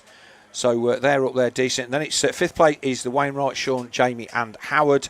And then 6th is Team Leprechaun, which I haven't got then all of their names in the programme. So we'll have to make that one up as we go along. But it was a good race anyway. And so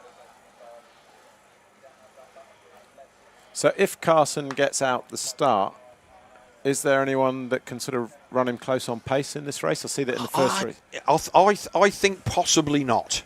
Now, obviously, from a commentator's point, I hope he doesn't get a good start. And obviously, wearing my nice hat, commentator's hat, all I want to see is the bloke in second plus the bloke in the lead, so the bloke in second can pass him back. On the last corner, yeah, absolutely. And, we just want to see good racing. Yeah, absolutely. And so, obviously, MotoGP this weekend is at Balaton. Yes, in Hungary. Where we've been. And I watched. I did manage my schedule was such that I managed to watch all of the World Superbike action from there. A good mate of mine, he's involved with Chloe Jones, and that's been from when she's riding really well. Yeah, so when she was on mini bikes, and so it was great to see her up there mixing it with the best that there is. And I think that's a great championship for them. It is. We run a Spanish girl called Beatriz Naylor in that class, and she's currently second in the championship. Yeah, and they're all on the same bikes, Yamaha R7.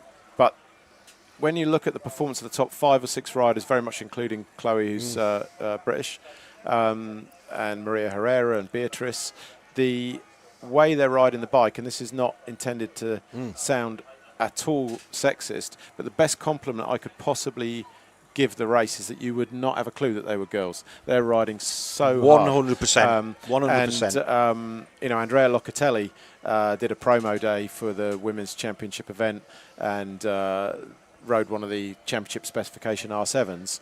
And he said he really had to work hard to be any quicker than Beatrice. You know, he really, really had to suddenly think, hang on, I can't leave this day a second slower than Beatrice, you know. So, yeah, they're riding really well. And I think on the sort of full Superbike MotoGP size machine, the girls are always going to struggle in the same way that they would struggle in tennis to have a server that's as powerful as Nadal or whatever. So there's always that differentiation in physical power.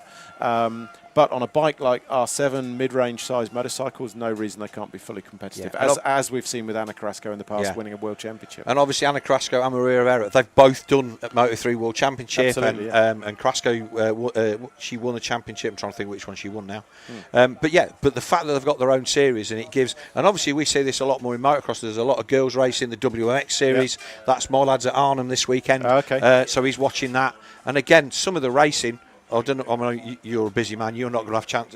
You're not going to be watching Loretta Lynn's Amateur Championship. Unfortunately, not. No, there's a limit. Yeah, that I can get away with. Yeah. But again, the women and girls classes they're insanely competitive and some good standard of riding. But it's great to see that obviously that Women's World Championship getting on the World Superbike card for the rounds that it has. It's certainly good for the sport. It's good for bike sales for you as well. Yeah, absolutely. And when you see, you know, girls who are real kind of poster girls for the sport, like Lottie van Drunen, Yamaha's WMX GP rider, who again occasionally races against the boys in full MXGP. She was at Lommel and does the job and survives the race distance and beats a few of the guys. It just elevates the credibility, and great to see. There's no reason why motorcycles across all the sporting platforms. So just coming to the line there, the 16 and the 17, that's the Brenron date, and they've got every year they just wheel something out that just looks absolutely brilliant, and they've got those bikes there in this right. The helmets are painted, aren't everything they? The whole fantastic. Piece, it looks really well. So they're definitely doing the thing, and obviously, and you're running a dealership as well, so you've got. How many days in a week do you have? I mean, it's that's crazy. We've got 4 stores, so I'm not actively involved day to day, but it's still important to us. You've still got to do it, but again, it's like I think the fact that you're one of those people that can get all of those things off the ground and get it working, and then, well, I've got people in place who can do that, and I can go and do this, and you can see that there's not many people around like you, but there's people that can do that, and you're not afraid to take on the big jobs like the World Superbike stuff. As the gate goes down, looks like that looks like Harrison McCann got a decent jump there. Carson up the inside. Yeah, he's on the number 4. Whoa.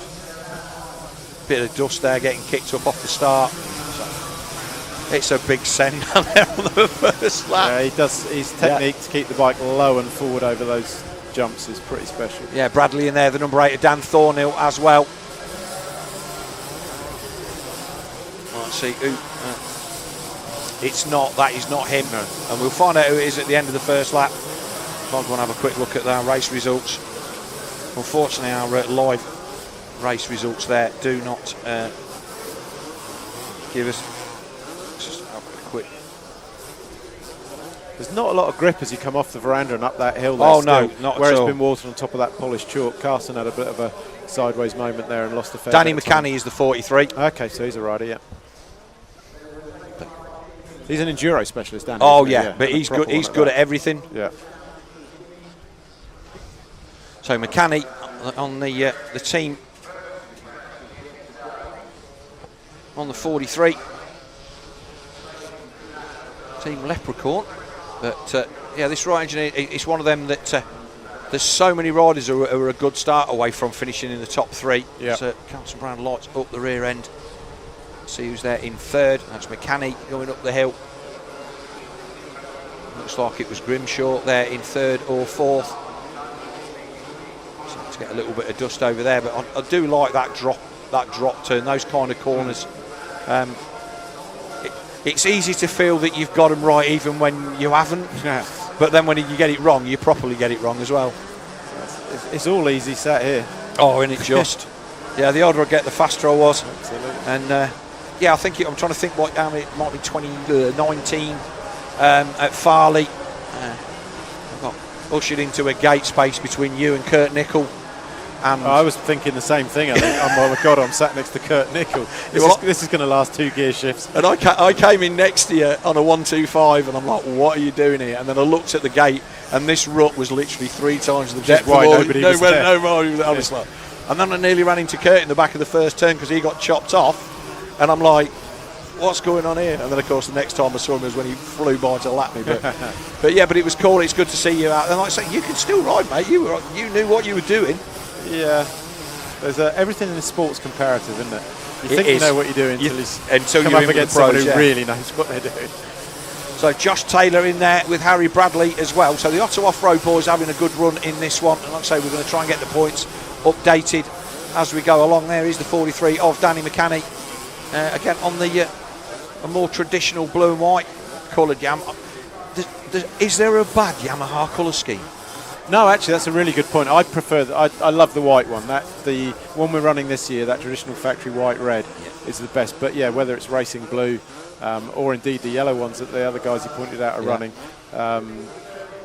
Yeah, they've done quite well, Yamaha, in sort of having multiple colour schemes that still identify Yamaha, to be honest. Yeah, and okay, I think everybody lost their way a little bit in the 90s as we look at Grimshaw all over the back of the 27. The Matty Bayliss going up the hill. This is the battle. Then the Apico Honda squares off up the inside. That was a nice pass. Yeah. That's what this track, just the shape of these corners, just allows that. You've got to protect the inside on the way in, as Grimshaw does. And is Grimshaw going to go for a twofer? He's not going to get past Taylor at the top of the hill.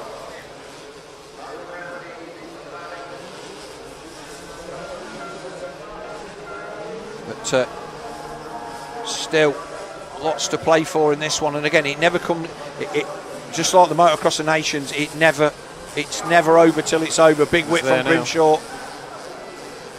And he's got that inside line. Yes, he has. He had a nice line up there yesterday. I can't remember who was in the booth with me, but they saw that. Oh, that's a good line. I'll use that. Might have been David Philippaerts thinking about it. Oh, that was a real cool cutback. Our race leader already across the line. We've got some yellow flags at the top end of the circuit here. I'm not sure that's in this. That's in this corner here. That's just for a stall, for Will Paint on the Ultimate Wheels Kawasaki. And bike obviously struggling to refire as we're into lap 3 of this Wright Engineering National Team race.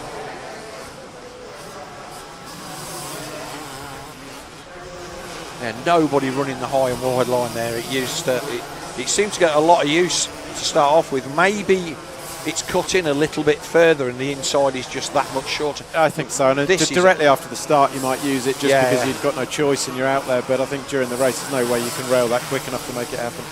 But there was a lot of riders in that midfield battle there. Oh, that was about 10 riders all battling over 6th through to about 15th. It's Tom Grimshaw that is the man who is away on the chase of Carson Brown and Danny McCanny. Josh Taylor was across the line in 4th, Bayliss 5th. Howard Wainwright then winner of our second race yesterday. He's up to 6th. McCormick 7th. Jamie Law in 8th for the Apico team. So that's Grimshaw and Law. Thornhill in 9th and Dylan Woodcock in 10th. So Dylan Woodcock for the Stolen Yamaha team. He is there in 10th place. Just a Carson on that lap of 2:09. Haven't seen many laps under 2:10. No, that is very, very fast. And Grimshaw was the second quickest lap, a second slower on a high 10. Yeah. But 2:09. I'm not sure how that compares to the very front of the main VMXdN team race that was run earlier. It's not far. It's not far off. And Brad Anderson had the. He said the same thing. He didn't really. He didn't know what to expect from Carson Brown as a rider.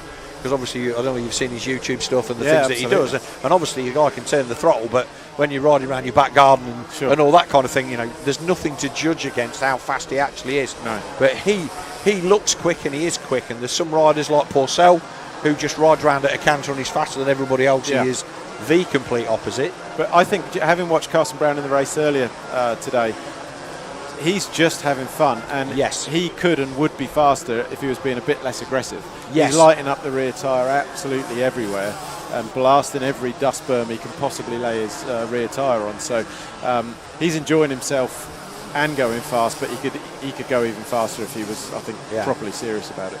But he's an enjoyable rider to watch as we watch so. McCanny. And Grimshaw starting to close in.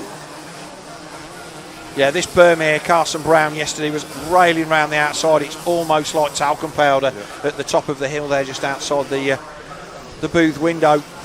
And a bit of a kick. That's tricky, that section. It's still really slippery. Yeah. And if you don't get proper traction, it's hard to get the bike up and over that That's full double. Yeah, it's always the last bit of the track to dry out. It doesn't get the sun until pretty much like lunchtime. So I'd say Grimshaw's given a good account of himself. He's made a lot of space up and a 10.3 on that last lap compared to a 10.8 for Carson Brown. So maybe if he had been on Carson Brown's wheel at the start, we could have had a race. Yeah, and like I say, it is all down to the start here. So lots of people moving up. Matty Bayliss has gone. So Bayliss has tipped off and he's gone down to 13th. So everybody from 4th place backwards has moved up one. So Wainwright now up to 5th, McCormick 6th, Jamie Law 7th, Thornhill 8th for the Dirtworks team. And again, that was a kick. It's getting that horrible kind of mixture between dry slipperiness where the actual surface has got no moisture left in it and the rocks are coming through, and sort of the greasy stuff that's still got moisture on the outside of the track. It's so this is the battle that we need to stay with now. McCanny on the 43 and Grimshaw on the 2. And this third of our right engineering team races. The highlight of the weekend for me was watching Brad Anderson's kid clear that tabletop on a mountain bike on Friday. That's a good effort. Apparently Brad wasn't impressed, but everybody else who saw it was. So, like I say, McCanny, he's coming under pressure. Grimshaw missed the first half of the British Championship this year. Last lap flag is out for our race leader Carson Brown, but it's this battle for second between the Team Leprechaun of Danny McCanny and the Pico Honda of Tom Grimshaw that's going to keep us entertained. Yeah, Tom's got to him really quick. His pace was a full sort of 2 seconds faster, but you know, getting there and passing someone who's a skilled rider like Danny McCanny is two different things, particularly on a track that's getting so tricky right now as this one is with, you know, you go off the line and traction is really not easy to find.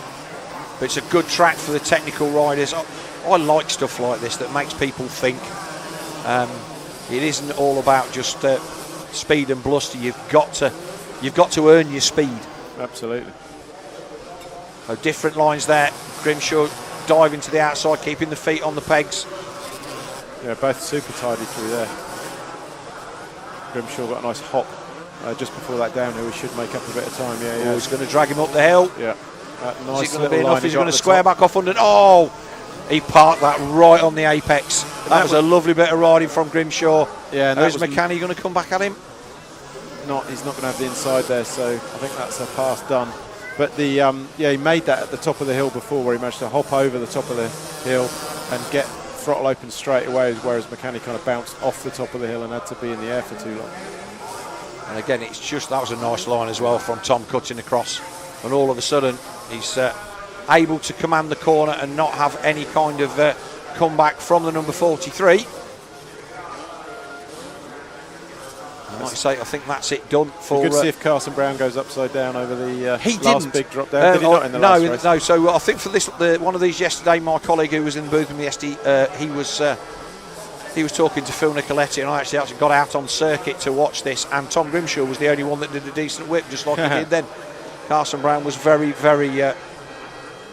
Grown up. Yeah, very grown up about it. Yeah. So if we'll go around right, so if we can just hold the shot, and we will see Carson Brown come across the line. There's Carson Brown in the final turn. The checker flag's going to wave.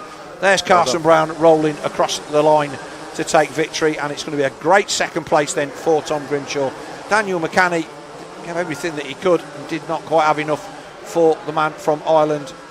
And it's going to be Josh Taylor, Howard Wainwright, Glenn McCormick and Jamie Law. We'll see that across the line. It was a tight battle, and there's still battles going on as they come up to the final turn. I think there might have been a change there. I think Woodcock might have got overtaken. So Josh Taylor across the line. Jamie Law, Thornhill. No, Woodcock held on for 9th, and Ben Putnam will be 10th. Luke Dean it was that dropped down. Sam Nunn recovering to 11th. So Luke Dean, who won our Pro Circuit Evo 125, the second race not going quite so well for him. Good stuff. I enjoyed that. Thank you. Thank you very much for coming over, Paul. It's a pleasure for Crescent Yamaha to be part of this event, as always, obviously with partnership with Yamaha Europe, but for Crescent as a local business to be here and sort of really reflecting on and enjoying our heritage, personally and professionally, is a great experience. So yeah, really appreciate it. And from the Yamaha point of view, I was actually named after a Yamaha world champion, so I'm Phil because of Phil Reed. Really? Yes, I was. Okay. So fair play to my old man for doing that. That's there's not even a claim to fame, is it? But no, I know that you've supported this event for a lot of time and you put a lot into. Obviously, when you've got a lot of time and effort going into big things, being involved with this gives this all a lot of credibility to see that you're backing it as well. So thank you very much, Paul Denning. Very much appreciate it. Thank you. Yeah, Thanks been for nice having you in the booth. Enjoyed watching the racing with you. Thank you very much, and I enjoy the rest of your day. Right, we're going to take a quick break and have a word from our sponsors, and then we will be back with the last race of our first block, and then we'll be into our lunchtime entertainment, whatever we've got lined up. We will do something. A quick word from our sponsors. We'll be back in a few minutes.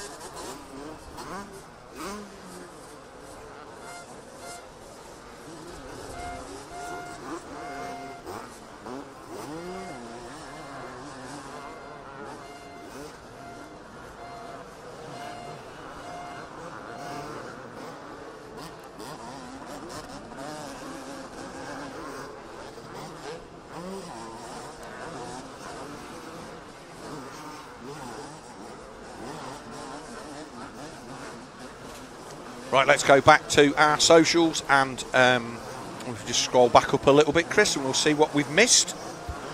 Put my specs on. Right, Richard Williams, big shout out to Phil Mercer, we did that one. Daniel Westlake, no problem. Shout out to Best in the South West team who are riding Auckland Grand next week. Charlie is it, Matthew Gerke and Ryan Allen. No, Ryan Well. I don't know Ryan Well. I've seen him ride in race Chuck Davis lots at the UK Evo. What number are you running at Farley? I'll keep an eye out for you. I'm going to be running the 511. I'm a Stephen Clark clone. I'm the older, fatter, slower version of Stephen Clark. So I'll be out there on one of my brace of 250 Suzukis. So if you see me in the pits, feel free to come and say hello. Daniel Wesley. Oh, Charlie Pavitt. I had a guess at the name. Well done. Factory feels so quick for his age. Fantastic ride. Yes, he is. He's about the same age as me, because I remember racing him as an ACU junior back in the day before he went on to be considerably better than me. Tom Wilkins, 3 Great Britain flags. Fair play to you, son. Thank you very much. Kyde Hartwell, you need to race next year. We saw Kyde walking round. I'm trying to think what day it was. It was Friday, I think. But he's had a bit of a an off, and he's recovering from injuries. Guy Martin riding this weekend, possibly somewhere, but definitely not here. Martin Telford, you've got to get up earlier in the morning to catch me out with that one, sunshine. Great coverage and some proper racing yesterday. Today is going to be amazing. It's been decent, and we've enjoyed it. Anna Peterson, well done, Freddie Bartlett. I have no idea what that's about, because I didn't even realise that Freddie was here. But if you've done something great, congratulations to you, Freddie. All right, so we have one more race, which is Fox Evo Plus, which is on its site lap at the moment, and then we are going to have a bit of a freestyle hour. Like I say, don't forget to like and subscribe to DirtWorld.TV. We need just a few more subscribers to tip us over the 6,000 mark, which would be... we've been a little bit dormant on the channel. Obviously, MXGP TV is our primary source of streaming for motocross. There we go. Don't forget to like and subscribe, and follow us on Facebook, Twitter. I'm just getting Chris to press buttons now for fun, like easily. So Facebook at DirtWorld-TV, Instagram at DirtWorld.TV, and on Twitter at DirtWorld-TV. Wherever you consume your social media, we are there. And then obviously the VMXdN socials as well. Also, well, you've got all of the links to. There will be an absolute ton of content from this event over the next few days. And it sounds daft, but it's the only way that I find out half the stuff that went on, because when you're in the booth, as we are for 2 days solid, there's a lot of stuff going on. We've got our WhatsApp group telling us what news is occurring, but it seems to be fairly quiet at the moment. I'll put my glasses on and see if anybody, see if I'm still Billy No Mates. So, okay, we've got the results for the last race for this one coming up, so let's have a look. So it was Charlie Putnam. Now, Charlie Putnam was supposed to be riding a Super Trick Suzuki that was... now, the story that Callum Swan told me yesterday, that this bike was found in the back of a van halfway up a mountain after the tsunami that took out the factory where the bikes were stored or something. And Charlie Putnam, through his connection with the SC Sport Homes team boss Neil Prince, who's got great contacts with Yossi Atsuta, I think he said it was, who's a factory Suzuki rider from back in the day. He was supposed to be out on that, and he gave it the big build-up, and then he came to the line and he was on a Honda with a number struck through, so he didn't get to see that Suzuki. But Putnam took the win. Gav Stevenson was second. We just had a mention of him on the socials. Reece Jones was third. That was a good race. Drew Stock, the man who has won his way through the Yamaha Blue Crew 125 Championship. He won that in Sweden last weekend, and in a couple of weekends after the final round of the British Championship, he is going to... No, he's not. He's off to... he's going to be off to the Motocross of Nations to do the global version of the Blue Crew. So props to Drew and his dad, Mickey. Davey Newhuizen then was 5th. Les Seeley 6th. Africa at 7th. Aaron Paxton 8th on the Brenron Yamaha. So Aaron doing double duty out 2 races on the bounce on those beautiful 250 Yamahas, and props to you. Paul Denning was very, very impressed with them. And so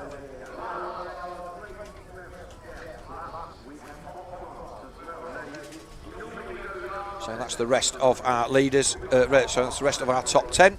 So this is going to be the final gate drop of our morning stroke first group. It's 12 something, so we're kind of okay and on time. So far, so good. And you can see it's quite dusty. So one of the things that we found yesterday, certainly in the opening race, there was a lot of dust on this when they launched off the start. As they came back around, is the 199 of Rob Fox on that absolutely stunning RM250. A work colleague of mine, apparently, works for the same company in a different plant. Actually works not far from my boy, and good to see the 199 of Rob Fox and that Sobe kit. Looks absolutely epic. I'm not sure whether he won a prize in the show and shine for that for that 250 Sobe Suzuki, but that is absolutely lovely.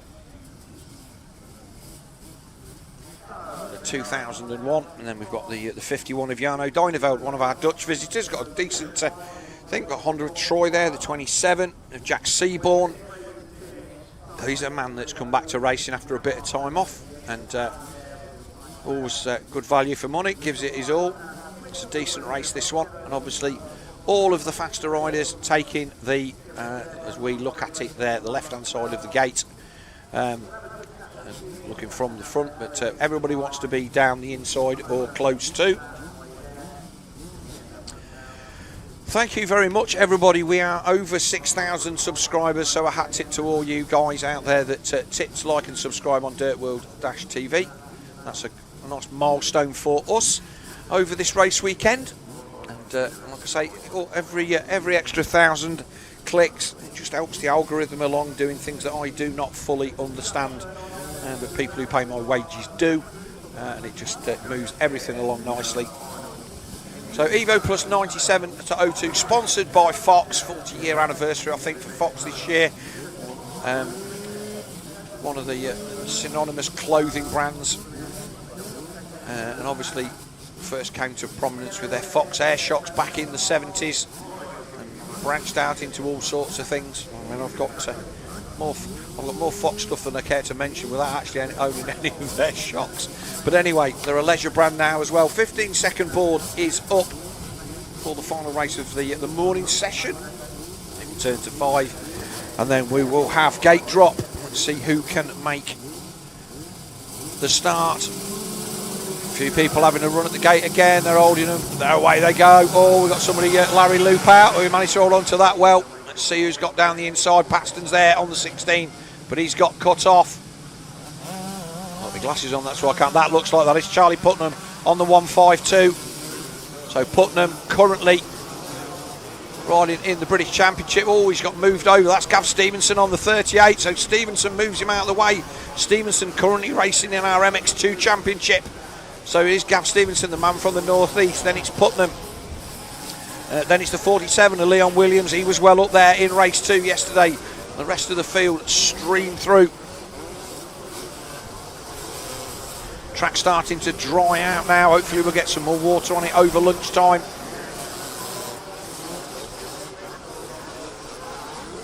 But Putnam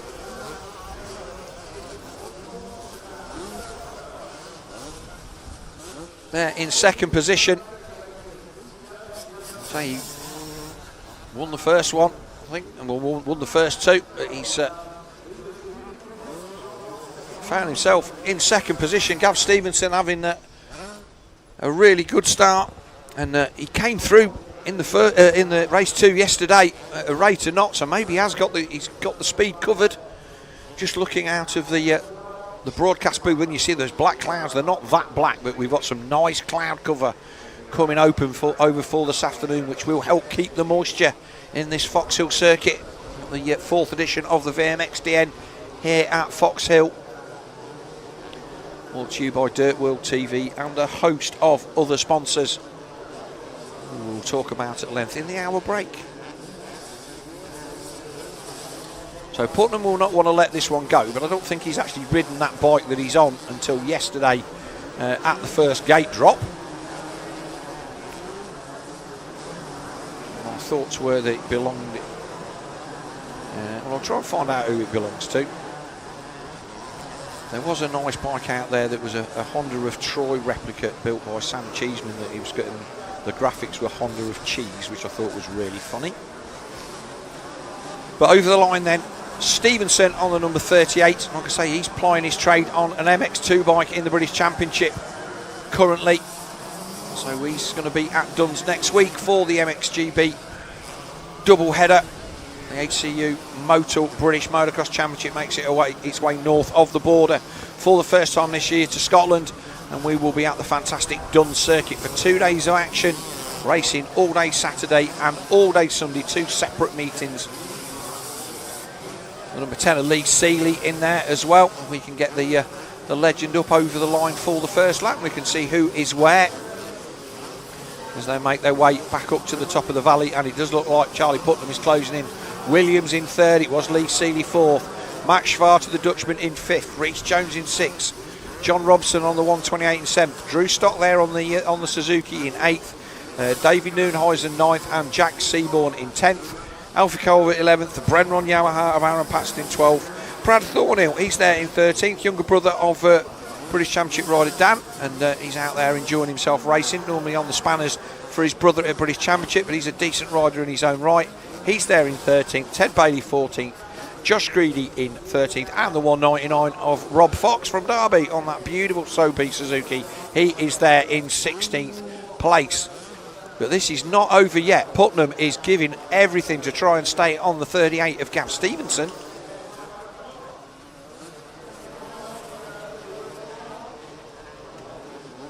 Nice line there from Stevenson, but just gets a little bit offline as he came towards that thing. Oh, nice whip from Charlie Putnam. Said yesterday, new dad, lovely little baby girl there in the rig.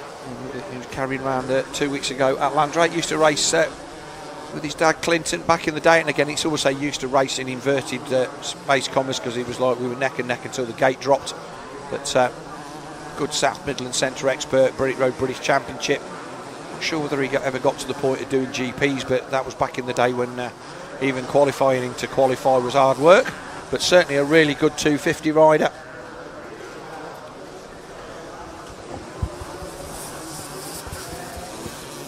So Stevenson then leads down on lap 3. Yeah.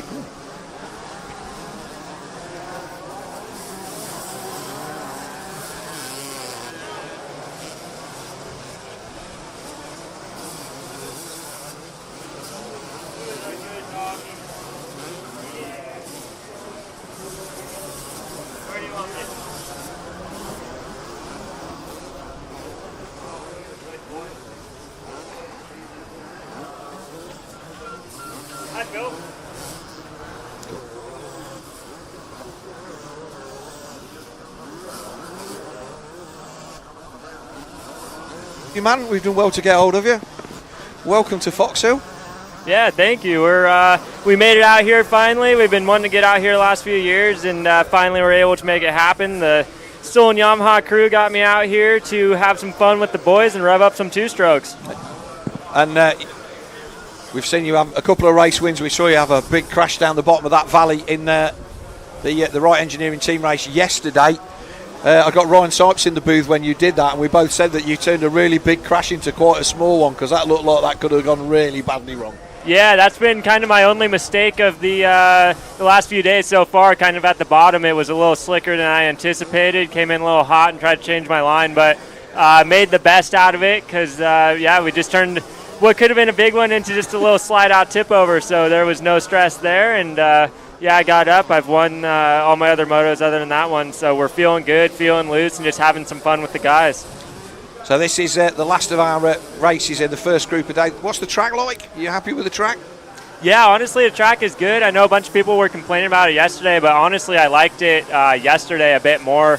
It seemed like more technical, more rough, kind of more Washington style, whereas today it's like pretty, wide open, almost one line. But we'll see how it is the second motos. It's going to get pretty choppy here. This dirt is weird compared to anything that I'm used to, so we're getting there. To be fair, it's weird compared to anything that we're used to, as we're looking at the 47 of Liam Williams and the 104 of Rhys Jones battling for third. It's still Stevenson that leads at the moment, but it's definitely a decent battle going on. Obviously, this turn, we were watching you in this turn here yesterday coming through from the back. There's a few videos like that, Rhys Jones, but you were properly ploughing that on that Yamaha yesterday. Yeah, that's definitely my favorite section of the track. That turn before kind of going down the hill, they're able to just plow it in there and then square up, which is pretty cool. And yeah, a few more lines today through it, which is nice. It's not just kind of a silt bomb, so it's good. And yeah, it's fun watching these guys. They're going for it. But look at that. So yeah, they're railing up the hill right here. It's pretty cool. They're not giving up. I mean, obviously, you had you rode a lot of amateur motocross and stuff like that back in the day, but you're now more famous for your YouTube stuff and your riding and your bike builds. I just finished building my 465 Suzuki when you did yours, and the video came out, and I was just like, yeah, mine's rubbish. Yeah, we love those RMs with the full floater swing arms. Yeah. It's pretty cool, and yeah, I'm happy to hear that. That's pretty dang cool. But obviously we didn't know where you were going to stack up as a rider. We've seen you riding the stuff that you do. Most of it. Well, how fast is this guy? You genuinely don't know, but you've actually come out here and ripped some pretty good. You've ripped some good starts, and you've ridden away from the field. So, will we see you? Maybe if you're going to come back next year, will we see you in the main team race, or are you still way too young for that? Yeah, I think I'm a bit young for that, is what I'm being told. I don't know the rules of it for sure. I was hoping to be in there with those boys, but I don't think I'm quite old enough for it yet. Okay. Well, don't wish your life away. Your time will come. Yeah. It'll come, and I'm having some fun with the guys I'm with right now. I mean, they are absolutely ripping. So it's they're keeping me on my toes, and I've already had some really good battles with them. So there's no lack of entertainment, that's for sure. And like I say, we've had no rain here for, the people who are watching the stream, I've said it to all the guests, I've had no rain here for 19 weeks. It's unheard of. Last lap flag is out for our race leader, Gav Stevenson, with Charlie Putnam in second place. That is now Rhys Jones up into third on the 104 Kawasaki. So he's definitely he's made the pass on that last lap. You can put there is the... Right, if we can go back to the battle for the lead, Chris down the valley with the one that's it. So this is Gav Stevenson on the final lap. Charlie Putnam's right there with him. So Gav Stevenson, he's racing in our British MX2 Championship, top 10 guy in that. And Charlie Putnam, he's one of our regular MX1 guys. He's he's a privateer guy. He's on the Husky team in the UK here. And he's kind of a top 10, top 15 kind of guy in the UK. So he's... yeah, it's looking great. Decent standard of riders, but some of the best years of the CRs right there too. Yeah.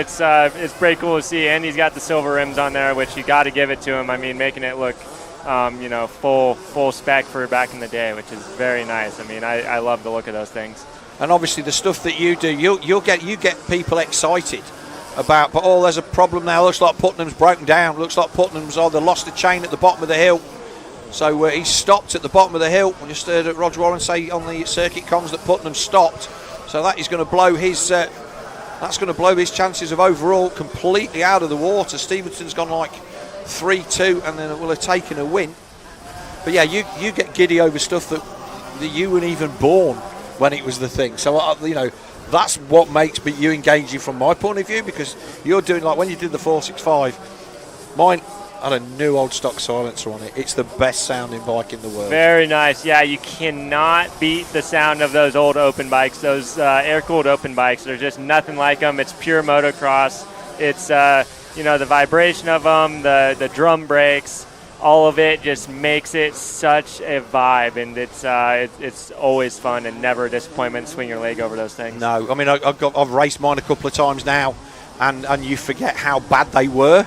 But it still puts a really big smile on your face as Gav Stevenson takes the checkers for the win. There we go. So obviously we have another event that Doc Wobb and Dave King organised down at Farley Castle, which is the track that Foxhills really took over from GPs, where we tend to run the older bikes around there, and it's more of a traditional track, not so many jumps, and more of the older Evo and pre-Evo bikes down there for that, although there is classes for the newer stuff. And yeah, hopefully I'll be out there on. I've got an 89 250 Suzuki that I'm going to wobble round on and try not to get lapped. So maybe that's something that you should look at coming and having a go at as well, and getting your leg over and racing. Because I wouldn't have thought that all these older things that you build, you get much chance to actually ride and race them in the US. Yeah, there's a few vintage series by us, but like you said, like this is such a big event here, and I've heard that Farley Castle is amazing too, and I want to make it over to that sometime. So yeah, hopefully we can make it happen one of these days, and get with the guys and have some fun on even older bikes, which. Like I said, pure motocross there, so it's always a good time. Yeah, and like I say, the old bikes, one of the best races that I saw at Farley was Josh Coppins, who was a factory Aprilia MXGP rider, and Scott Elderfield, who at the time, he was a kid who came through 85cc World Championship, and he got to 14 and 15, and he was kind of going to be our next big thing, and then he had an horrific crash and had a stomach injury and stuff like that. Really took the wind out of his sails right at the wrong time in his career. And he was on a 400 Suzuki, and Coppins was on a 490 Mako, and it was as good as obviously you saw the international race yesterday, and how close that was. It was on the same level as that. Always but the back best. and forth on bikes with no brakes and no suspension, and it was really cool. So. Obviously, do you get to race much back home, or is your content does that drive everything that you do? Yeah, I don't race too much anymore. I'll hit a bunch of fun races like this and Day in the Dirt, 2-stroke World Championship, do some hard enduros like we did Tennessee Knockout this year, and then the Erzberg Rodeo in Austria. I followed you for that. I get to have some fun doing cool races like that and get to kind of, challenge myself in other ways and all that. But, yeah, doing a bunch of content and online stuff has been kind of my main thing these last few years, and I'm enjoying the heck out of it, and kind of sharing my love for dirt bikes with everybody has been super cool, so we're going to keep it on going. And I think the way that you go about it, obviously, how old are you now? I'm 26. Okay, so you're a kid. In racing terms, you're still a young guy, but your content, it's engaging for guys of my age.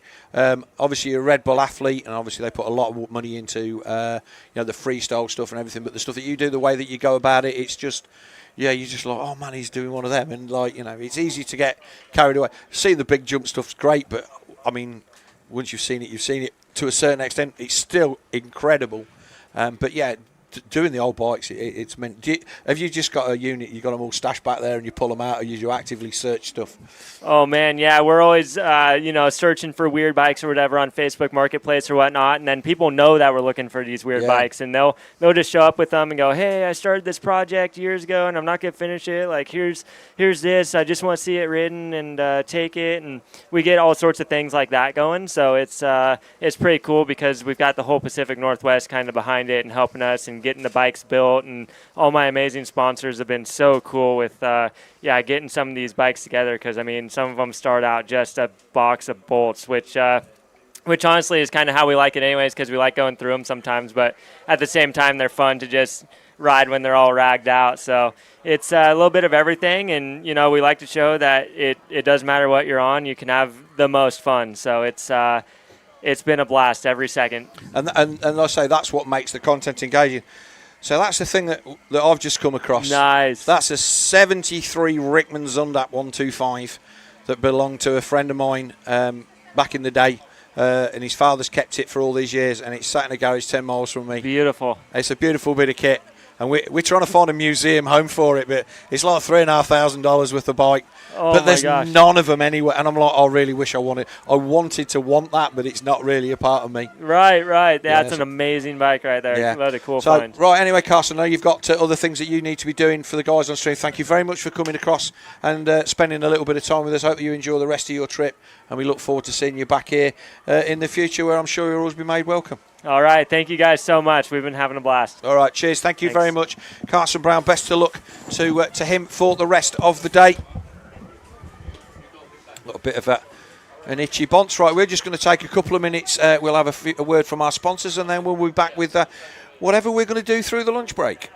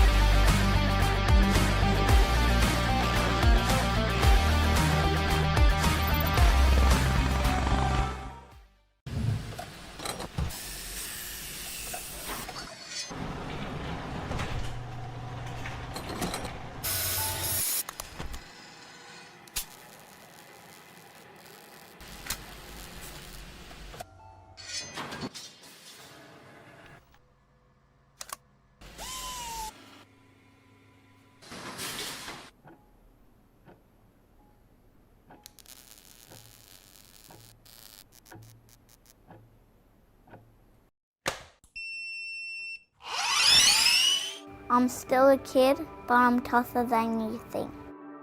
Let me fail, let me fall, and learn to get back up. Let me find my own line. Let me go full throttle. Never tell me what I can't do. And let me win.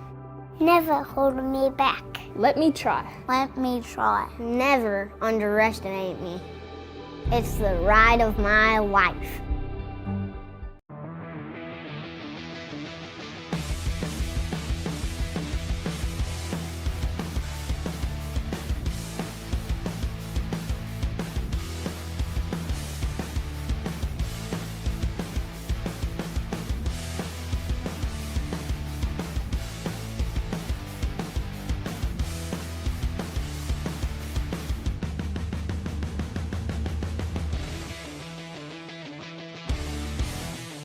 Everything I try to make look like it's going 200 miles an hour. That's my whole goal here. I'm Troy Lee, and this is our new signature Goggle collection. We've been doing collection probably for about 15 years with Oakley, doing a couple goggles every year, a couple pairs of glasses every year. My love is my motocross team, and so first off, we probably have more red in line, but then I always like to throw something weird in. You gotta freak them out a little bit, you know? American flag, stars and stripes always work good, so we add a little bit of metal flake to the oval here and add a little bit of chrome to it. Really, I'm always more excited about the next one I'm working on. It's like I can't wait to get to work and start sketching some new ideas.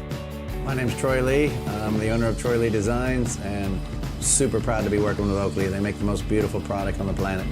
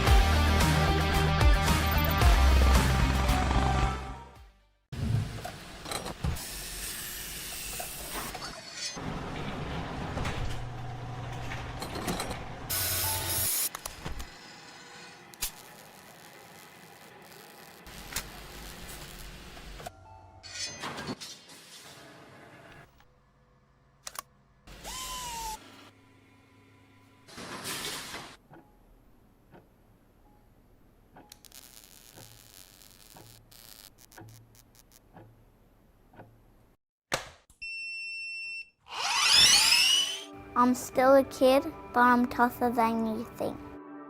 Let me fail, let me fall, and learn to get back up. Let me find my own line. Let me go full throttle. Never tell me what I can't do. And let me win. Never hold me back. Let me try. Let me try. Never underestimate me. It's the ride of my life.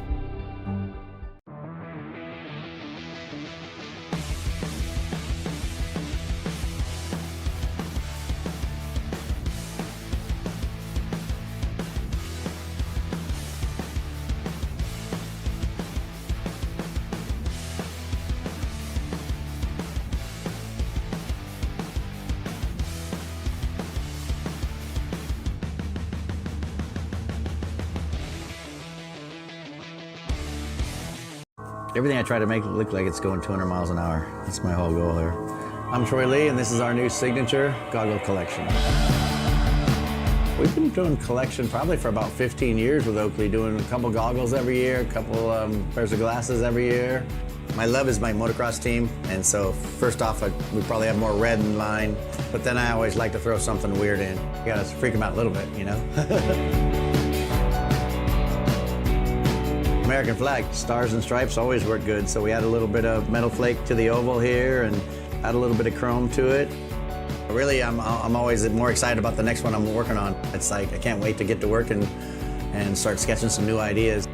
My name's Troy Lee. I'm the owner of Troy Lee Designs, and super proud to be working with Oakley. They make the most beautiful product on the planet.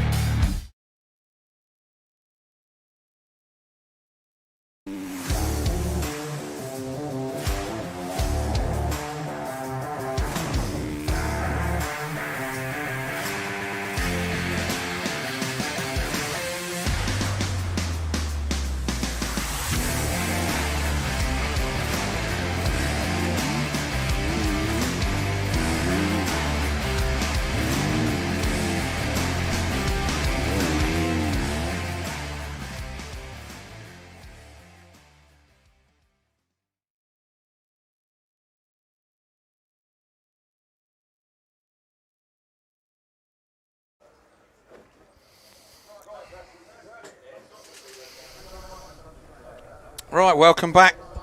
We're here for, well, it's a lunch break now. We'll just have a scroll back and see.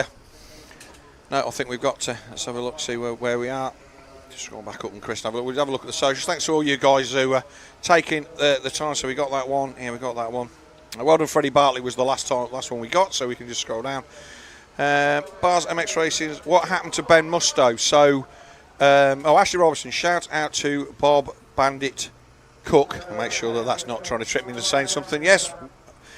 So shout out to you. So Bars MX Racing, what happened to Ben Musto? So you obviously weren't watching our excellent coverage of the Moto ACU British Championship from Landrake a couple of weeks ago, where Ben Musto took his first race win in Moto 1, his first race as a pro, where he got a good start, found his way to the front, and held off Tommy Searle in no uncertain terms for the whole of the 25 minutes plus 2 laps to take his first pro win, and then unfortunately went down in the whoops and injured his wrist in race 2 when in a good position to take the overall, unfortunately.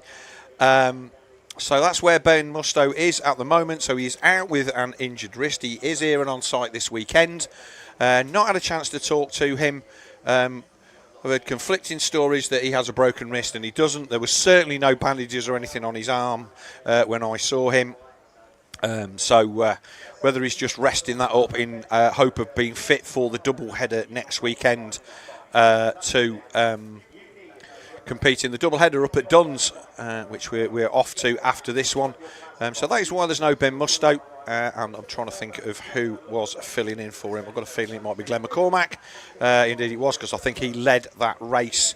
So no Ben Mustoe. Bike Vault says, what happened to Tommy in race 1? I just think he did not get a great start, and the pace at the front was very hot, and as a result he ended up having to chase through, and he got right onto the battle of the race leaders, but really needed another lap, so he ended up 4th. I think he had to come through, and I think he had a tip off in race 2.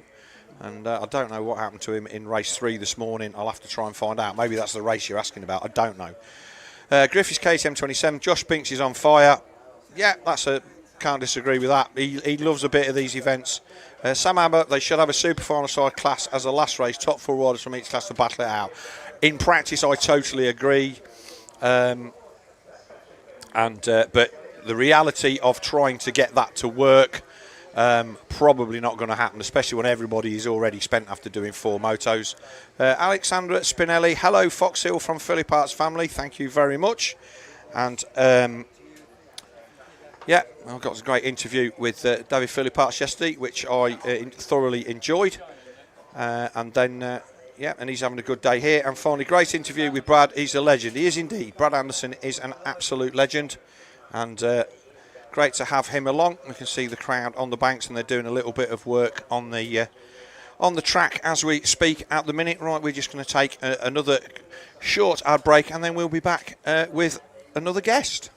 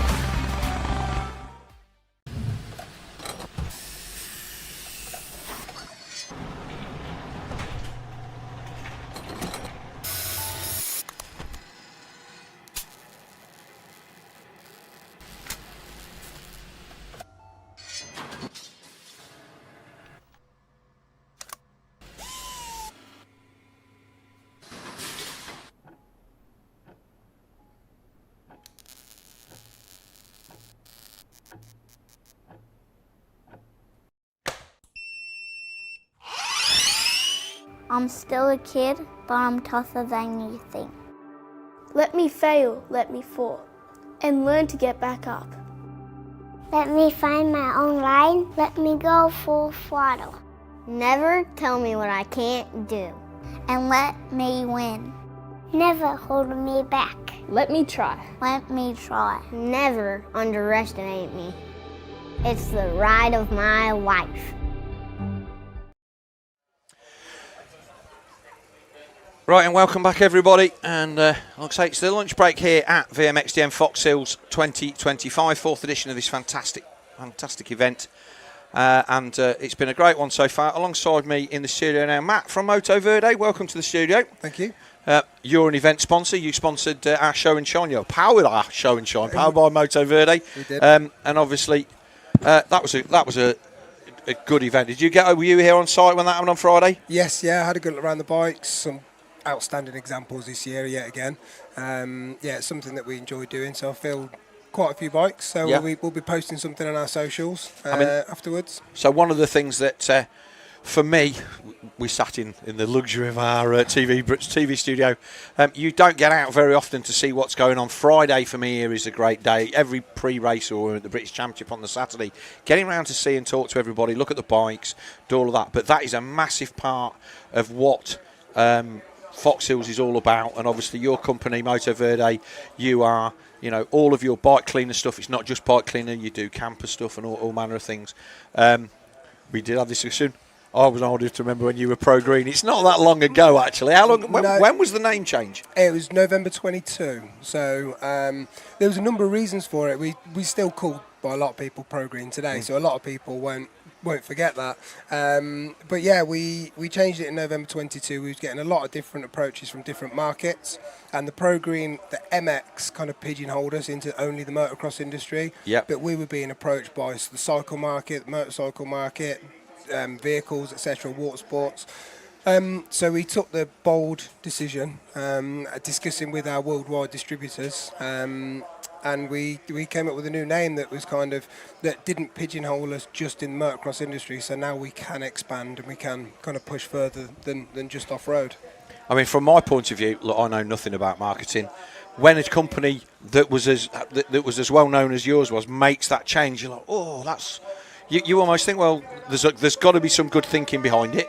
But the brand's gone from strength to strength, and obviously you one of the things that you always did, and obviously I've commentated on schoolboy meetings and BSMA championships and all that. You were always there at the races with the truck, with the stuff. It wasn't just a case of getting the name out there. You're there with the 45-gallon drums, a bike cleaner, and all that for people just to walk up and go, give me the stuff. And I think that the approach of that and being there and being visibly seen in the market's definitely helped you.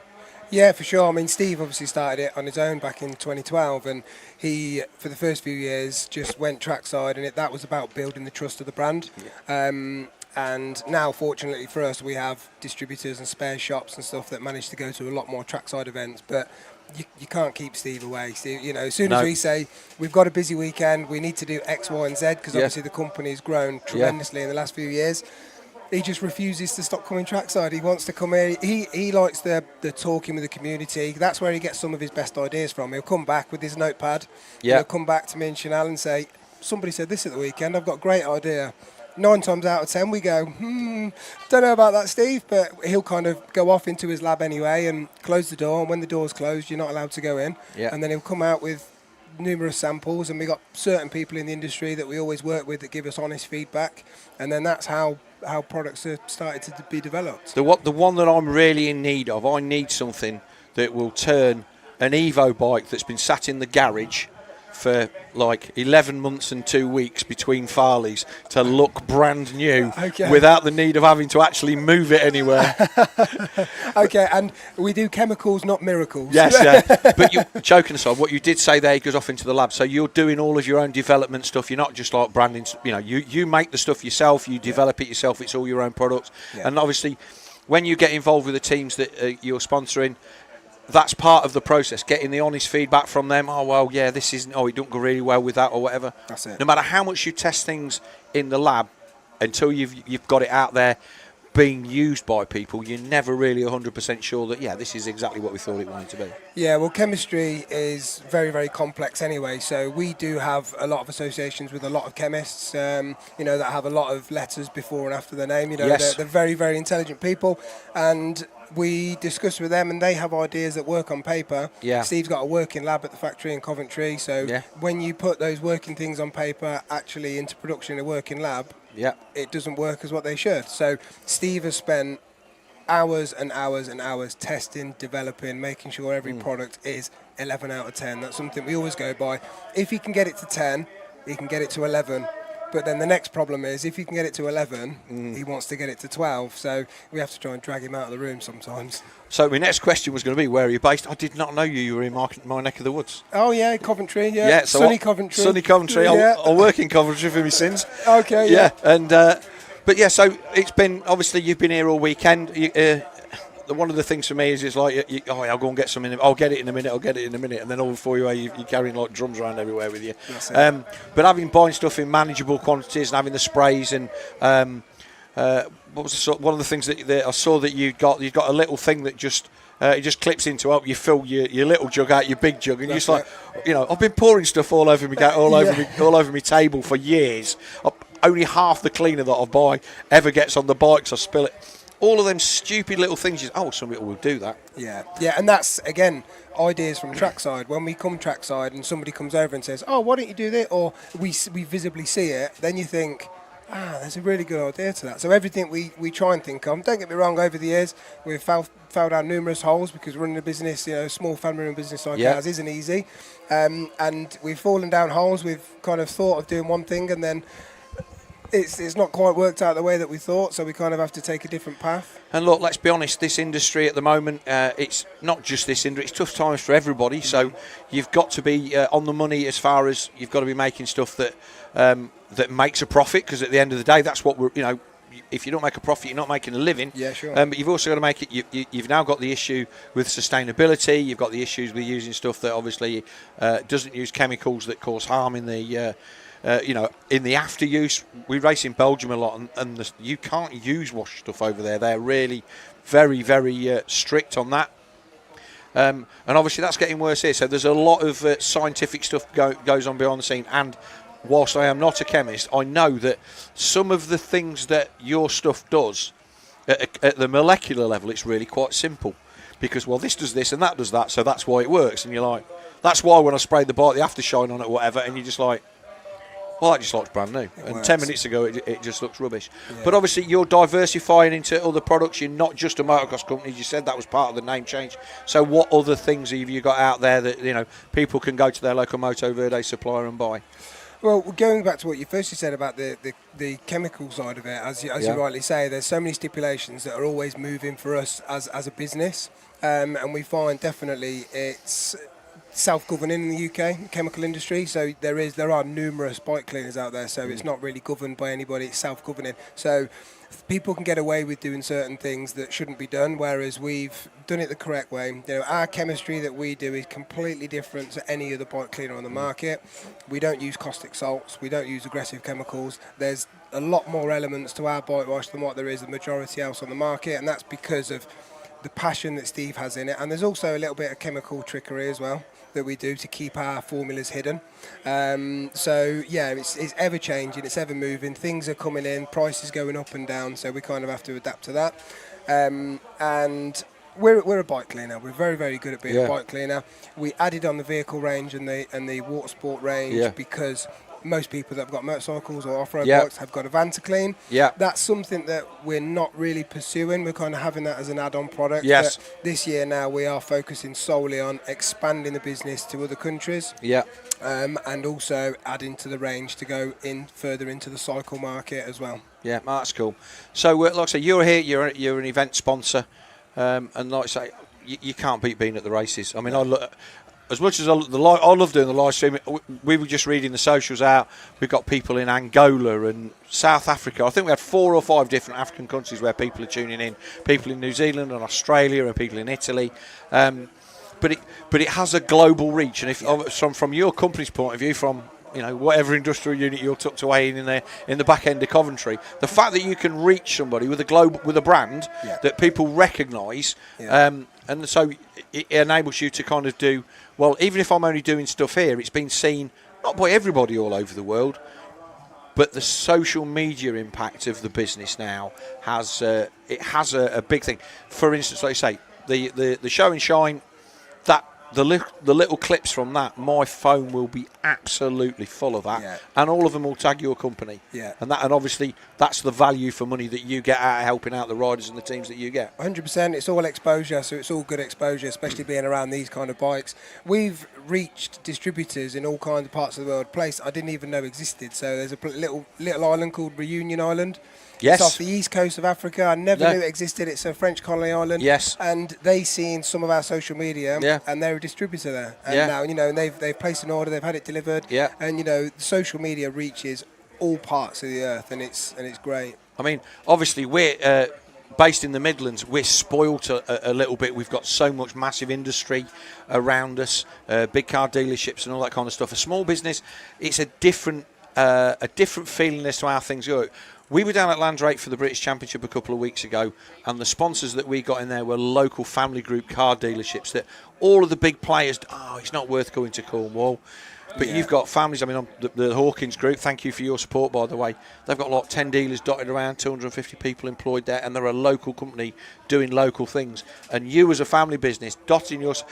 If you can get into 20 or 30 different reunion islands, it's worth doing. You might not, you know, break America, but if you can do all of the other little places and get that, it's going to do. And especially with, like, say, Cycle Cleaner, the bike market's big, but cycling is it's massive. And to be honest, most of the stuff that you get for that, it's been a while before people have suddenly come out with, it's direct for cycling stuff. You always had to use, if you put this washing up liquid and that and this and that, it'll clean it. But nobody's had that. Like, this is just the thing that you need for doing whatever. Well, I don't know if you remember. Sorry to interrupt. When Pro Green was around, we had Pro Green MX for the motocross. Had a picture of a motocross bike on it.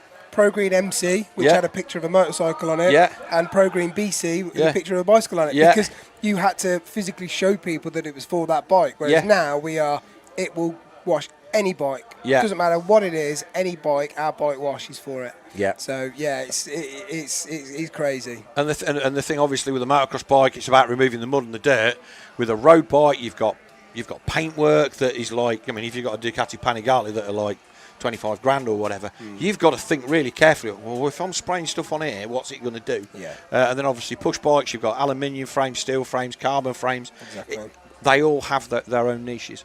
So have you got a racing background at all, or are you purely in the sport for the just for the joy of cleaning stuff? For the cleaning, no, I can't say that it's just for the cleaning. No, I grew up obviously riding motocross racing, local club championships and stuff like that.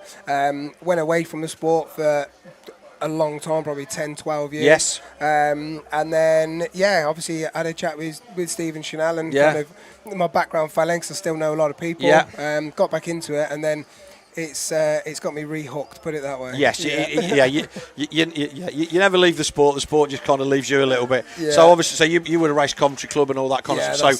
So I was at the inaugural meeting that the Coventry Junior Motocross Club was founded at in the Antelope Motorcycle Club. I don't know if you know where that is. So it's in, you know where the ice hockey arena is in the centre of Coventry. It's diagonally opposite on the other side of the ring road. Okay. That suite of buildings there that used to have Mercier Sound in it. The Yeah. Antelope Motorcycle Club used to be in there, and there was about 20 or 30 people turned up.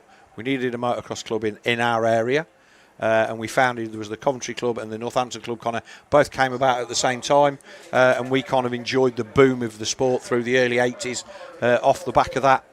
And obviously the club's sadly not running meetings regularly now, which is a big pain in the backside for all of us who want to. I still want to go and ride regularly and run my Evo bikes where I can. Don't get much time now. We're doing the live stream stuff. Of course. But we're here though, so you still get something back from it. Like I have tried riding again. I've rode in Florida a few times because I'm backwards and forwards to the US at the moment. I did buy a bike. I thought I could still ride a bike, and I bought a tricked up old Revo bike, actually Mel Pocock's old Hawkston bike. Nice. So I rode it probably about 10, 12 times, and it put me back into early returement again. Oh, no, you see that? Yeah, you went big there. You should have just got something, just a bog standard. So we got my lad's got a 2014 250 Yamaha, the 4-stroke, which is just it's just so easy to ride. Beautiful, and then the Evo stuff, we don't kind of have to. They're the kind of bikes you don't ride unless you have to. No, exactly. Because you keeping them running is the thing. But yeah. So look, the sport is certainly very, very grateful of your support. and like I say, look forward to hopefully you will continue to do the show and shine. Like I say, it's, for me, it's the bit of the event that starts the whole weekend off, and it does it in such a great rate. Right, Matt from Motorverde, thank you very much for coming over and having a chat with us. Thank you very much for your support this weekend, and best of luck with all the stuff that you're doing. And obviously, come back and see us again and let us know what's going on. Sure. So, Matt from Motorverde, thank you very much. We're going to take a word from another few of our sponsors. We'll just have a quick look at the there's the crowd enjoying. We've got MC Rog Warren doing the rider introductions on the other side of the valley there, and we'll be back in a few minutes and with another guest.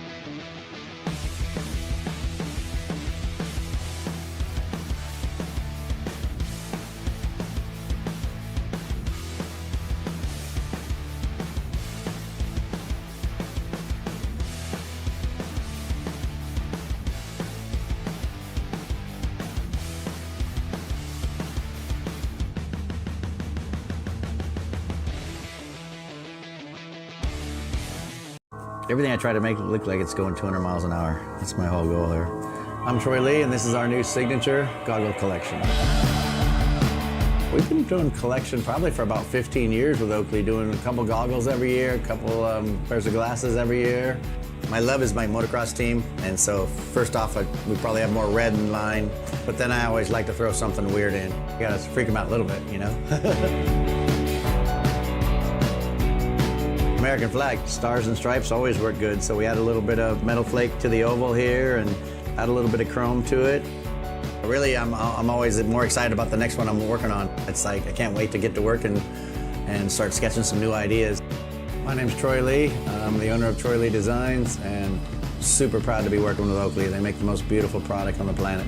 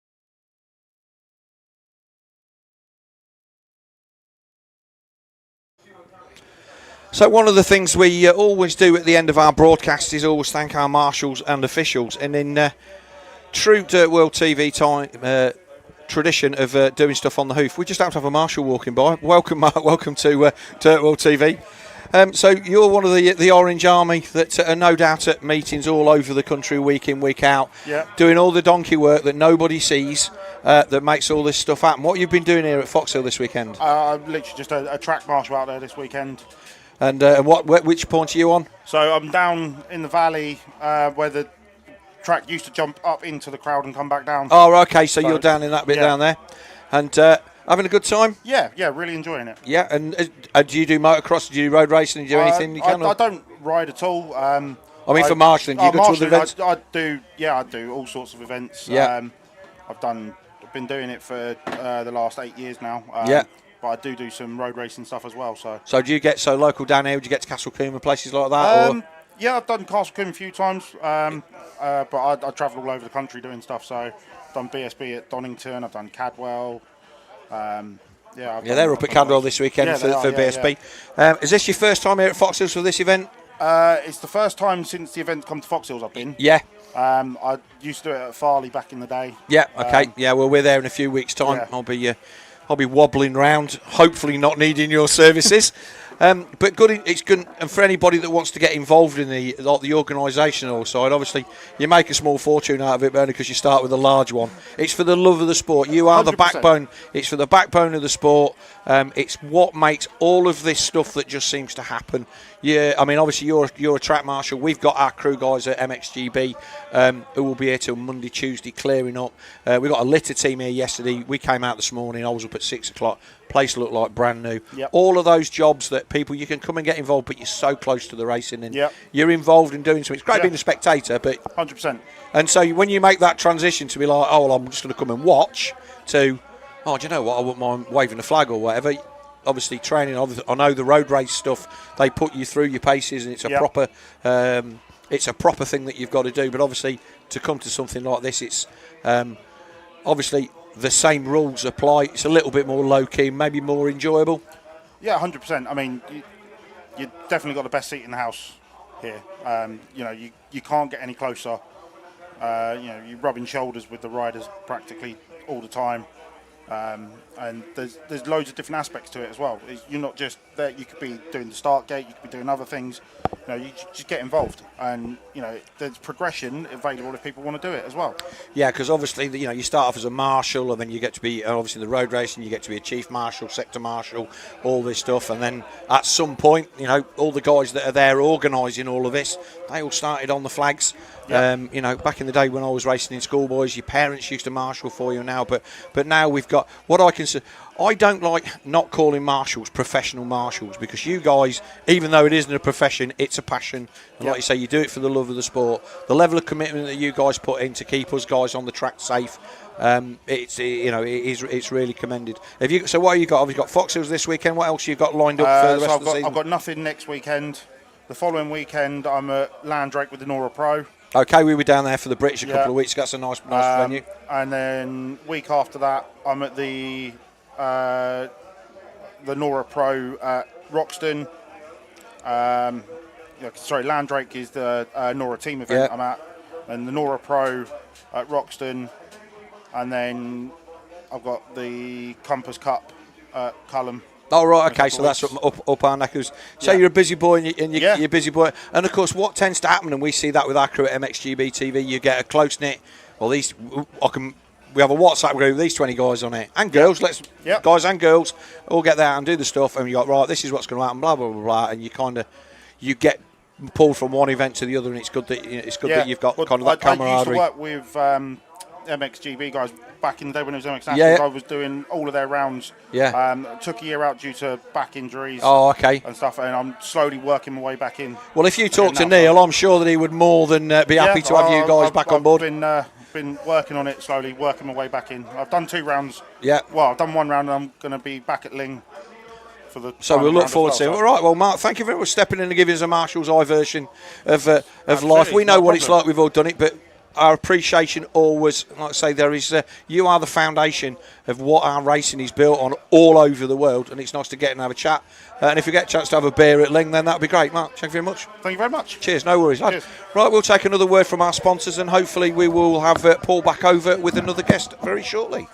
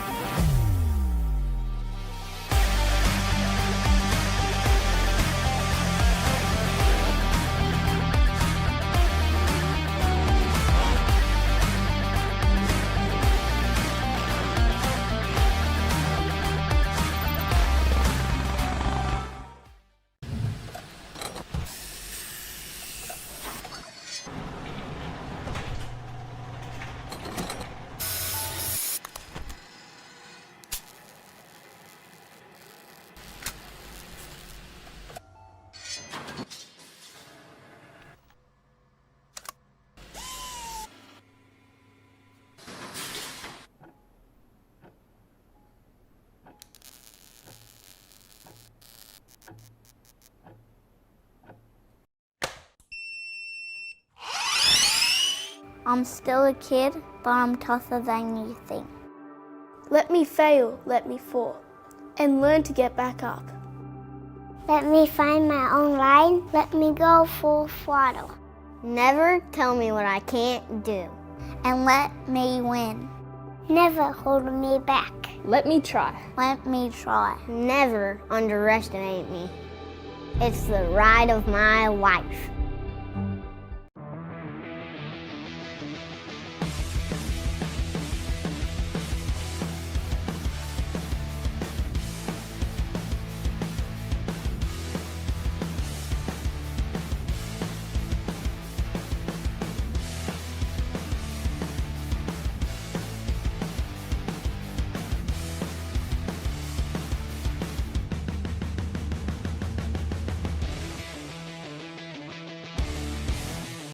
Everything I try to make it look like it's going 200 miles an hour. That's my whole goal here. I'm Troy Lee, and this is our new signature goggle collection. We've been doing collection probably for about 15 years with Oakley, doing a couple goggles every year, a couple pairs of glasses every year. My love is my motocross team, and so first off, we probably have more red in line, but then I always like to throw something weird in. You gotta freak them out a little bit, you know? American flag, stars and stripes always work good, so we add a little bit of metal flake to the oval here and add a little bit of chrome to it. Really, I'm always more excited about the next one I'm working on. It's like I can't wait to get to work and start sketching some new ideas. My name's Troy Lee. I'm the owner of Troy Lee Designs, and super proud to be working with Oakley. They make the most beautiful product on the planet.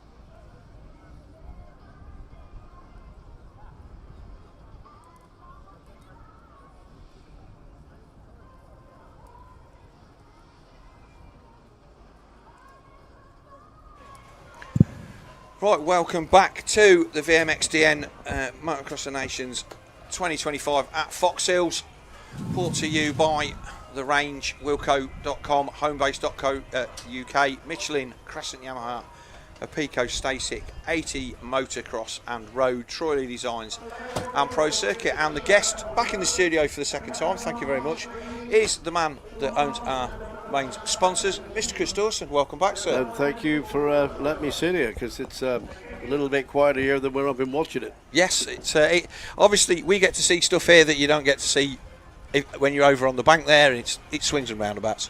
But you having a good weekend? What I could have been doing, I get invited to the top of this and top of that. That's in connection with my job globally. And I'd sooner be here getting dusty, having a few beers, talking to the incredibly good fans. And, we have got ultra world-class riders here. How the hell can you compare this to, say, the Super Yacht or Saint-Tropez? Yeah, I mean, Don't come obviously close. you've got a nice little, enclave over there in the corners, and your mates are over there having a few beers. I'm sure that there's a few rogues there from back in the day who are boys that you're happy just to come and share a beer with at the event. And that's one of the things that I love about this. There's guys that I'm seeing here at Foxhills I haven't seen since 1998. Bumped into a couple of mates in the bar on Friday night who I'd not seen for a long time. It just makes the accessibility and the fact that, look, you and I can sit here and have a chat about what is a great sport and enjoy it for everything it is. It's what we're all here for. Yeah, do you know, I've had some amazing conversations. I might have been a bit minus a few gin and tonics, but they weren't just asking me anything about business. They were actually asking me about what I wrote years ago, and I'm telling them BSAs and triumphs, and we were talking about, did you remember the race here, and do you remember the race there? And I've been watching motocross for nearly 60 years, for Christ's sake. Yeah. And, I mean, you're a fan. You're here for the same reason that I'm here, and DirtWorld-TV through Neil Irwin is here. We are fans of the sport.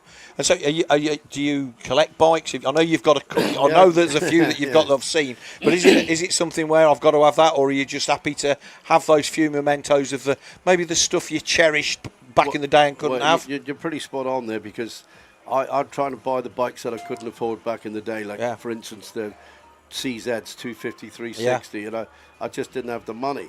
And I've nearly got all the bikes I dreamed of, and I've got to get some more room, because I've got to make 28 quite rare bikes, and I got a couple of motorcycles in Monaco where I live, but there's not a lot of space over there. No, and, it is at a premium. I'd like to tell everybody that I did beat Ricky Carmichael around the Formula, and he's going to go mad when he hears this. I beat Ricky Carmichael going down for the chicane in Monaco, the famous one, but I did cheat, because I went in between two buses, and he said to me, hey, Dawson, we're going to have a return match. I said, sorry, mate, that was a one championship race. you don't think I'm going to give that up a chance to beat Ricky Carmichael? But I cheated. I didn't really beat him. Yeah, but look, the thing is that it's nice that you get to rub shoulders with guys like Ricky Carmichael. He's a legend of our sport. But like I say, you're so obviously. Did you race a bit back in the day? Did you get to do much stuff, or was it? Yeah, I rode in '68, believe it or not. Yeah, and I rode they wouldn't have heard about this. A Francis Barnett. No, a good friend of mine. He was a factory rider for Francis Barnett. Wow. He worked in the factory in Coventry. He was a factory test rider, and he used to do the testing for the ISDE bikes and stuff like that. So I am more than familiar with Francis Barnett. But we used to call him Fanny B. Yeah, Fanny B's. And I rode I don't know if anybody know what this is. Tribsa. This is a Triumph engine, BSA frame. Yeah. BSA Gold Stars, BSA Victors, which I still got. You see me at Farley with that. And Husqvarnas, and then I jumped on an Husqvarna in '73, and things started going good. Well, good for me, but I was crap. I just went from crap to not so crap. The bikes moved on so quickly back then. Yeah, and then I come back. We all get problems with finances and that. Even I do. So there you go, ladies and gentlemen. I do get things wrong. And I come back and got Makos, and I just done really, for me, really good. And like I say, I don't want to keep repeating this, but I don't know anything, and I'm very fortunate to be able to sort of do what I want. And this is what I do want. And when you think of all the other stuff, you think, well, I'd be doing this now, I'll be going to do this. And no, you wouldn't, because if you've got this in your blood, you'll always do it. And I'm so thrilled to be part of the sponsorship of this, and I'm going to be back bigger and better next year. There's a statement. King, you'd be listening to this. That's what we like to hear. Well, long-term support, and I think it's great that Dave and Wobbs do so much work, Oh, don't they just? and by the time it gets here, I think they're almost already over it, and they don't get to enjoy the fruits of their labours for the 12 months of planning that goes through. And I know that they've got like Claire and all the other people over there, Wobbs Misses, and loads of people behind the scenes who are all helping out and making it and happen. do you know, that's similar to when if I open a retail park, and once the ribbon's cut, it's a numb feeling. I can't do no more. It's going to be what it's going to be. Yeah. And you probably know I bought Home Base. That was that was a miracle. How the hell we pulled that off in such a time. And we bought Wilco previous to that. And the mountain seems so high, but it's an anticlimax. When you get there, so is that it? You know, it's because, like you just said about Rob and Dave, they're doing this 29 hours a day, 9 days a week. And then it happens, you think, oh. Yeah, it's like guys who win their first World Championship, and you're like, well, what's next? And you're like, well, I've just won the World Championship.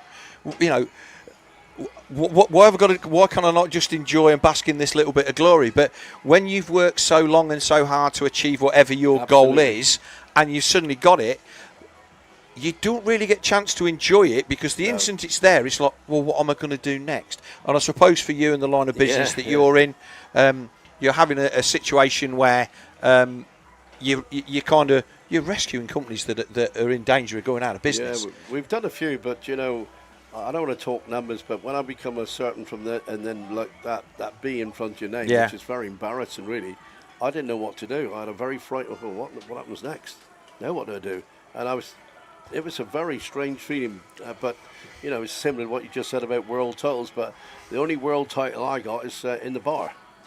I'm good at that. I'll give you a run for your money for as long as I can. But look, and again, it's nice that you can come here and enjoy a drink in the bar. We've got our last block of races this weekend. It's one of the. It's the longest 4 days and the shortest 4 days, both at the same time. I feel like we've been here forever, and now all of a sudden we're going into the final group of races for the weekend. This is Moto 4 for Bell Evo Ultra 0308 any age. Stevie Clark has been the last one from Dan Thornhill with Josh Coleman.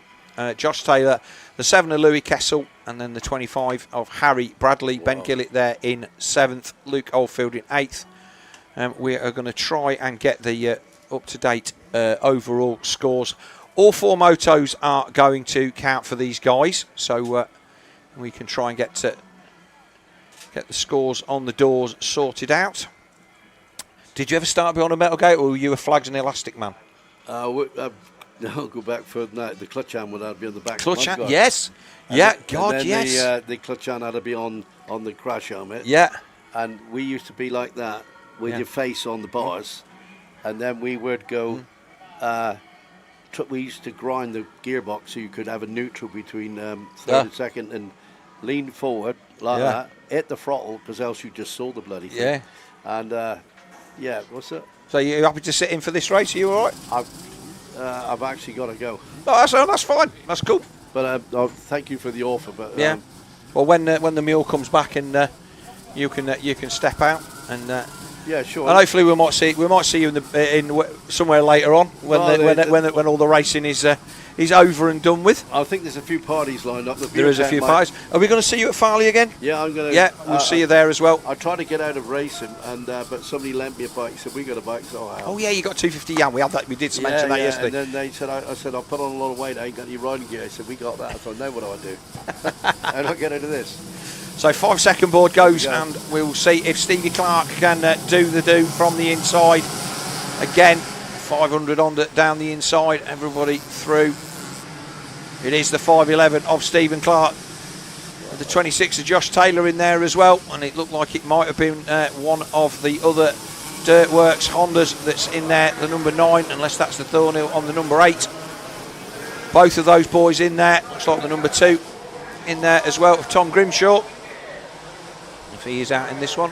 Some decent amount of water gone down. It's 8 and 9, so it is the 2 Dirtworks guys. Yes, your carriage will return, Chris, in a minute, and we'll get you back over the other side. Listen, I am under no illusion. It's an absolute privilege to be part of this. How lucky am I? Yeah, and again, if you're back here next year, this gives Wobbs and everybody else the opportunity to know that they can already start planning for 2026. Yeah, for sure. I'm definitely on. Sign me up. Yeah, and obviously, we want to see the event go from strength to strength. Not easy at the minute. Obviously, racing it's not the cheapest of sports. Look, it's the cheapest motorsport there is. If you start getting into four wheels, obviously you're into your four-wheel stuff as well. The amount of money that you can throw at four-wheelers is astonishing. You can race motocross probably for what you would spend on wheels and tyres for a top-end car. But some of these bikes, 5, 10, 15 grand's worth. Others, the stuff that I'm running, not as much money as that, but we can all get out and have a go. Well, the Mercedes F1 Rosberg lives very close to me. Well, everybody's close to Monaco, Yeah. so smaller. It was 150 million to run without any support. 150, they lose 150 Yeah. on top of the support they get. Yes. But they claim there's £1 billion worth of marketing. Yes. So they're 850 mil up. Yeah. That's from the man himself. Yeah, and obviously we don't need that kind of money in motocross, and I don't think we need that kind of money in motocross. But what we do need is people like yourself who recognise it for what it is and the enjoyment factor that it gives, and we are grateful for your support. But it's brilliant value for money. Now, I don't even know what it costs to get in here, but what does it cost?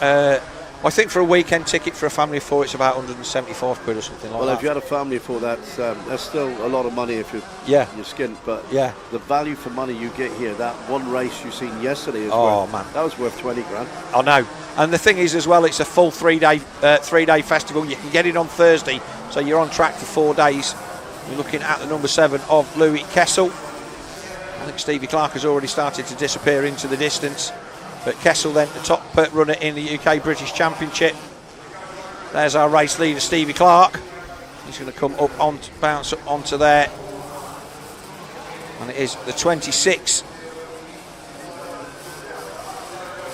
He's there in second place. If we can get our first lap over the line scores, that would be great. That's Josh Taylor. Oh, we've got our first bit of interference. Now we've got a camera not playing ball there up the valley on the far side. So it's Dan Thornhill from Josh Coleman.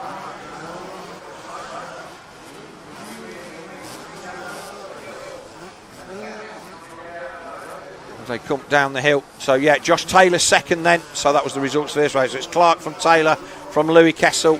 So 7, 8 and 9, they are all line astern there. Kessel, Thornhill and Coleman. Then Harry Bradley 6th, Ben Gillett 7th. Luke Oldfield, another good run on the Suzuki in 8th. Joe Surrey in 9th and Dougie Jameson in 10th. You stood at the top of them hills and had a look down. Wow, yeah. It's one of them things. We had a sidecar Grand Prix here about a month ago, and those guys were pretty much jumping the whole way down that. Absolute lunacy. That's so special to watch that. The skill. When I'm talking to Brad, he said, and you've also got to protect the inside line. Yeah. Pourcel, when I watched it, he was going on the outside, but then it's a long way around. Yeah. I'm talking to we had Brad over here this morning, and he was saying that obviously he thanked yourself for helping keeping him on track, and it's people like him that give this event the kudos that it has. Brad's one of our top performers of the last 20 years, and you'd still come and see him race whatever he's going to ride. I mean, he'd say he's crazy, isn't he? And I've got a big problem. If they win, I've got to lend them the car. Yes, I did hear that. Oh dear. Unfortunately, with a couple of problems that they had in the last couple of races, I think they're going to struggle to beat Italy and the USA, which is a shame. I think we'll still be on the podium, but I think unless either of those teams have an absolute mare in the final race, we are not going to know. Well, we're not going to see them on the top step. And obviously Steve Clark, he's a man that's doing 3 classes this weekend. But they've certainly given it their all. We got one more to go yet. Yeah. It's not all lost, is it? And to be fair, Brad said to me, he said, look, if we won every year, you'd lose your hunger for it. Yeah. He says, if we go down this year and we've got to come back next year to win it back, then, well, you know what, maybe that's not a bad thing. So he's fairly pragmatic. He was really happy. Obviously, that first race was really good. He struggled a little bit in race 2. He just said he didn't get a start and just didn't get going, and he was decent in the third one. But a decent crowd has managed to find its way in here over the course of this morning to see the final few races. And as the Like I say, we've now got the sun on the screen. If you think I can see any better than you, mate, I can't. Yeah. You're struggling. But yeah, obviously we were here for the GPs back in the early 90s. The first time I actually physically came here was for an early season international, and the start was actually in the bottom of the valley and came round. Absolutely frightening. The gate was like in a U shape because it went up the side of the hills, and whoever thought it was a good idea to do that. And then the start was over on that side of the valley, and we came thundering down there, and again it was like a fourth gear, wide open, kind of half left on. Past where like Brad Allison is pitched. Yeah. There. No, it came. So we went over, started off over where the campers are, down past where the toilets are on the thing there, up onto the top, round a hairpin, and then back down into the valley where the water is. So that was the trade area, and the pits was over here. But there's lots of the track. The run through the valley is still all original. This has changed over the years a little bit. There's a little bit more length been put into it at this end of the circuit. As he comes round to complete lap 3. Oh, have you ridden a 500 two-stroke? Yeah, yes I did. Yes, I rode it at Landrace. Yeah. It frightened the hell out of me. Yeah. They are a different bit of kit. Quite enjoyable and scary at the same time. But not a lot of people can ride them flat out. No. Thorpe maybe and Gabors and people like that.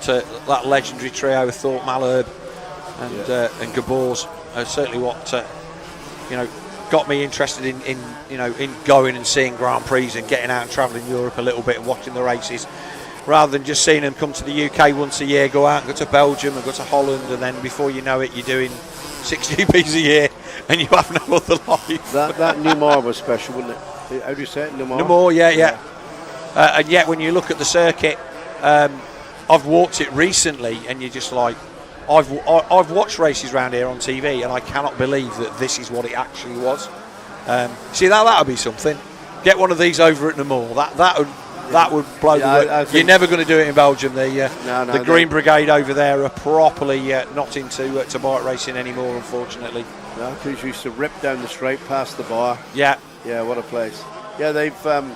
We better not go into the woke situation. I'll be all night. No, we're on the same page on that one, but we're just here enjoying Stevie Clark then coming down the hill. And again, amazed at the condition of the circuit, Chris, about how when we got here on Thursday and you looked at it, you're just like, oh, there's not enough water on the planet to sort this out.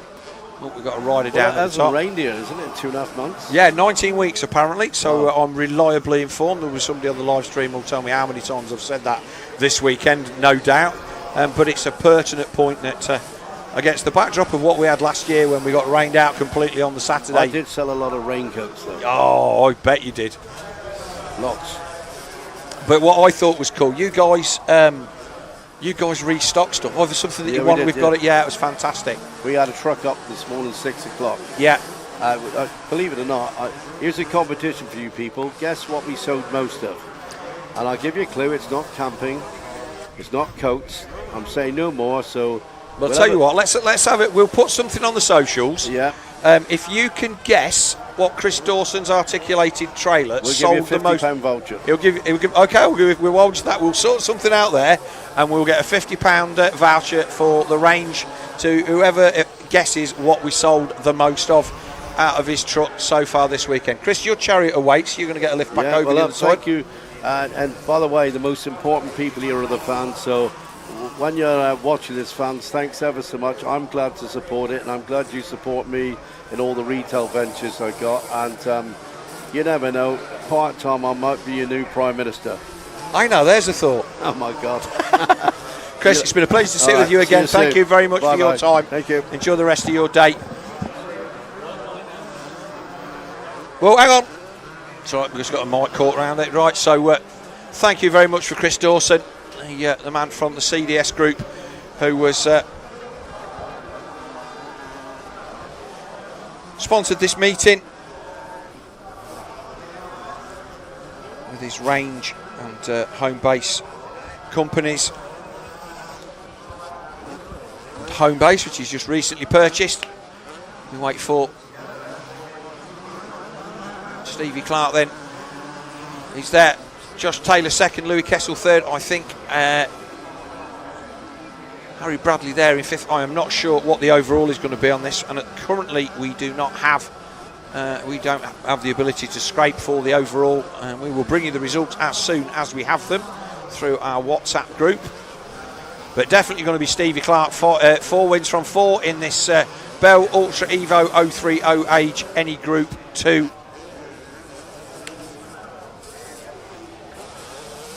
Nice thumbs up wave to the crowd as he comes through the valley for the final time. Not his final race. He's got another couple of outings to get underway later on in the day. But this will certainly wrap up the first race of our last group here, and a win in the Bell Ultra Evo 2 for Stevie Clark.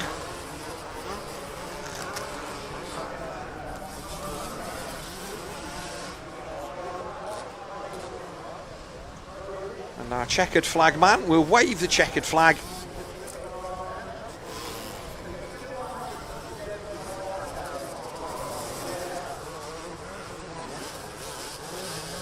So it is a win for Stevie Clark. See who comes across the line. Josh Taylor comes across the line, 6 seconds down in 2nd place. I think he's definitely going to be on the podium. Kessel and Josh Coleman come across the line in 3rd and 4th. Harry Bradley in 5th. Dan Thornhill slipped down the order a little, or was it the fact that Coleman and Kessel moved up? Bradley across the line in 5th should be Gillett, Thornhill, Oldfield, Jesse Wren and Dougie Jameson. Your top 10. We will bring you the overalls as soon as we have them. So Thornhill across the line in 6th. So Thornhill put it in the pass on Gillett on the last lap. And then it should be Oldfield, Jesse Wren and Dougie Jameson. We will take a quick break for some sponsor content, and we will be back shortly with our second race of this final group, the Sintel Super Evo 35 Plus, and another guest.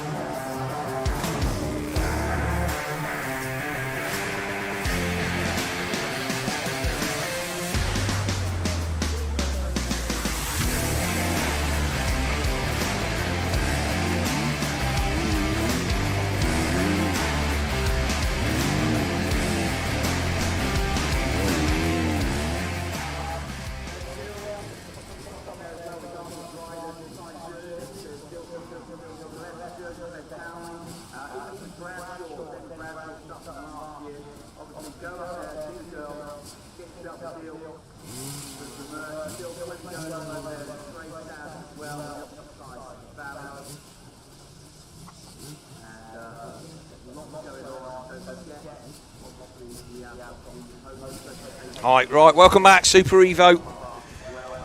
Sintel Super Evo Open over 35 years. Our last race results, then it was a win. This is the Neville Bradshaw trilogy. The South African Ryan Team Ireland. He took the win from Jamie Skews, James Barnwell, James Lasso, Ryan Matthews, Jordan Owen, Chris Hind, Scott Murray, Matt French and Carl Wade. But alongside me, a man who I really didn't want to see as much. Welcome Martin Barr, and not in a good way. No, it's... we've not mentioned anything on the stream about what's gone down, so if you just want to tell the fans what's occurred over this weekend, and then we can... Yeah, you can commiserate. Obviously, it's one of the best weekends of the year. You know, and what we done last year was brilliant, and we're looking for that this year again. But unfortunately, it didn't go that way. They started off good with the International Team Northern Ireland qualifying 6th with Neville Bradshaw there. Took the whole shot, and Glenn McCormick. But and then the first right engineering, I was 3rd in qualifying. But the first international race, halfway around the first lap, Monticelli wiped me out down the bottom of one of the hills, which was fine. It was a racing incident. You know, I was getting back up, but I was kind of on an off camber, and I was struggling to get the bike up. But by that stage, like, everybody had gone. And then there's one other rider from Team Wheels. He came round. Like, I was obviously the only one on the track. Yellow flags was out, and he just came round the corner, absolutely lit, and just rode into the side of me. And you know, I've hurt the bottom of my leg. So yeah, it's just one of them. It's racing. Hopefully, it's as I say, I will go to the hospital doctor tomorrow and get a bit more information on it and see where we're at. So at the moment, then, it's just a precautionary. We've parked it. Let's see what it's going to be. Yeah, well, there is a bit more to it, but for a full extent injury, I'm not 100% sure yet until I see my own doctors and stuff back home. But yeah, it's unfortunate. You know, as I say, I happened first race yesterday, but you know, I dug deep and rode on the rest of the races all day. Through the pain barrier. Well, I didn't know that. I knew obviously that you'd taken a knock, but I didn't. But I thought, well, I'm sure he finished both the motos because I've seen it on the results. Yeah, so it was frustrating when you're in that position because, you know, I felt that I was only riding like 75%, and you know, I rode a lot harder, but I was in so much pain and you know, just discomfort trying to get on the brake and stuff. It made life difficult, so I just had to use my head and bring it round and try and get as many points for the Team Pico Factory Racing Honda and Team Northern Ireland. We got Lennox Dickinson in for you today, from what I've heard. Yeah, no, I spoke to the guys and you know, spoke to Lennox, and just to give him a little bit of a taste for it, to what's to come. And you know, obviously he's still young, but you know, he's riding very well, and you know, he's out there racing and putting in the laps. So it was a good opportunity for him just to go out and get a bit more experience, and for Team Northern Ireland. So.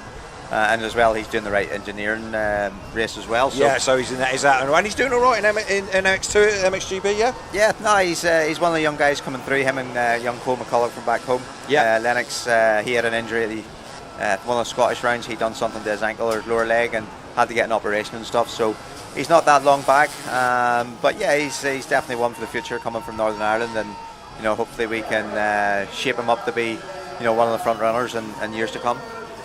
Excellent. So, like I say, your teammate then, Ned Bradshaw, leading this one away on the 500 Honda, and this is, like I say, one of his 3-race swing. Jamie Skuse there. So what happens in this race is I get to lap 4 and say, yeah, it's done. Brad's broken him, and then Skuse gets within a second of him at the end. So we'll see if it happens. Yeah, see what happens again. The races yesterday, that's the way they both went. I was keeping an eye, and I seen Jamie coming towards the last lap again, and I was like, is Nev just trying to save a bit of energy because he's doing so much racing? And you know, but he managed it. You know, Nev's been about a long time, and he knows where to push and where not to push. But also Jamie's been about a long time and a very good rider as well. So it's good to see these two guys out battle front in the big 500s. So Bradshaw leads from Skuse, James Lasso in 3rd, Barnwell 4th, Jordan O in 5th. So the podium in this one is definitely going to be Nev Bradshaw, Jamie Skuse, and I think if James Lasso finishes 3rd in this one, he will pip James Barnwell for the last spot on the podium. Both of those guys have been trading backwards and forwards. I think Lasso had 2 third places yesterday. Barnwell was 3rd in the first one. So Barnwell only less than a second behind James Lasso. So if he can make that pass, Lasso, another rider that's coming back from injury and illness. So the fact that he's out there at all. What's your take on the track, Marty? Is it better than last year? The layout, obviously the ground is what it is. Yeah, it's a hard one. You know, obviously it's always nice to come to a track we've been coming to for years and have a new design and a different layout as such. But it was just difficult with it being so dry and not getting a lot of water on it, and you know, some square edge bumps on the newer stuff.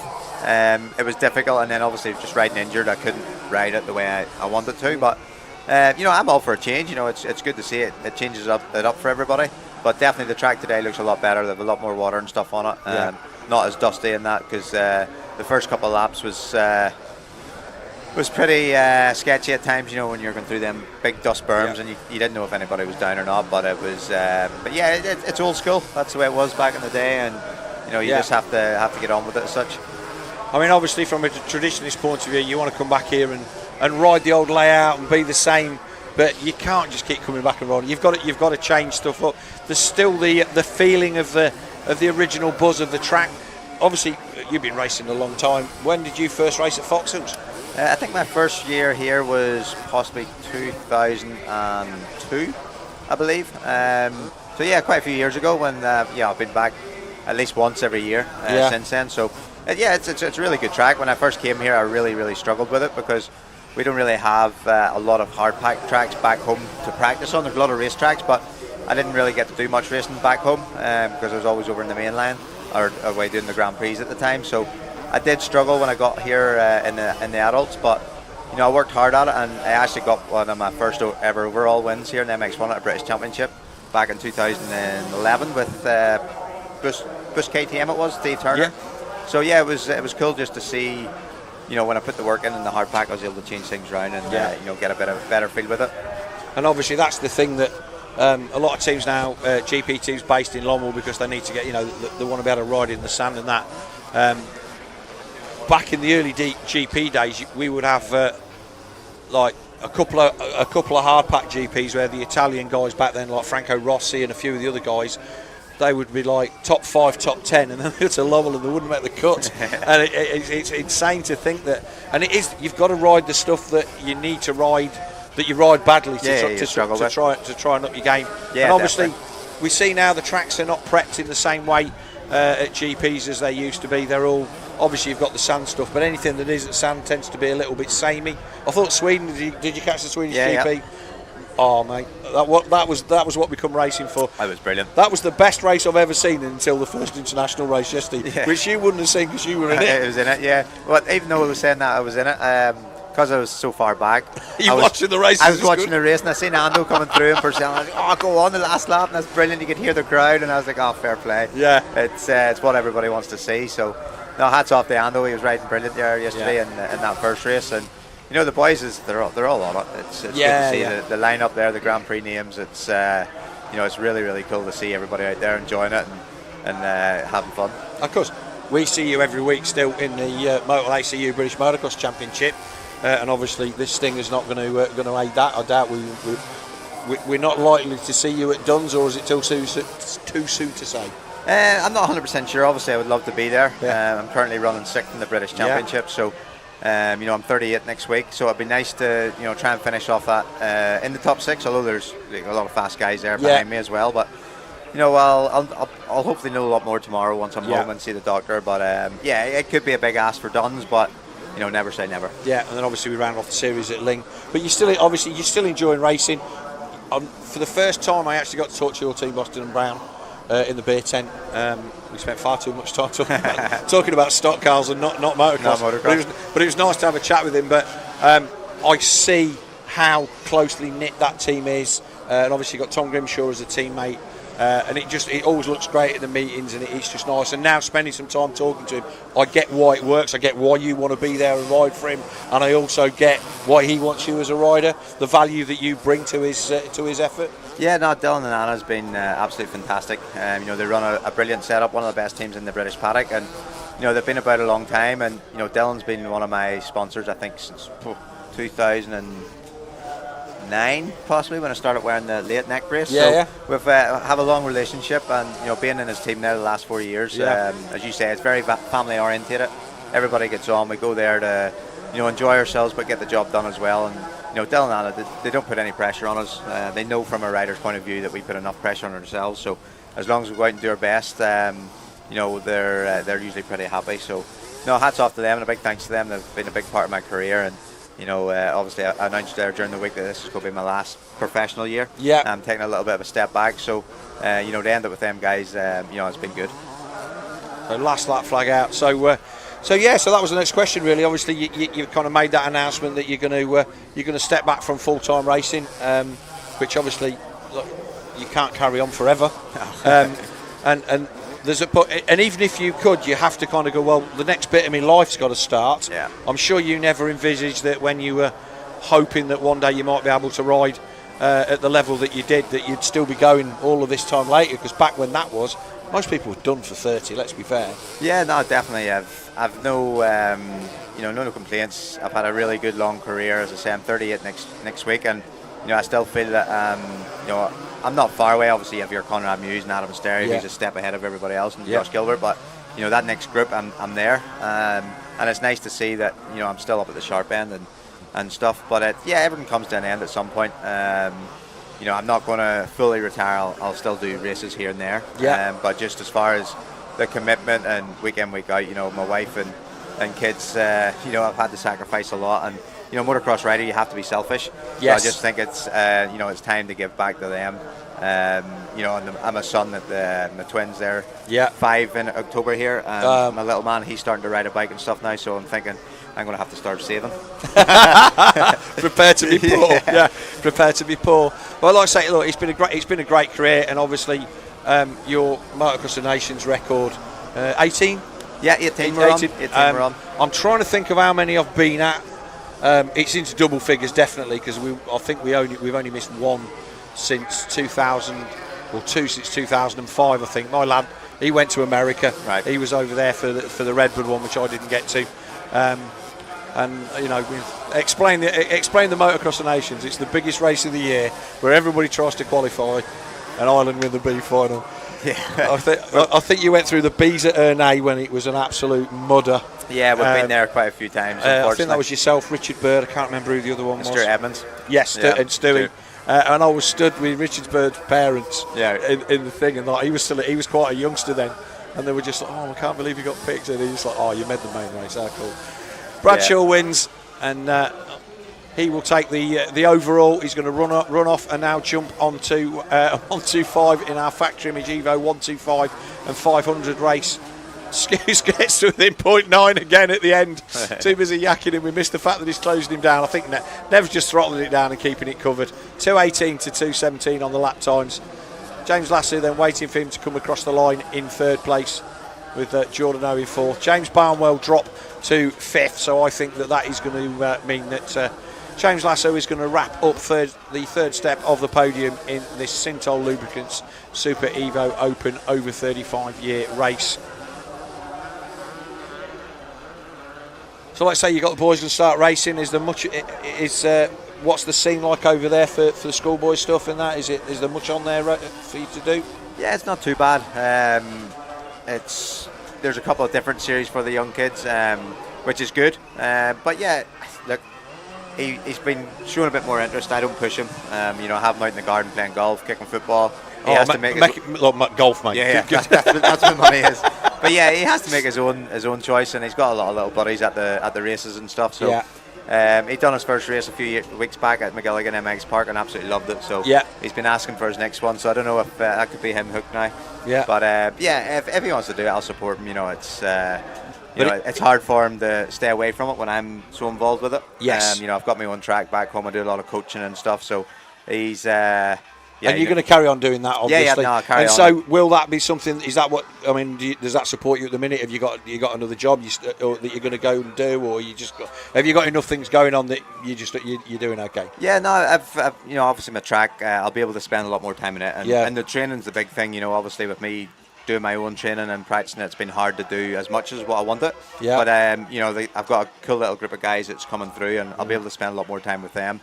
And then me and my mate's got a robotic lawnmower business on the side. Yeah. We've been building up the last year or two, so there'll be plenty to keep me going. But yeah, I'll still always have a bike in the garage and throw my leg over and do a bit. And obviously these kind of events are they're kind of built for. We'll just pull it out of the garage for once. And see it. And obviously, there's always going to be people that are going to want to put a bike underneath you. The same as Brad Anderson. You you cut from the same cloth. You've both been around the sport a long time. I had Brad in here this morning, and he was saying, "Look, I really, really enjoyed doing it, but you can't keep going forever." And obviously, I'll still ride occasionally, but I've not had the luxury of actually ever being any good. It is just a hobby. You want to, you need to enjoy the other things in life. Yeah, definitely. But to still come out and do a few things on the side is definitely something that you want to do. Looks like we've got a little bit of we're going to have a bit of a delay before the start of next race. Are you okay to hang about a bit? Yeah, cool. no, that's great. Nice. Thanks for with us. So it's going to be the factory image racing. We will take a quick sponsor break, and then we'll be back. We'll perhaps have a look at some of the socials. If any of you got a question for Martin Barr, ping it on the DirtWorld-TV, and we'll see if we can get them answered. We'll be back in a couple of minutes.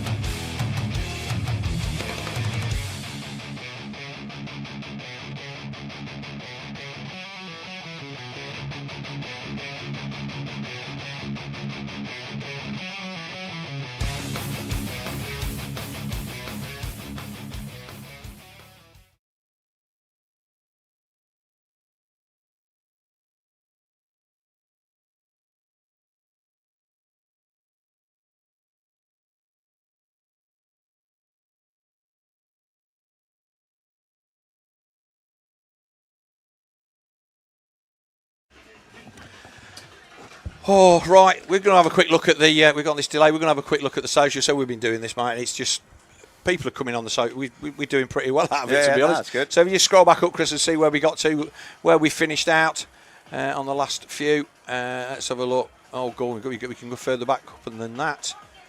Let's have a look. Right, the last one that we got then, so we got a great interview with Brad. He's a legend. We got the part of the Philippaerts family. So Shane Bosman from Durban, KwaZulu Natal, South Africa. 555 Andre David supporter. Lekker to see all the Saffers racing. Did not know that Andre David was a Saffer. Fair play to him. He's been out there at the sharp end of whatever race he's in. I think he's in Pro Circuit 125. So great to see that. Carson Brown is ripping it, doing better here than at Erzberg, but showing he's a proper talented rider. Great to see him at the VMXdN. Obviously, have you got to see any of Carson's races? Yeah, I've been watching him. Obviously, him and my teammate Tom Grimshaw has been having a bit of a ding-dong. Yes. And, it's been really good to see him here. I didn't know where he was going to fall in. You see the stuff that he's done, you know. Yeah, okay, you're fast around your own back garden, mate. Yeah. I mean that in a nice way. Yeah. But, well, he looks quick. How quick is he? He's a legit fast guy. Yeah, no, he's very fast. And we had him in earlier on. Really, really nice. Yeah. When his WMXdN race starts, Anders? So the next one of those, we're probably about an hour and a half away from... no, we're not. So we've got Factory Image Racing. The next one, we're probably about 25 minutes away from the final Crescent Yamaha International Team race, which is race 4 of 9. So we're probably about 30 minutes from there. Paul Williams guesses at T-shirts for what Chris Dawson has sold the most of. Wrong. Leighton G. Water, no, wrong. Sun Hats and Sun Cream from Steve Winstanley, no, also wrong. Is it beer? He's not allowed to sell beer. He's not sold out of umbrellas. He didn't have any Christmas decorations, Jimmy James. Bobby Anthony, come on Lennox, taking over for Martin Barr. Well, obviously we've got Marty here in the studio now. And... RES, what do you think of Cullum MX track? Well, I've ridden there quite a lot, and it's changed over the years. I raced there back in the day when it had just started. You've probably raced there a lot more recently than I am. It's a decent track. Yeah, no, it is good. How ruddy it gets there is unbelievable. And it really does sort the men out from the boys. And no, it's good because every time you go there, there's always a little change, which is nice. So the guys there do a good job there. Yeah. What's the best bike that you've had in your career, Martin? There's been a lot of good bikes. I've always had my dad by my side, tuning my engines and stuff. And probably 2016 when I was with Bill Bass Honda, it was a last-minute deal, and he done my engines, and we had a really, really good year. We won the MX National Championship, and I think we were second or third in the British Championship with a few wins. So, I've still got that bike. I kept that one. So yeah, that's probably one of my favourite ones. And you've still got that, yeah. Yeah. Oh, it's always it's nice to keep hold of some stuff that has a not just a sentimental value, but you've done something pretty well on. Right, so yeah, Top Boy legend. Yeah, well, that's obviously going to be you, not me. Steve Winstanley, Martin, why is there such a lack of British riders making it at GP level? Our last world champion was 2001. Will we get another world champion? Well, no, it's Jamie Dobb. And 2001, that was a cracking year. That was a brilliant championship. Yeah. But yeah, it's a tough one. You know, 2018 was a big thing for me. I'd done the European Championship that year. Yeah. And obviously I was like one of the oldest ones in it, but I was riding for Revo Husqvarna at the time. And at that time you had, you know, the French Academy had such a good program going. Yes. A lot of top ex-riders were there week in, week out on hand, going around with their iPads, taking videos, coming back into the holding area and showing their riders the information. Those riders was Tom Vial, double world champion, double MA champion, Maximum Monroe. Yeah. You know, so they have a system in place which is carrying them through. Where, we have some trainers and stuff, but, you know, I think it needs to happen really from the core of British racing and to get the federation on board and, you know, put something in place that, you know, the likes of, you know, Tommy Searle and guys like that going to the races and, you know, and helping the riders coming through. I think the one thing that it all needs to make that work is money. Yeah, It 100%. needs, and obviously you've been at the British Championship this year. You've met Tim Lightfoot, the ACU president. I get a feeling that the way that motocross is being viewed within the ACU is on the up. Yeah, definitely. And he's certainly beyond that. I know he's an enduro guy. That's his riding background. But I think what it needs is like what you've got also with the Spanish with the RFME. RFME, they do their thing. And they've got their own team and they're sponsored on Gas and they bring guys through 125 and EMX and stuff like that. But it is just down to money and a centralised approach to doing it, which the way that things are in this country being a bit fragmented is quite difficult to do. But there's a million and one things in that. What I will say is I think we've got a pretty decent crop of youngsters. The RFX 125 Championship at the British has been really, really good racing this year. Yeah, we always seem to produce good riders, but it's just getting them to that next level then. Right, Martin Telford, Wiz leading the way so far. No idea what that means. Fathead, here we go. So that's the Fathead guys, the Fathead team in the team race. And what was your favourite race win and why? There's been a couple of, you know, races that stand out. Probably the most closest one at this stage was probably the start of the year. Although I didn't win it, I finished third in the Arena Cross in Belfast, which was absolutely massive because, you know, I had my first ever pro podium in Belfast. Yes. 20 years prior to that, and to do it again this year. You know, Dean Wilson winning and Conrad Muse second, and then the old guy finishing third. It was just the whole crowd, the reception was, you know, it was absolutely fantastic. You know, it really stood out, and, you know, it'll be a memory I'll last forever. Yeah, I mean, Supercross and Arena Cross. I've never been good enough to do any of that stuff. I like myself a bit of jumpy outdoor stuff, but yeah, it's a different thing, and it's very, very difficult to say, oh well, he's just a Supercross rider. But there's so many guys that we see who are kind of specialising in that. Yeah. That for you, who isn't, to come in and, I mean, Dean Wilson, he's like, you know, legend. West Coast champion. Did he win a Supercross? Yeah, he West did Coast, it. Yeah. So to you know, behind them, and obviously, I can remember being at the NEC in Birmingham.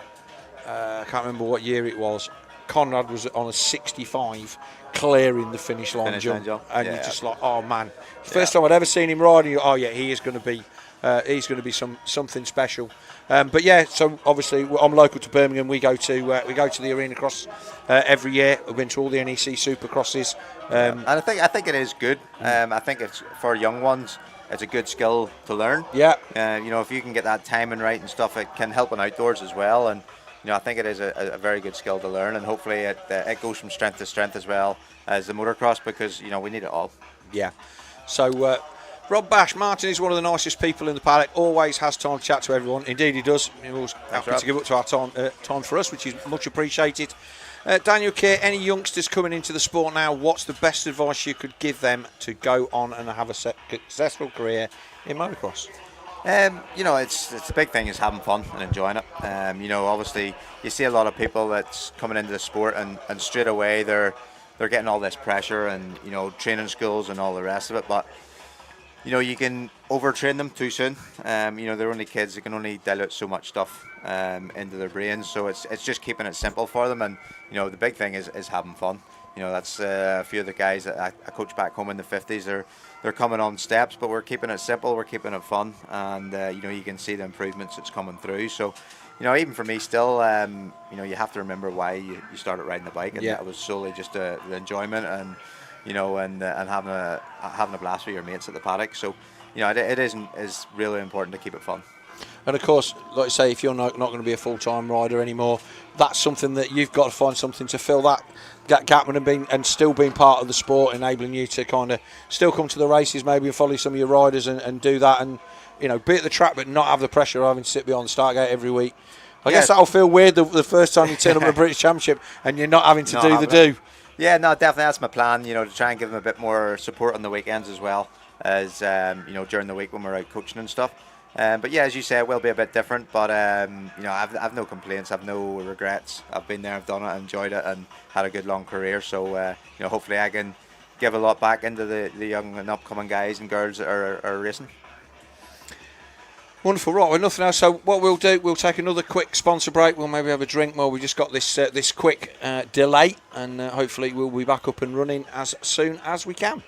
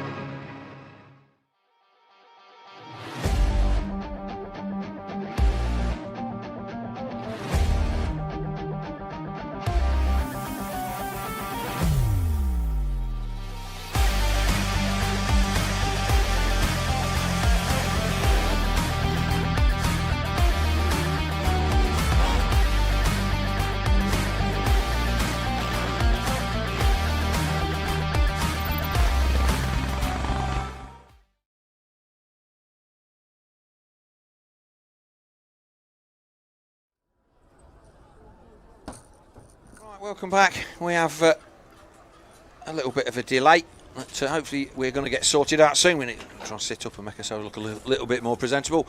I've got Martin Barr sat next to me, and like I say, if you ping a few questions through on DirtWorld.TV on socials, we're happy to answer them to kill a bit of time until we get the all clear. And like I say, have you done all four of these?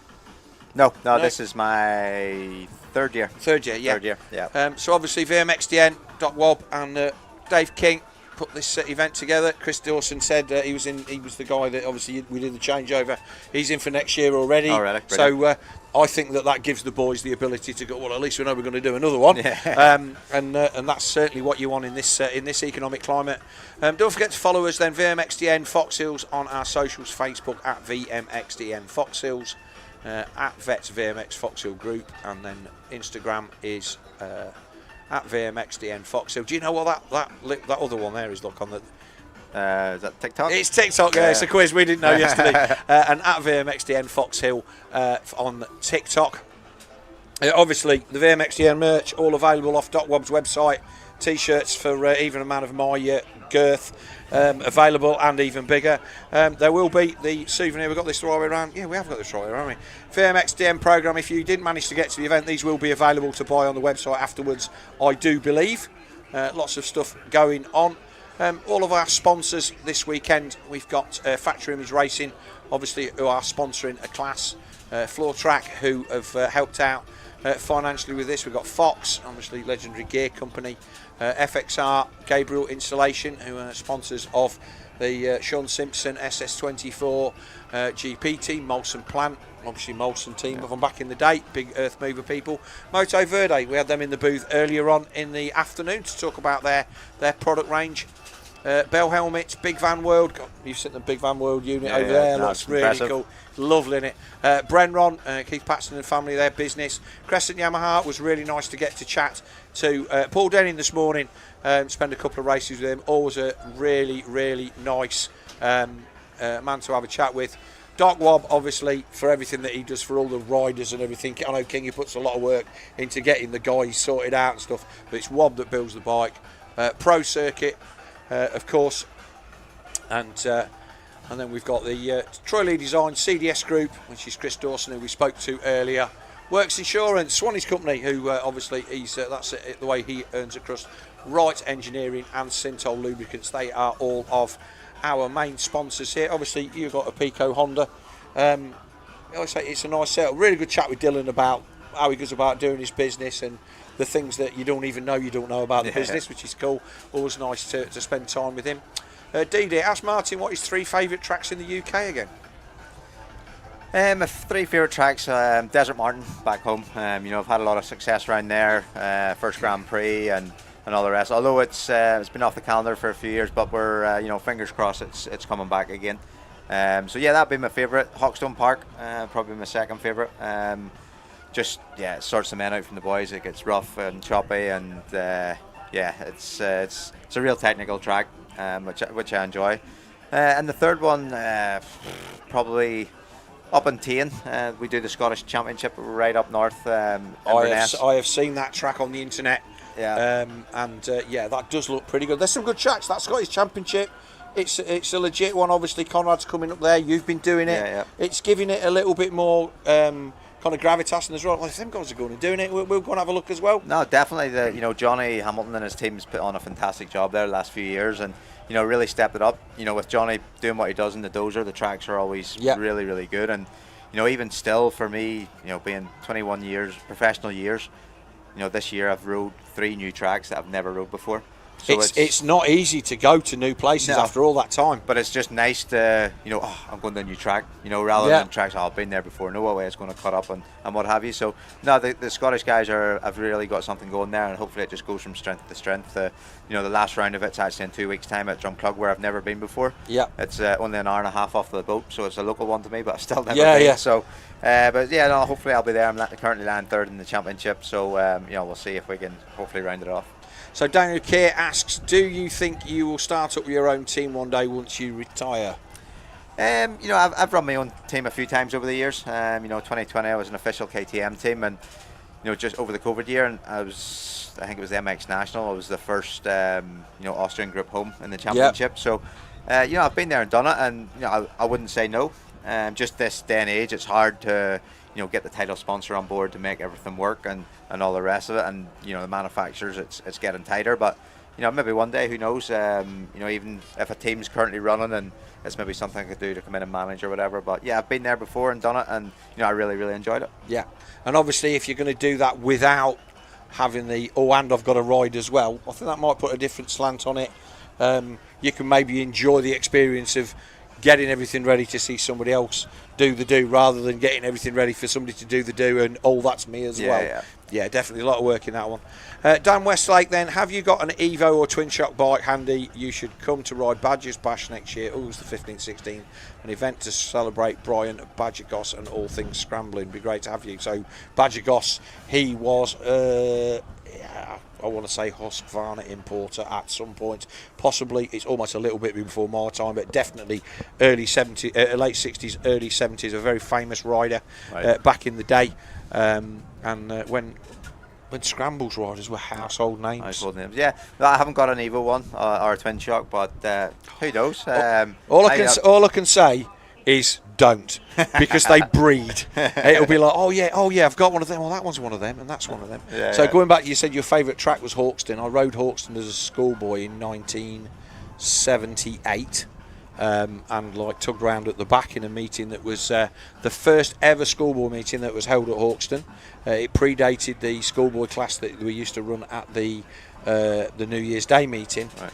And then I went back there in 1984 on a 500 Suzuki, and I'm like looking at like it's 7 years or whatever it was. I'm like, how did I go from there to there? And this is the thing when your kids riding and growing up, it's like 1 minute you're on a 65 and the next minute you're like, which 250, which two? And for us, you're like, oh yeah, back in like 2018 I rode this, and you're like it was 3 seasons ago, and it wasn't. It was like 7 or 8 years.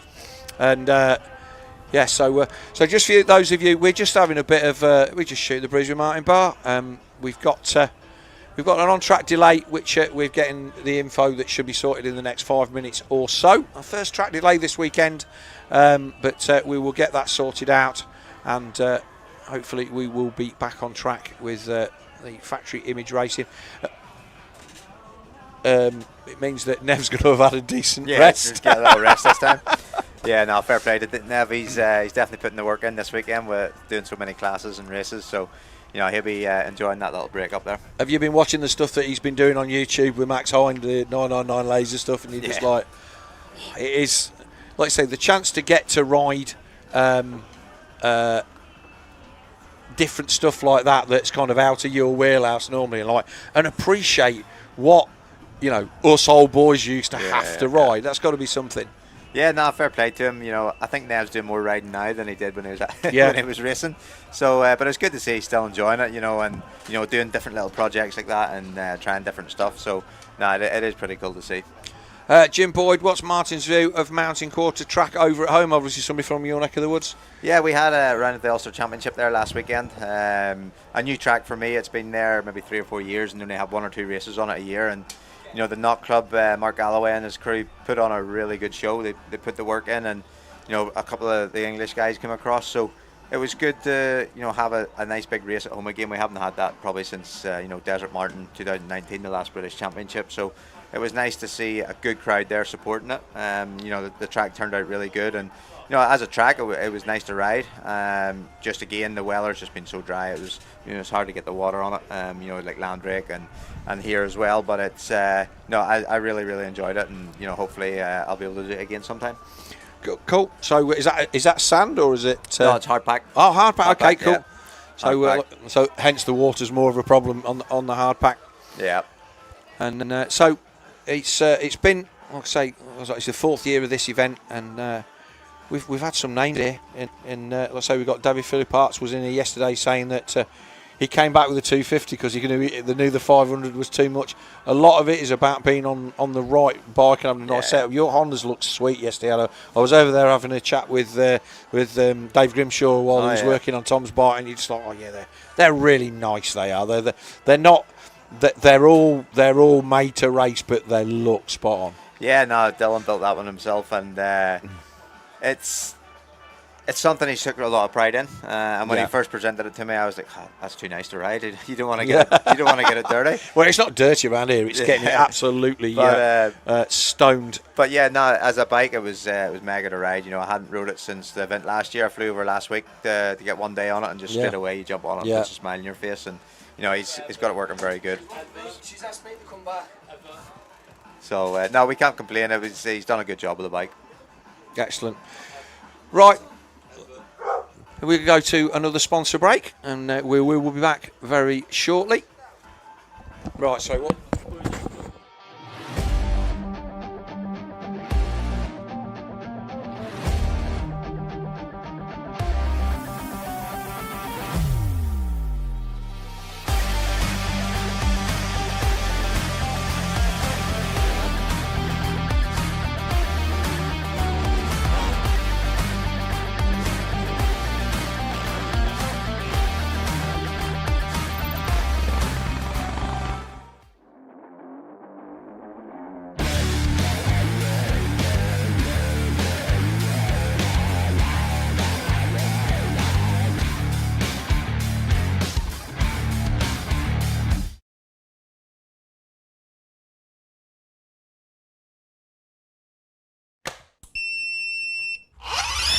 A lot of us have been talking about the Stasic generation of riders, and you forget how quickly things can change in a sport that is as young as motocross. That's 6-7 years that these bikes have been around training riders. So we have a Stasic generation out on the racetrack. A lot of those riders surely were raised on Stasics, and the skills they show are next level.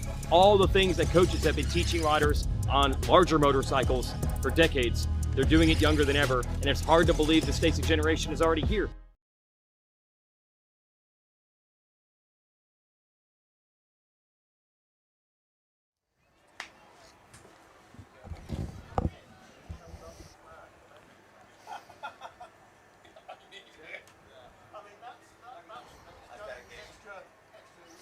Right, and just like that, Martin Barnes turned into Brad Anderson.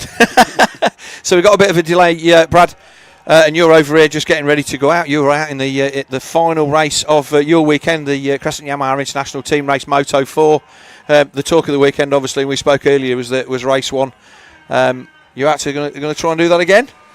It'd be nice to get out the start, and obviously that's the name of the game, to get out there and just try and hold them boys off. I know they're going to be hounding us again if I do get out the gate, but that's the plan, try and get out the gate and then try and just hold my own pace and or hold my own line and just try and keep them boys off. But I know it's a tough call with all them because they're going very fast at the moment. I'm a bit older than most of them out there, so look, like you said, world champions in your wheel tracks. You can't, but you can't grumble at that. Have you had any changes on the bike? What you just left it? We tried changes yesterday. We tried to stiffen the forks up a little bit in the shock, but we went back. Yeah, because it helps us turn a bit better. So and again, maybe a bit better with the grip on the slippy stuff at the top as well. Track's a bit better, so we're looking forward to obviously the last race, and hopefully we can have a good race between all three of us, because Elliot's bike's broke in the other races, and Steve's helped him out and got the 500 for this last race. Oh, okay, so that's cool. So we'll see him out there on not his big red, but and of course Elliot won on a 500 here 2 years ago. So it'll be interesting to see. Yeah, okay, that's good. I mean, I think that obviously the DNFs are going to kill it for you. It's difficult. Yeah. Obviously, we've got drop scores, and I think we've had 2 DNFs, so it's going to be difficult. But look, you've still got to go out there and give it 100% for the crowd. And like I say, for those of you there that were here yesterday and saw the race live or watched it on the live stream, it was as good a race as this track's ever seen. Yeah. Well, we're just trying to obviously get good points for trying to be on the box, now. Yeah. It'd be a bonus if we went any higher than 3rd, but at the moment we're trying just to get on the box. Yeah. And like I say, yesterday we had a decent bit of cloud cover in the afternoon, and we've got the same. It's just kept that little bit of moisture in the track. Dust nowhere near as much of a problem as we thought it was going to be. No, they've done a great job today, because yesterday the dust was bad, but today, they've done a lot better job. And all the riders are saying how better a job it is, and how better it is to ride when it is a bit better, So but I think that the situation that they were in yesterday, I don't think they knew how much the water they were going to be able to get, and they had to be a little bit sparing with it. I don't think it was dangerous yesterday. It wasn't ideal, but it's Foxhills, it's hard pack, it's how it gets. But today has definitely been better, and certainly we see on the stream it's where the water's gone down. There's some nice soft bits. We're loving the drop down over the container jump, because that just we were saying to I think it was Carson Brown about how it's one of them corners that's really, really no matter how not right you get it, it still looks good unless you actually get it completely wrong. It's nice for the spectators and all, because obviously you drop down then and they've got all that full straight where the spectators can get behind you and see, you know what I mean? So it's back to like kind of how it was a little bit, how they used to turn underneath and then long straight. So now that's pretty good. A good bit to do for the fans, because you can have a little bit of breather while you're jumping in the air. You can have a rest, and also it means that you've literally got the run of the valley to shape a pass up into this turn up at the top of the hill. Because before, where we went up and down, that was all a bit one line, and it was all a bit fractious. You were trying to cut back, and it all got a bit rutty. So, well, if you don't get any traction off there, you lose so much. So, and it's starting to get rough and all towards it. So, if you don't pick the right line and you get in the wrong gear or something like that, you make up so much time. So. And what are you doing for tyres? Are you on full hard pack stuff, or are you just running the same kind of stuff you normally would? I think we just mint to soft. Yeah. Mint to soft, so it gets a bit more grip, because hard pack, the hard knobbles, you know what I mean? So Yeah. I won't grip so much. So yeah, mid the software run. You're not too worried about the fact that you're only going to do 2 races a day. We just get on with it. Yeah, just get on with it. So let's say we've got a delay then while we wait for the factory image racing 125 Evo 500. We're just saying that obviously Nev Bradshaw doing his 3-race bounce.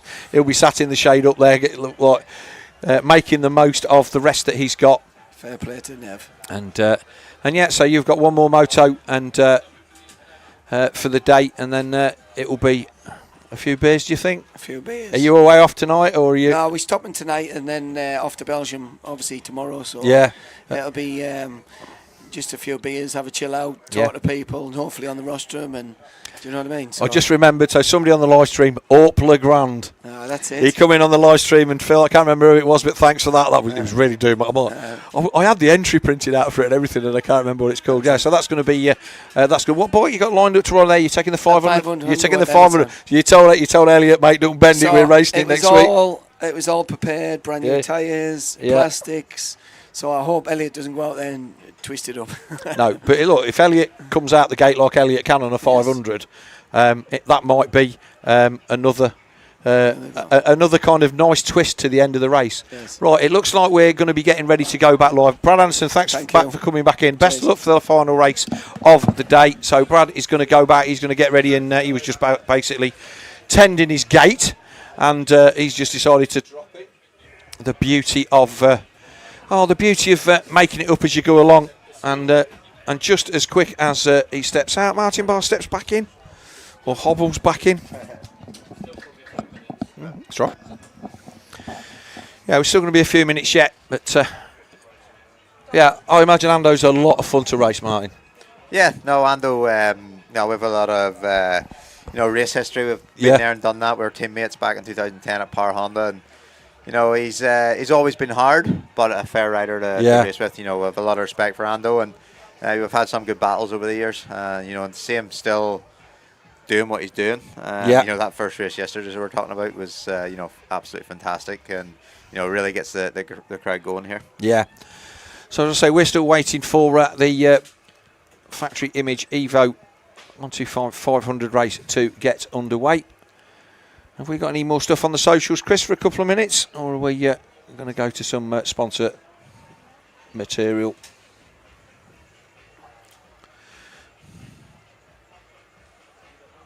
Yeah, done that one.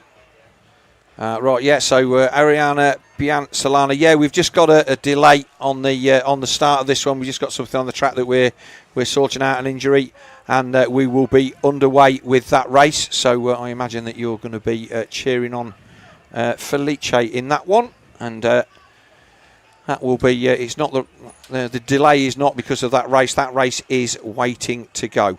So we will come back to that. So nothing else on there at the minute. We picked up a few followers and stuff, and a few clicks, which is always good. But yeah, the cloud cover absolutely saved the weekend. It was like this yesterday, and it stopped all the moisture getting sucked out of the ground at like a rate of knots that we couldn't put it back in. Yeah, definitely. The weather, it's and when the sun does break through it, you can feel it on your skin burning. It's very, very warm. So it's good to have that cloud there, as you say, not to get all the moisture out of the ground and try and keep in as much as possible. Got a few flags. You see all the flags there. Nice bit of breeze as well, which is also helping with the dust, blowing it away down to the far end of the circuit. So my camper is not getting too slaughtered. I just remember, did I remember to close my roof vent? Yes, I did. Do you prefer the dust or the mud? Mud. I prefer it. Just with the dust there, at times, if you don't get a good start, the first 2 laps is hectic. You don't know what you're riding into. You're just kind of hoping that there's nobody down because you can't see a thing. Or at least with the mud, it's you can kind of still see as long as your goggles obviously don't get filled in. But just being from Northern Ireland, we're used to the mud. Yeah, yeah. I mean, it seems so long since we actually had a mud race, and we've been lucky with the British so far this year. The Monticelli British Championship, we've had decent weather for all of the rounds. Yeah, and you feel that you are going to be at some points due. We're going to be due a mudder. Yeah, no, definitely. It's as I say, we've been lucky this year. But what is interesting is going to Ling for the last round. Usually it's the first round, so it'll be interesting to go into Ling for the final round of the championship. At that time of the year, you know, things could change up a little bit. And you know, I've ever only rode Ling once in the wet, and that was the start of last year. Yes, we were there for that, I think. Yeah. So yeah, it'll be interesting to see. I love Ling. Ling is probably one of my favourite circuits as a spectator. It's really difficult to see a lot from anywhere in the track, but we tend to go up at the far end of the circuit in the other field, right at the top of the bank by the bushes, and you get the whole of it all laid out in front of you. And really the only bit you can't see is the drop down to the finish and then the run round the back bit to come over to the bomb hole. So really, really nice track to ride. And obviously you were at Blacksall.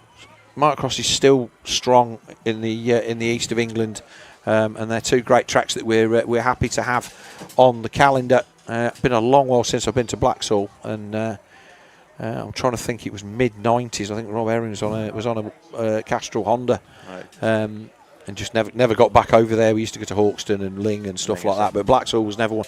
It was just a faff of a journey from wherever you are. I mean, I think we followed you guys out the circuit, and it was just like, oh man, just like.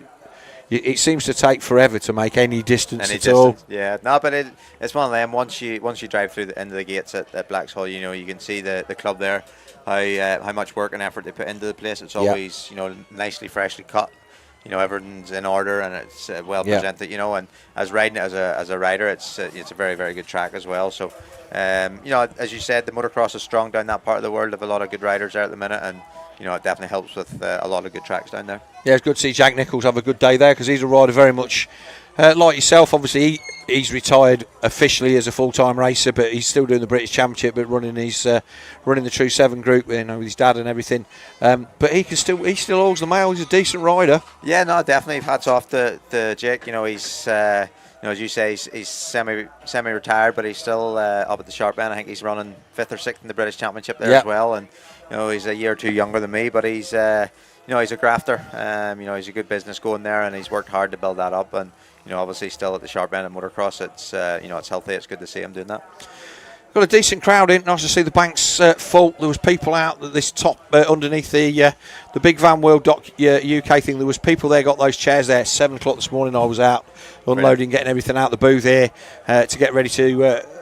So we could get going early this morning, and yeah, there was people who are literally like 7:20 in the morning there with the chairs, getting their spot, and you're just like, that's what motocross is all about. Let's say Chris Dawson, you know, for all of his business world wonders and stuff like that with all of his companies, he just said there's nothing better than coming to a motocross meeting and having the crack and sitting and watching the racing, and all of these people enjoying the sun. Like I say, with the cloud cover that we've got, nobody's burning to a crisp apart from Chris in the corner here. Yeah, no, it's good to see the crowds out there. They've come to support it, and you know, obviously the weather helps with that. But it's you know, as Chris was saying, he could be out doing whatever he wants, but you know, he still loves coming to a motocross paddock and you know, joining in with everybody and having the fun, and you know, seeing it all packed out. And it's good to see businesses like that involved in motocross, and you know, striving it forward the way they are. I've got a rider walking through into the crowd there, trying to see if I can identify who that is. And obviously for you, you know, you're part of the British Championship, and you know, we've cheered you on in World Championship and stuff like that. You spend a lot of time over here on the mainland and everything. You're probably not going to do as much of that. Is, you know, you're gonna look for excuses to come and do stuff. Or you're going to, like say, Brad's off to do a French international race at Orp Le Grand on his 500. Maybe the opportunity, all them things that I can't do that because I'm racing now. That those races, like things like World Vets at Glen Ellen and all that kind of stuff. Maybe take up a few of the offers that you've never really been able to take up before. No, definitely, that's the plan. Obviously, yeah, I'm slowing down a bit, but I'll not be slowing down that much. You know, I'll never be too far away. It's the only thing I've known, so you know, I'll be still involved as much as I can and doing as much as I can, riding different events that I've never had an opportunity to do before. And you know, I think what Ando's doing, he's really enjoying it, and you know, I think that's what we need when we get to that stage where we're retiring as such. You can't just go cold turkey with it and, you know, completely stop. You know, you need to have something to look forward to. When we've been used to that adrenaline, that buzz week in, week out, it'll definitely be hard to replace. So yeah, I'll still be racing when I can and where I can. Yeah, so obviously when I was the age that you are now was when we had the foot and mouth epidemic in 2001, 2002. and it basically killed motocross in the UK overnight. Nowhere to race and stuff like that. And like most other people, we're like, well, what are we going to do? And we all went to Supermoto. Yeah.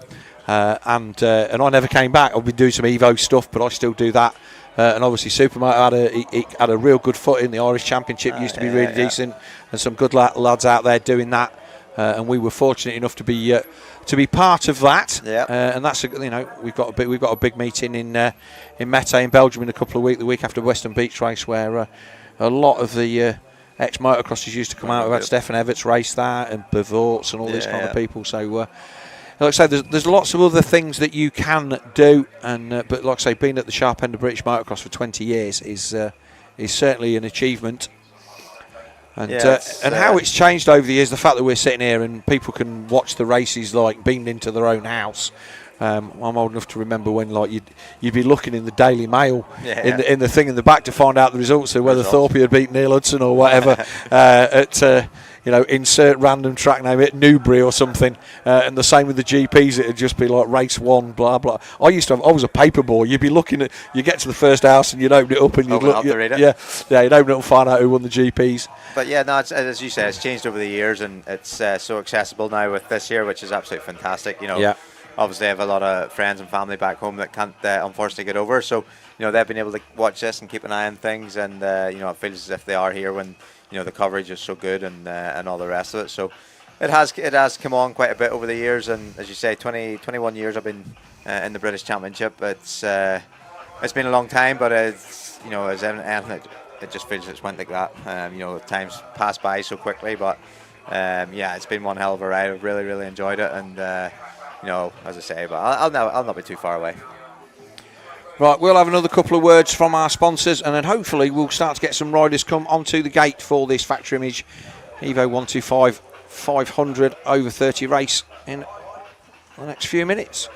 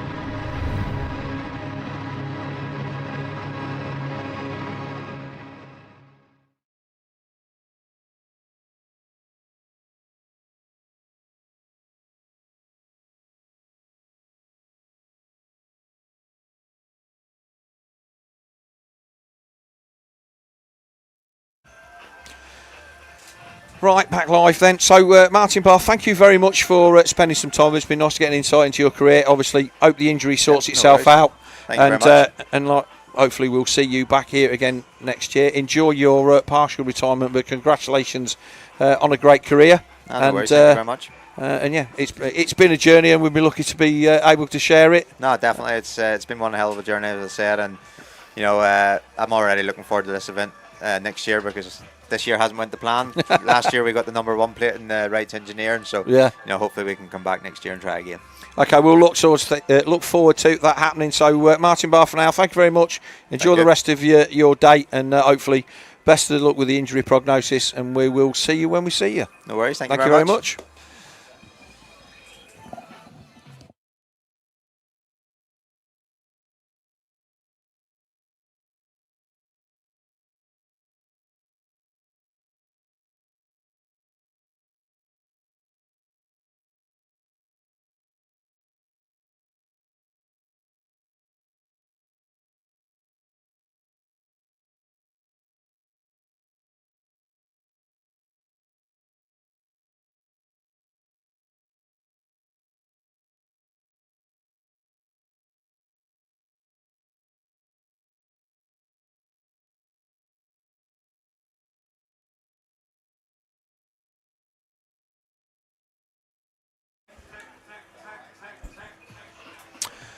All right, welcome back.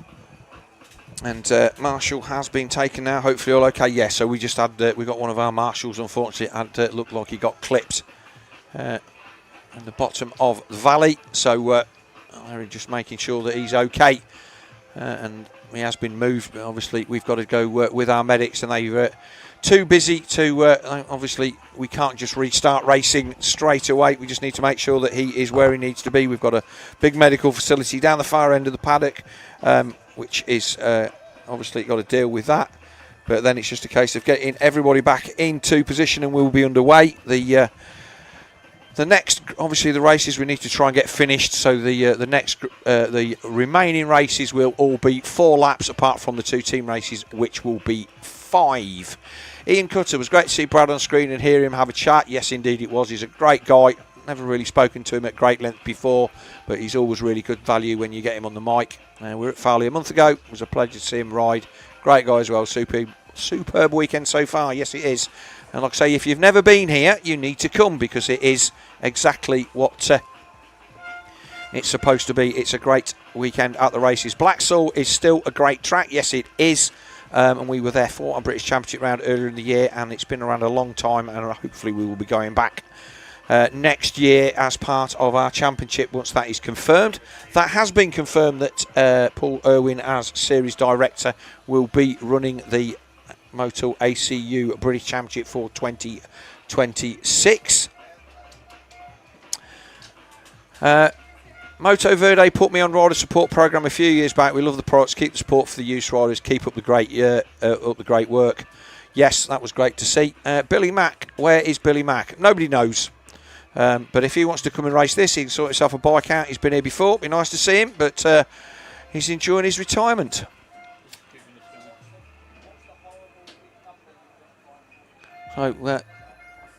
So thanks for all you guys on the socials. Like I say, like and subscribe. It's nice to have a chance to get to read through these, because on a normal race weekend, everything is absolutely flat out. We don't get a second. Tom Sarson, great efforts this weekend. Phil, thank you very much. Thoroughly enjoyed your comms. Well done, Paul. Appreciate your feedback. It's made easy by great racing and some fantastic guests. So that makes my job a lot easier. We'll go to another quick sponsor break, and then as soon as we've got something going on, we will let you know. And if not, we'll come back and hopefully get another guest in if we can.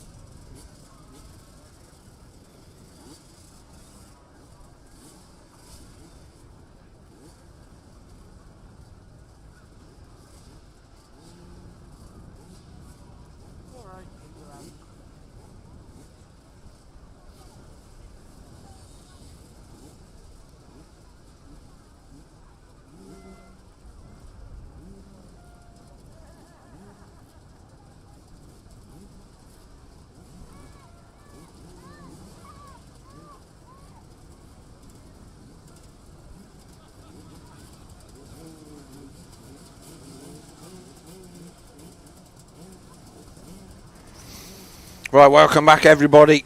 We are underway, racing again. We're getting a case of getting all of our marshals and medics back into position.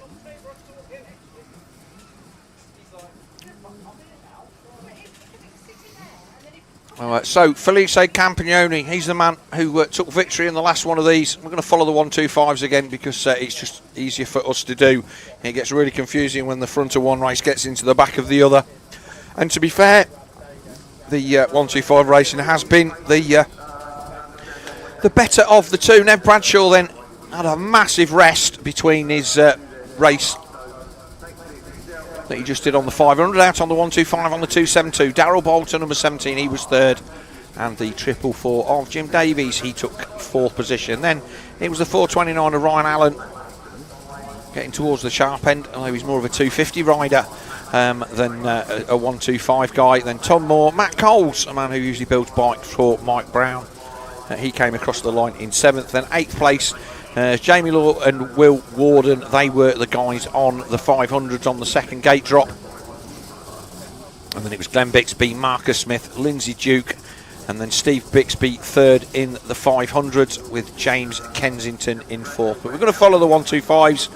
It's been a better race, and like I say, easier for our camera crew to try and keep track of. So 15-second board is up, and it will turn and 5 seconds, and we will be away for race 3, Factory Image Racing Evo. What time is it?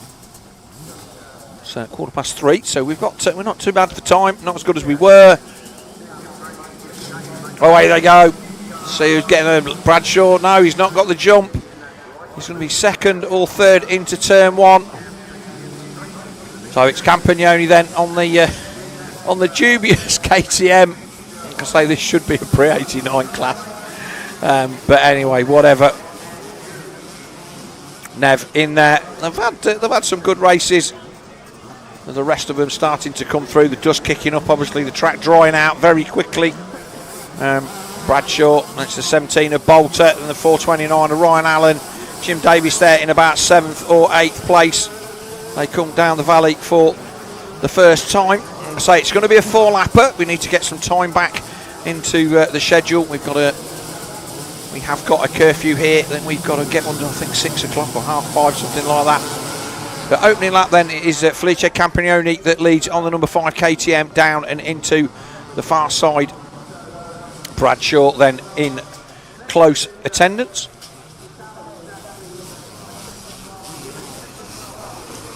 Mistake then from the KTM rider at the top of the hill. Bradshaw trying to cut inside. Has not got the horses of the KTM up the hill, but not lost too much ground.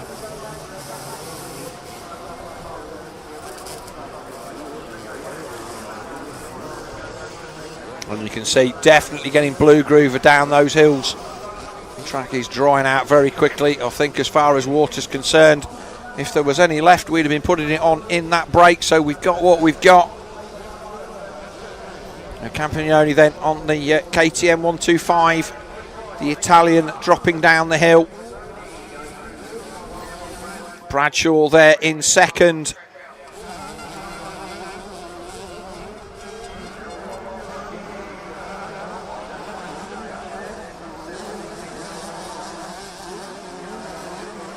Triple down this hill. A fantastic place to watch.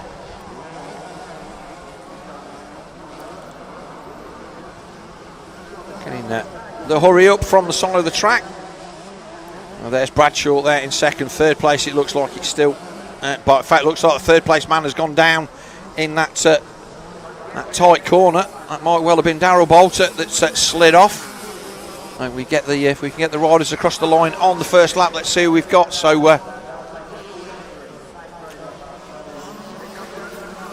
Campagnoni then down into the valley. There was a puddle at the top of this hill this morning, it's all gone. But that area of the track remained surprisingly dust free.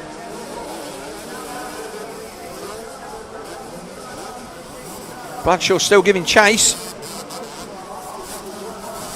The track is now getting, the sun's come round onto this part of the track and this uphill getting very, very treacherous.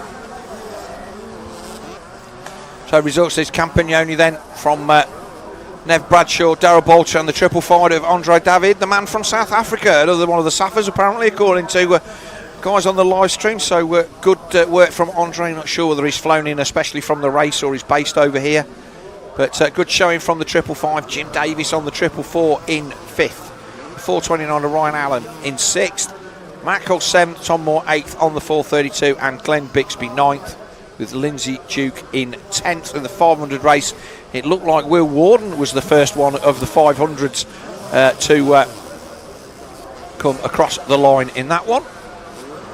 And like I say, I'm not sure that I think this is just going to be another win for Campagnoni, but he will not count in the results because there is eligibility issues with that bike.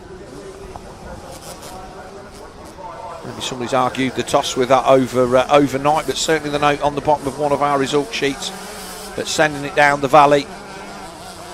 You can see two ruts then that have dried. If you remember last year, we had the day that was washed out through rain, and then the whole track was absolute mess and rode its way in, and the last block of racing was absolutely fantastic. But a completely different set of circumstances this year that we've had to deal with a massive amount of dry weather.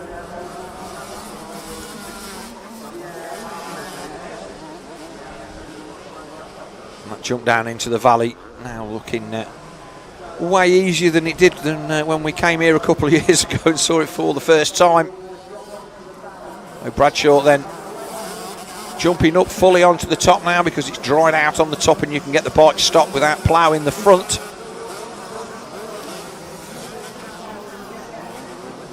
We'll have a look at the results at the end of that second lap and we'll see what's going on in the 500 race as well.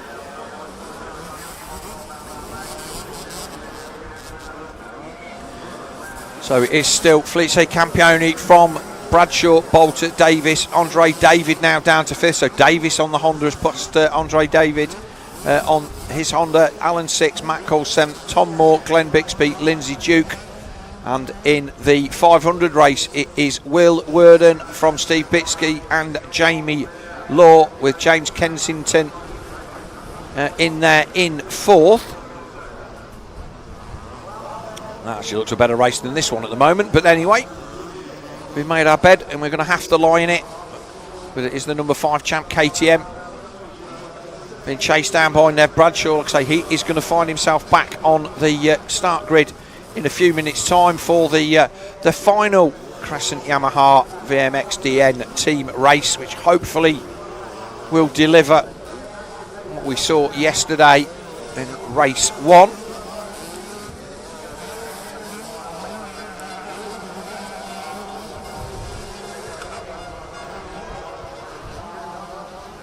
I know, banged on about if you can't be here, then fair enough, but make the effort to come. Quite a few overseas visitors as well, some Dutch riders. And the event is certainly one that is worthy of attendance. And the last lap flag being ready. Like I say, race is shortened to 4 laps, so Campanoni getting the hurry up, but Bradshaw's close. There he is, look, he's going to nip round the inside. He's going to try and close the KTM down. 1 lap to go.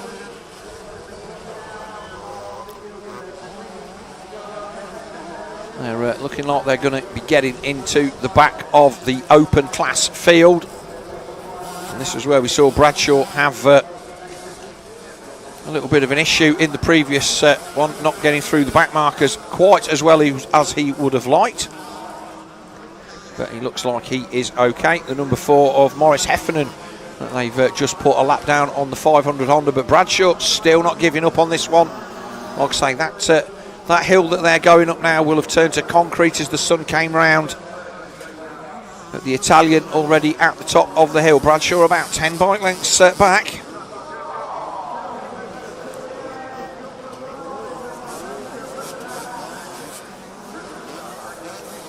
Oh, that was a big send down the hill. Bradshaw around the inside. Campanoni will have seen him. He knows he's there. The Italian taking the high, wide and handsome line round the outside. Bradshaw starting to close. It's down to 3 bike lengths. Is Nev going to put the hard word on him at the bottom of the hill? This is what Campagnoni did last time. Jump past Bradshaw on the downhill. There's only a few bits to go. Nev's cut tight, but he just hasn't got the horsepower up the hill. Oh, lap rider in the way. This could be anything else. The Kawasaki moves over. Is he going to get out of Nev's way? Yes, he is.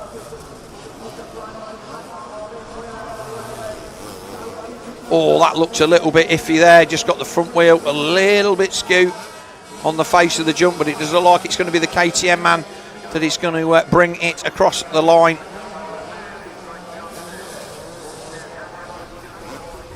So the crowd enjoying this one, lining all the way around the track here on the, I'll say the main race day. A full programme both days here at the VMXdN. Bradshaw hoping to get a poke down the inside. We've got another lap rider that he's got to beat, and I think traffic is just going to scupper it, so it is going to be a win for the number 5 Campagnoni. He will take another victory. Bradshaw will be second, but I think that from what I've seen in the results, Bradshaw will be the winner. And second on the results, I think we're going to see Darrell Bolter possibly take second with Jim Davis in third. Andre David then comes across the line. He should be fourth. Let's just see.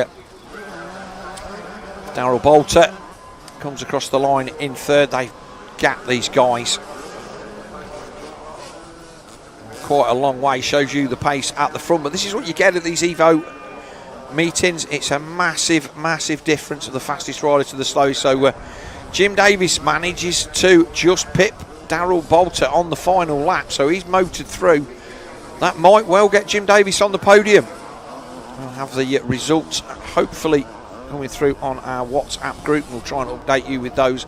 So Andre David, he comes home in 5th. Ryan Allen in 6th. Matt Coles in 7th. Tom Moore 8th. Glenn Bixby 9th. Lindsay Duke in 10th. And the 500s then, it looks like Jamie Law did find his way back to the front of that one on the number 25 Kawasaki. He took another victory from Jamie Law with Will Warden 2nd, Steve Bixby 3rd. That will be your podium for those guys in the Factory Image Racing Evo 500 over 30s. We will take a quick sponsor break, and then we will be back with our final Crescent Yamaha International Team race of the weekend, which we will see who is going to take victory in the team race. It is pretty much now between Team Italy and Team USA. As you heard Brad Anderson say, Elliot Banks Browne out on Brad Anderson's 500 Honda, so hopefully that will give us a little bit more of a chance, but we'll just take a short break. We will be right back with the final main race of the day of the Crescent Yamaha International Team Race.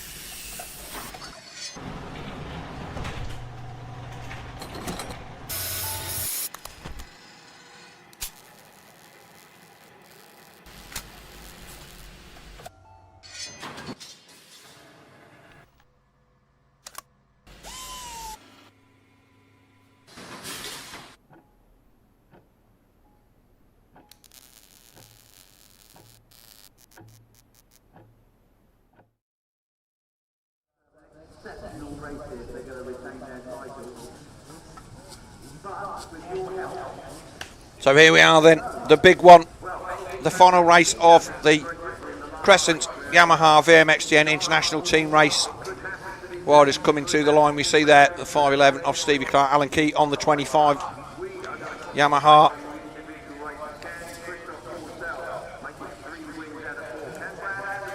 It's all to play for. It's not all to play for as far as Team GB are concerned, though. I think that our best we can hope for is a podium.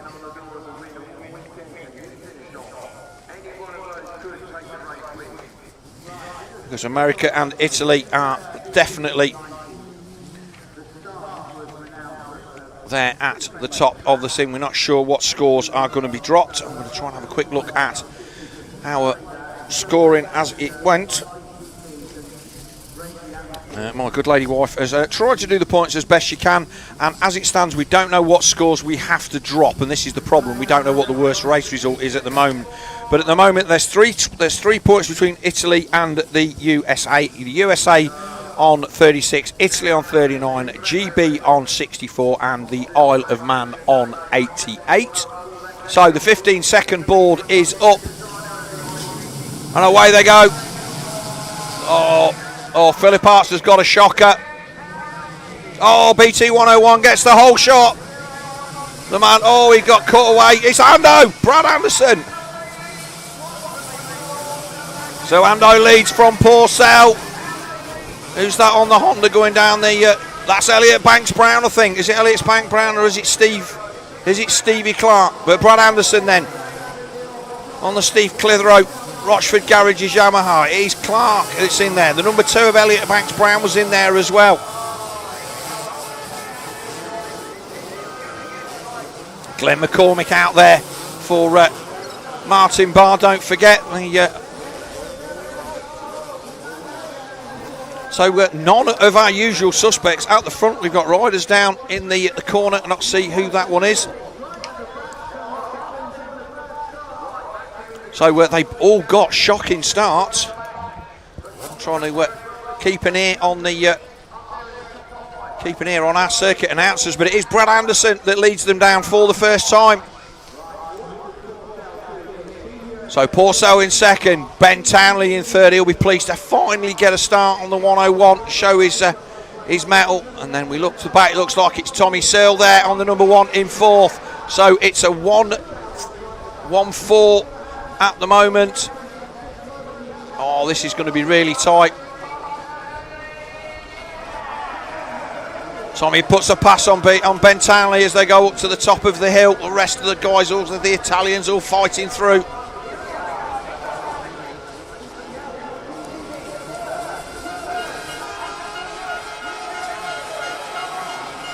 So this is not all over yet. So I think we're going to have to count. I think EBB had an 18th yesterday. And that Marshall waving the yellow flag of encouragement, probably not the smartest thing to do. But Brad Anderson then is going to lead him around the first of these 5 laps here in this final Crescent Yamaha VMXdN International Team race. Is Christophe Pourcel going to put team before individual gold and try and put a pass on the British Bulldog Brad Anderson? Tommy Searle then on the number 1 in the background, the current British champion, MX2 British Championship leader. Is he going to get on the back of him? He is coming. Then it's Townley, then it's a big gap back to Stevie Clark. We can get the results up of the across the line onto lap 2. So it's definitely not Ryan Sykes that's in the lead. He's a lap down. So it's Anderson, Chris Pourcel, Tommy Searle, Ben Townley, Elliot Banks Browne in 6th, Stephen Clark in 7th, David Philippaerts is 8th, Spinksy 9th, on the number 11, Ashley Greedy. So that's a decent run for Ash Greedy. He's there, the rest of the world team, so he's in there with Ben Townley, Nicoletti 11th, so the Americans at the moment. It's like Ryan Sykes is he's definitely, whether he's a lap down or not, but here we go then. Pourcel down the outside. Is he going to cut back up? Is that Kawasaki going to have the speed on Steve Clitheroe's Yamaha up the hill? No, it is not. Tommy is not getting there yet. It's going to be another 2 laps to get there, if he gets there at all. We'll make no apologies for doing anything other than following this brilliant race at the front. If we look away for 2 seconds, it'll all be over and we will miss it. Tommy's got, he's just returning from a broken bones in his back. Oh, here's Pourcel. That was a lovely run. He went wide and cut tight. There's a big bump in the bottom of that. Here comes Pourcel down the valley. There's the pass. The French world champion makes a lovely clean pass. Now, has Ando got anything to come back? Is he going to give him a love tap like he did yesterday on this part of the course? A big tear off pull there for Pourcel, and Ando not quite close enough.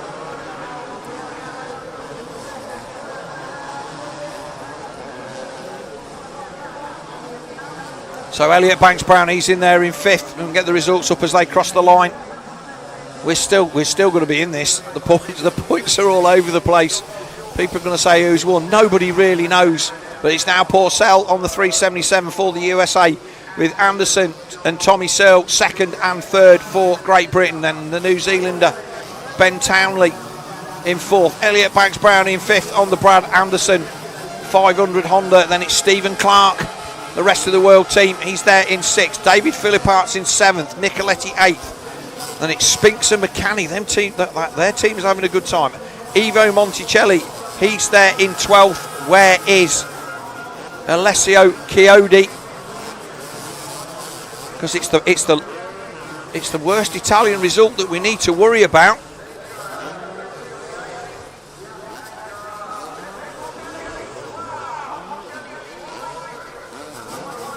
So, Ando then nearly puts Tommy over the berm. Now, will Brad just give Tommy the nod and let him come through? They're going to go up the hill. Pourcel has already disappeared at the front. The dust flicking up, but Pourcel has already pulled a bit of a gap. We look to the top of the hill. But our guys running in 2nd and 3rd. There's Pourcel going in the opposite direction. There's Ando and the number 21, and the number 1 of Tommy Searle. Tommy trying to get past Ando. They're having a bit of a dust up here. So is Tommy going to do the same as Pourcel down the valley? I think he is. So Tommy, there's the air horns. A big whip. And the number 1 of Tommy Searle moves into 2nd place. Has he got anything for Christophe Pourcel?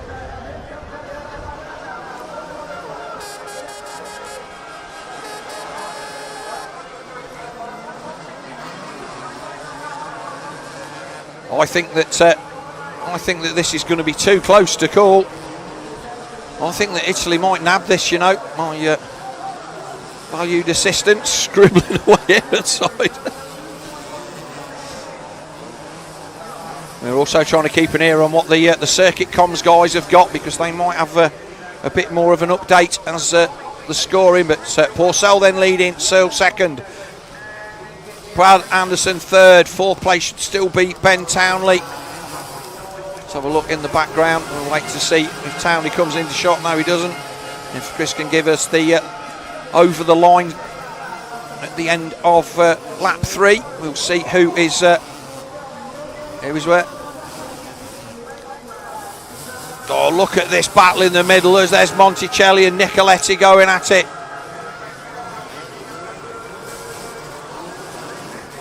Yeah, if we can get the results up on the end of that lap, we can see where we're standing. So it's Pourcel, Tommy Searle, Brad Anderson, Townley, Banks Browne still in 5th, Stevie Clark 6th, but it's the lower leaderboard that is interesting. Spink 7. So we've got Philippaerts, Nicoletti and Monticelli. And Ryan Sipes is there in 15th. So America has 15, 9 and 1 at the moment, whereas Italy have 8, 9 and we can't see where Alessio Chiodi is, but he's definitely outside the top 16. Tommy Searle not going to be able to catch the number 377 of Christophe Pourcel.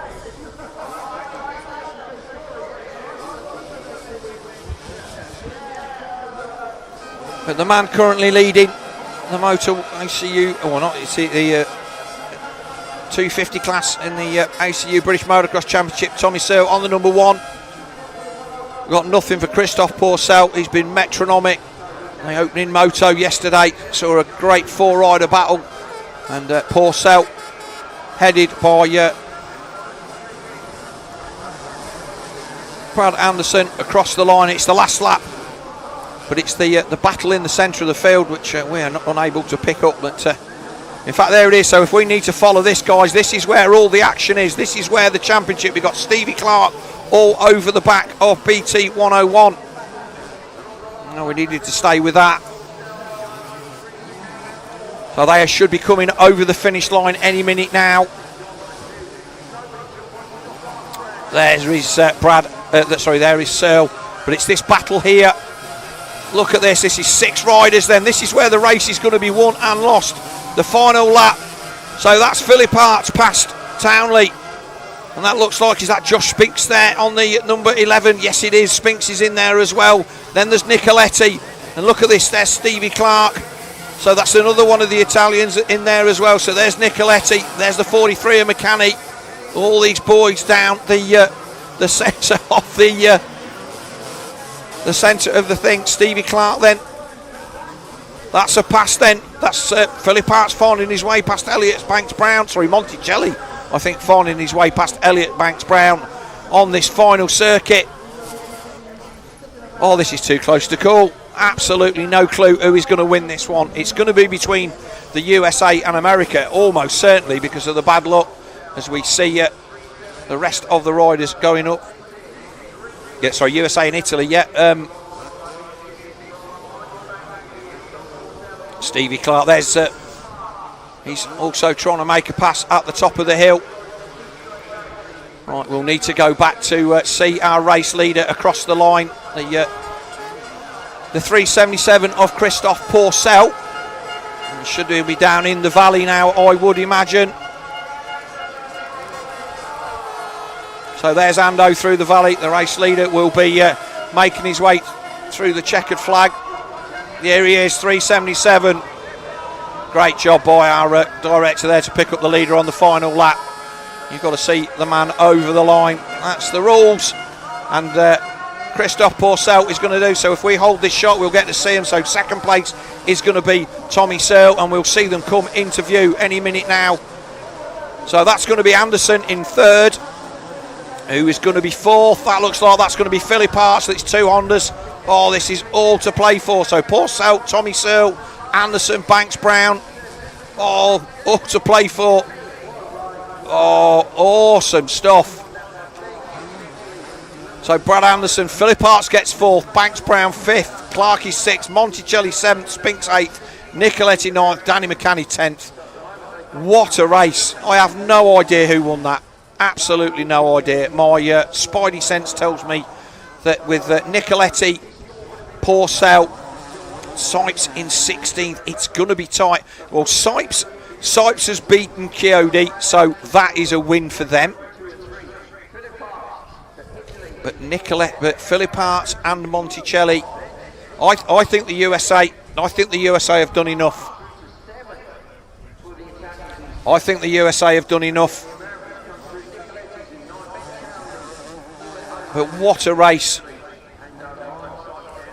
So we don't have the luxury of a timing system that allows us to pull out 11 from 12 and all the races. My good lady wife is trying her best to it, but I think that we're in a situation where I think that the USA have done enough to hang on to that. We just need to find the best 11 scores.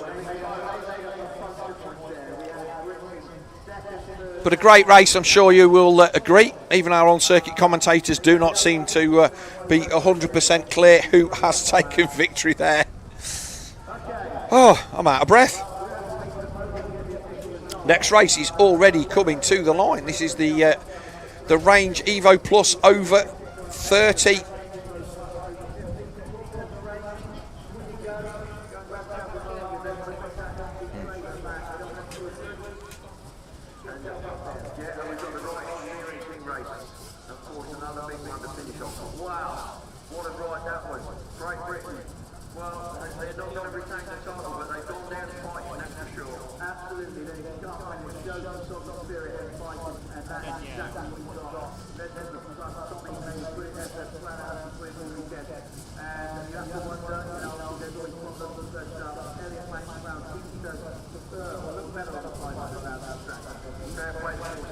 Right, it is all fingers and thumbs here. Trying to work out who's done what. I think the USA have done just enough to hang on to that. It was close, but I think that Sipes he had a DNF. Well, it is going to be really tight. The fact that it was 36th place, 39, all three of them finished that race. We didn't see Chiodi, but we had a win for the US.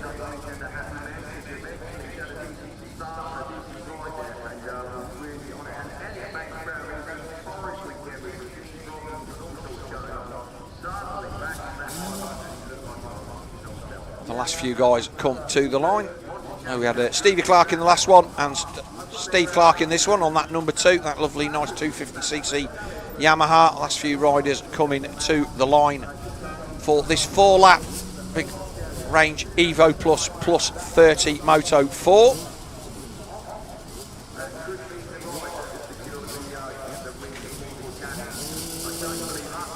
So don't forget to like and subscribe on DirtWorld-TV, and also our sister channel MXGP TV as well. We will be broadcasting both races from Duns next weekend, Saturday and Sunday, from around 11:30, where we'll have 2 days of British Championship action, all for free on our MXGP-TV channel on YouTube. Follow all of our socials to get a link to that. We are going to move quickly along to our next race of the day, which is the range Evo plus 50.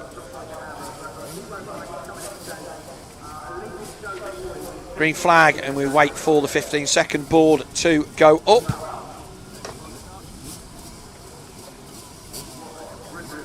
Have we got the results for the previous one of these, Chris, please? Or did you do it and did I blink and miss it again?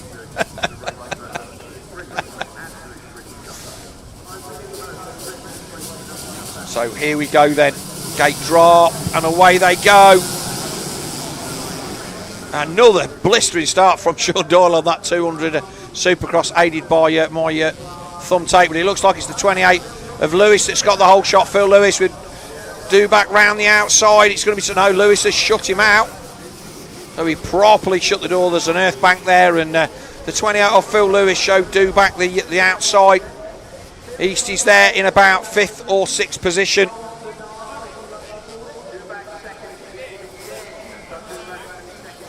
So there's Eastwood, there's Andy Mitchell there in about 7th or 8th, just stuck to him behind factory Phil Mercer. Sean Doyle there, number 4 on the 200 SX KTM. But it is Phil Lewis, again a man who was no stranger to these Evo races, a decent rider in his own right back in the day, but he certainly goes well at these Evo races.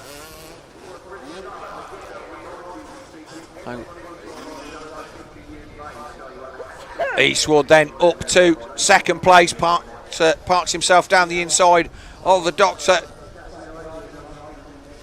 So Mark Eastwood then was our winner. Duback 2nd, Mercer, Lewis, French, Dale Phillips, Casey Jones, Waldron, Goodson and Hale. That was the top 10 from Moto 3. So we are looking at the men that are going to want to, Mark Eastwood is going to hopefully, from his point of view, find his way past Phil Lewis and get himself in.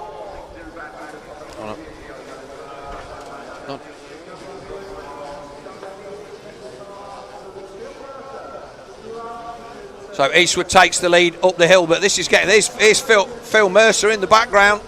So Mercer then now all over the back of Doug Duback. This is what we wanted to see, and we saw these guys chase it out. Lewis was there in 4th last time, but this time he's there in 2nd. Eastwood is going to disappear at the front on that Wasco Honda. So this battle then for 2nd, 3rd and 4th, this is where we need to stay. Mercer's made his way up to 3rd past Lewis, and now we'll be staring onto the back wheel of Doug Duback. He did it for 5 laps in the previous motor. Oh, big moment there for big send up there for the 200 of factory Phil Mercer. He's there in 3rd place. This will be your podium in this class. 4 wins for Eastwood, 4 second places for Duback, and a smattering of 3rds and 4ths for factory Phil Mercer.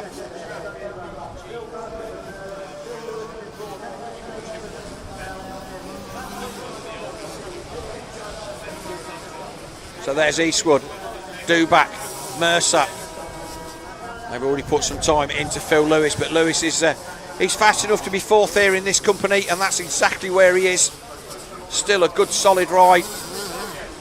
Not have the pedigree of the guys in front of him by any stretch of the imagination, but he led this one out for the best part of a lap.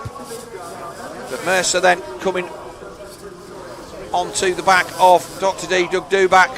the multiple world vet champion from California, who looks like he's out there for a Sunday ride well into his 60s and still performing at a top level. I'm not saying Phil Mercer is... Phil Mercer can't be... he's, obviously Phil's not that old. I remember racing against him.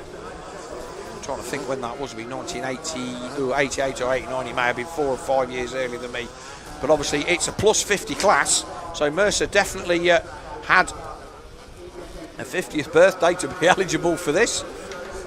And he's all over the back of Doug Duback, as we saw in the previous race.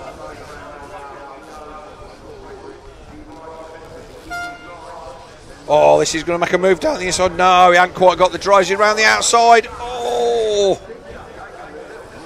These guys will be loving this, though. Doug loves a race. And they come down the valley. And again, that's going to be like concrete through there now. It's not dug out as much as I would have expected. But the dust stayed reasonably sensible for the whole of this race weekend. Thank you very much to our track crew. So Mercer then doing everything that he can do to try and get a hook onto the back of Doug Duback as they come across the line to start lap 3 of this Big Van World Ultra Evo Class 1. I'll say no split. We had 2 classes of these, but just basically split across entry. No fast group, no slow group.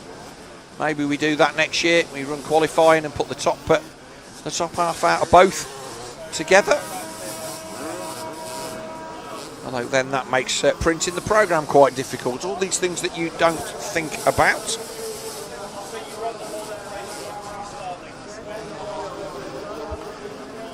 So Mercer takes the outside line, tries to cut back. Still water sitting in the ruts there. Seems highly unlikely with how dry it's been today. The cloud cover has done us a failure.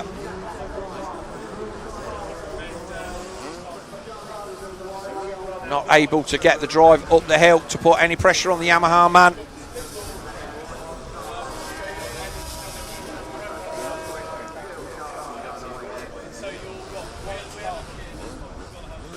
So Eastwood, Duback, Mercer, Lewis, Matt French there in 5th. Casey Jones 6th. Goodson, he's there in 7th on the 700. Andy Mitchell on the number 61 500 Honda, the Supermoto man. He is there in 8th place. That's his best ride of the weekend so far. Then it's a 156 of Phil Waldron in 9th with Tony Hale in 10th. Dale Phillips, he's a man that we've seen inside the top 10 pretty much all weekend, but he's down there in 11th, so he's not having such a good run in this one. Always looks like Mercer's going to cut up the inside. He tried to go around the outside here last time and he's still having a go.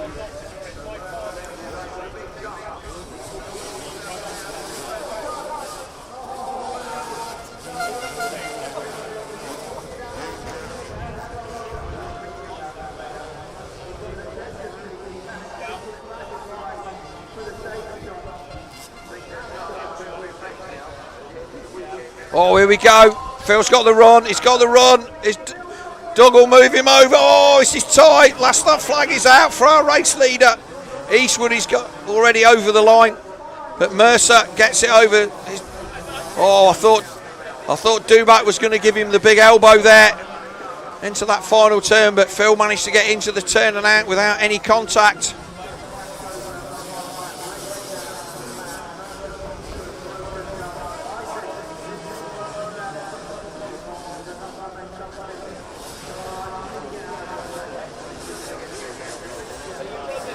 Final lap then, and Mercer finally makes his way through. I don't think it's going to make any difference to the overall. Mark Eastwood on the Wasco Honda already away at the front of this one, enjoying his 4th win of the race weekend. But there's fingers and thumbs mathematics here going on the team race. It could all be a draw.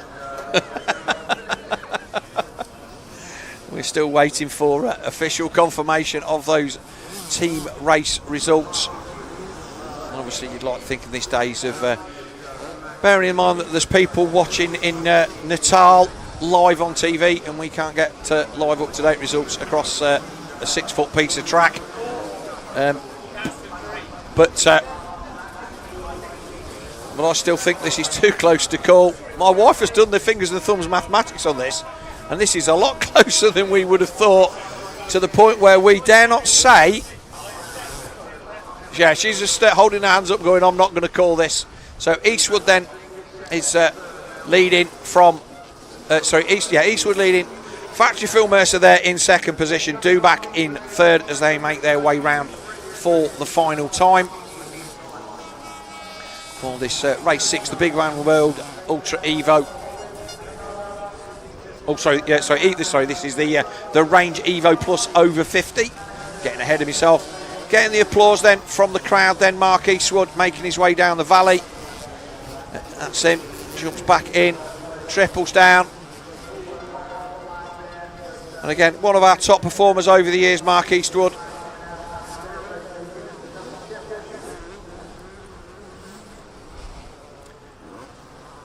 And here he comes to take the thing. So there is a points tie we're looking at.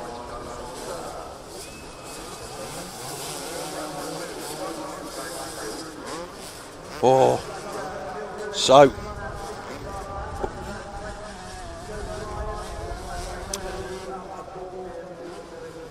well, Mark Eastwood takes the win. Phil Mercer takes second. Duback third.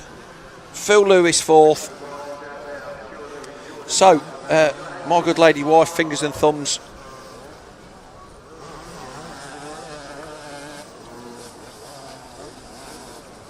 Yeah, it's too close to call. Too close to call. That's all I can say to you. The VMXdN team race victory is too close to call. We're not going to say anything at this point for fear of A being right or B being wrong. So we will see. But until we get the official results from our scorers, we are not going to say anything. Thanks to Kath in the race control who is looking at that. But double checking at the minute. But this one, Mark Eastwood, then Phil Mercer, Doug Duback, and Matt French. Good result for Matt French. He's managed to sneak past Phil Lewis at the end there. So Lewis back to fifth after leading early on. Casey Jones in sixth, Mark Goodson seventh, Dale Phillips in eighth, Phil Waldron ninth, and Andy Mitchell rounding out the top 10. In fact, Andy's just going to come across the line now. Is that Andy coming across the line? No, he's already across the line. He's home in 10th, so he'll be happy with that. Tony Hale in 11th, Paul Morgan 12th, Gary Chappell 13th, 14th for Gary Bennyman, 15th Walter Braun, and 16th Paul Dijkstra. Right then, so if we can, we'll take a. In fact, we ain't got time to take a short break. We're getting another break. We've got our TV has gone off in here as well.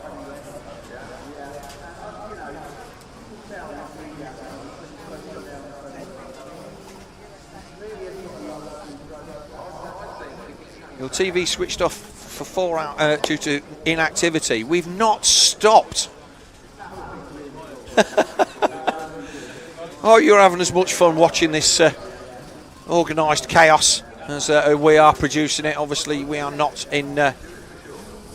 We don't know exactly what's been going on with regards to. We just know we've got to plough through the races and we've got to bring you the pictures, and we're doing our best to do that. Hope you've enjoyed the coverage. Please give us a. Please give us a like and subscribe. As we're getting down to the last 4 races. This is race 6 of the last group. The Big Van World Ultra Evo Group 1. Any age. If Chris can magic the results on and give me a clue.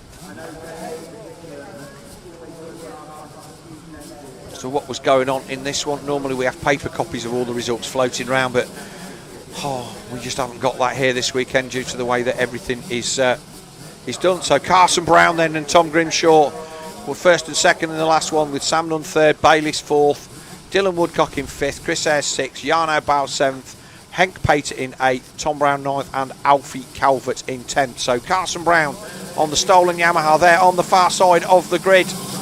Gate goes down. don't think he got a good jump. I could be wrong. I was wrong before. No, he did not get across. He did not get a good jump. He's definitely not in the top 3. That is the 27. That's Matty Bayliss that's got the all shots. Definitely the number 2 there in second. Carson Brown there in third. So Grimshaw second. Is he going to try and make a move? That is one of the right teammate guys, number 27. That is Matty Bayliss that leads as the field stream through on the opening lap. Amazing how the moisture's out, but here's the battle for the lead. So Matty Bayliss then from Grimshaw in second on the Apico Honda. Here comes Carson Brown on the stolen Yamaha. We're hoping to get Anthony Revel over here at some point this afternoon, but it didn't happen. And here goes, change for the lead then, Grimshaw. Oh, Bayliss almost out the back door. He was standing on the back brake and then some. Who's that there in fourth? That looks like the number 6, Dylan Woodcock. So, we've got the chance of a proper barn burner, 4-lapper. It's a sprint. Carson Brown, this is as far back as we've seen him in this this individual class. Oh, a massive cutback there. Doesn't manage to get down the inside of Matty Bayliss. But it is Tom Grimshaw on the number 2, a Pico Honda, that leads up the hill for the first time. Lovely to talk to Carson Brown earlier on. Thoroughly nice kid and enjoying his time here. Oh, cut back. Is he going to get him down the valley? Big scrub and send, and Carson Brown moves past. Does he move past Bayliss? Look across. Lovely move. So Bayliss back to third on the Otto off-road Honda. That team put some beautiful bikes together for their guys. And Carson Brown managing to find his way past Matty Bayliss on the bottom run through the back, and now he's got a set after the number 2, a Pico Honda of Tom Grimshaw.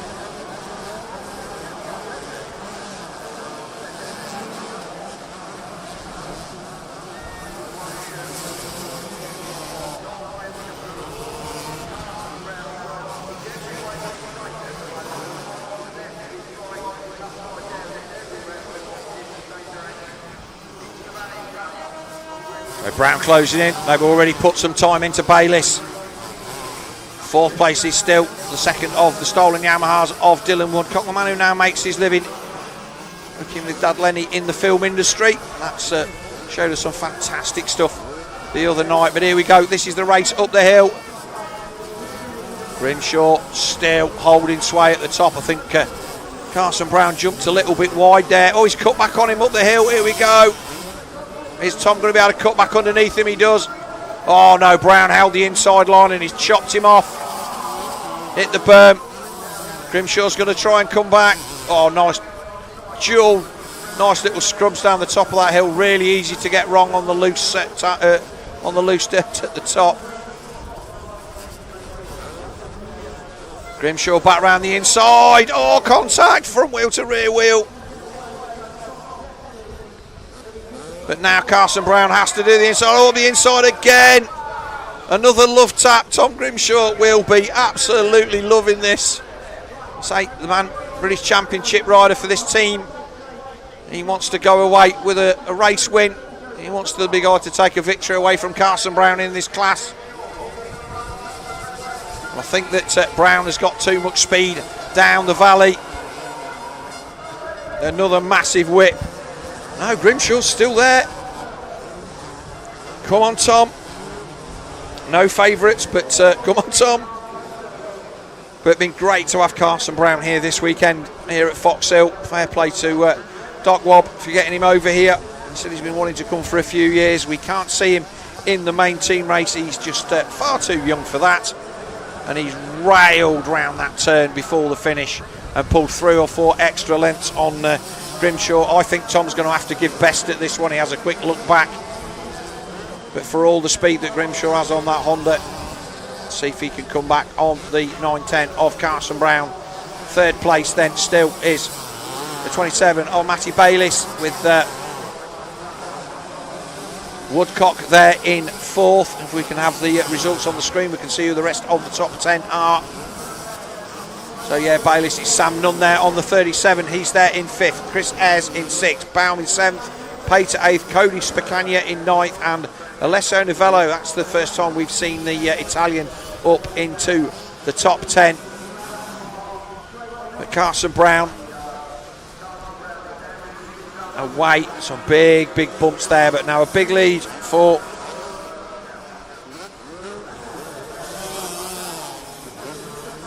big lead now for our number 9-10. So we still do not have enough information to be able to declare a winner of the international team race. The yellow flag there. So we are not going to do that. It might even come down to the fact that we won't know who's won until they announce it on the podium. A little bit of jeopardy for all of the for the people at the circuit. Yellow flag down there in the bottom of the it was the fence that's been knocked out of the way. But it's Carson Brown then, our race leader. He's going to take a 4-moto sweep in this class.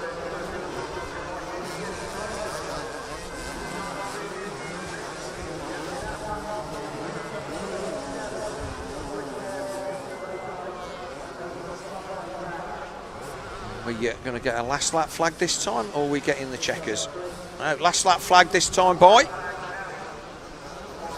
So this should be lap 4. Are we seeing lap 4, Chris? Or have they got an extra one?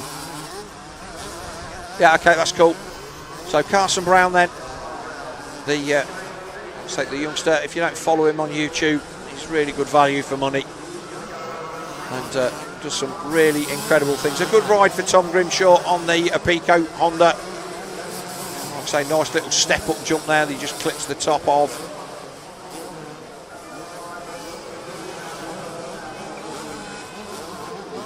So the yellow flag was out. We've got to ride it down on the hill up here. Looks like the bike is actually stopped to the side of the track. So Carson Brown clears that, and he's had a fairly easy second half of this race after putting a nice pass on Tom Grimshaw and getting a little bit of attention for a couple of corners.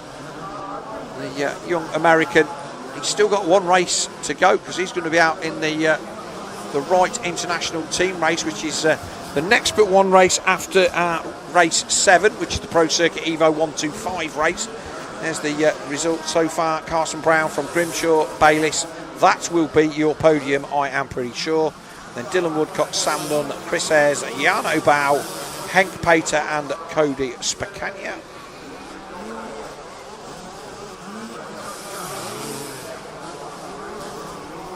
I'd say all to play for still in the Wright Engineering team race as well, which we do have some results for somewhere.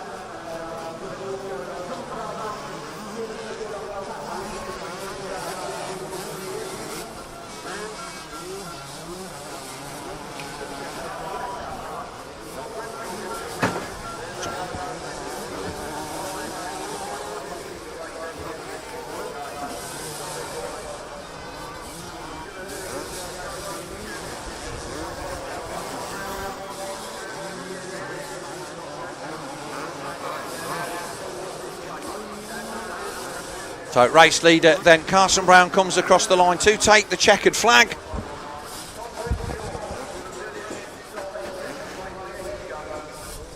It is going to be Tom Grimshaw that takes second.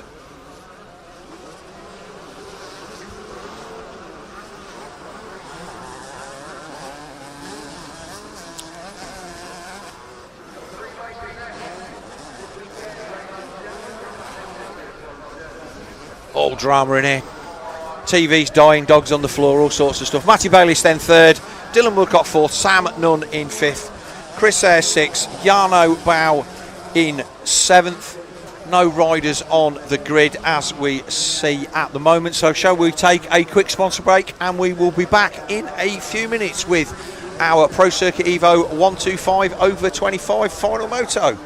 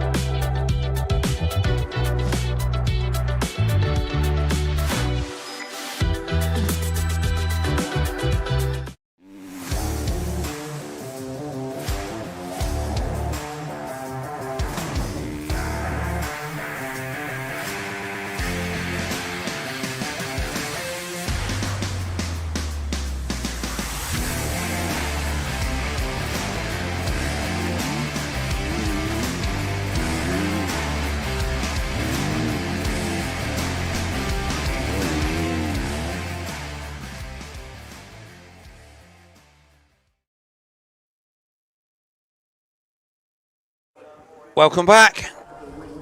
3 races to go before the conclusion of this VMXdN Foxhill's 2025 Day 2. And on the line now is Pro Circuit Super Evo 125 over 25. Been a runaway for Luke Dean. He's taken all of the victories in this one. Mike Panagiotopoulos was second on the TM in the last one. I think we had Paul Denning in the booth for this one because he noticed that we'd lost one of our top runners towards the end of that. I think it was Chris Bayliss, ended up 6th. So it's Dean Panagiotopoulos, Chuck Davis, Christian Hutchins, Ryan Butler, Chris Bayliss, Brad Doyle, Toby Lightbound, Lee Martin and Brad Bodges were your top 10.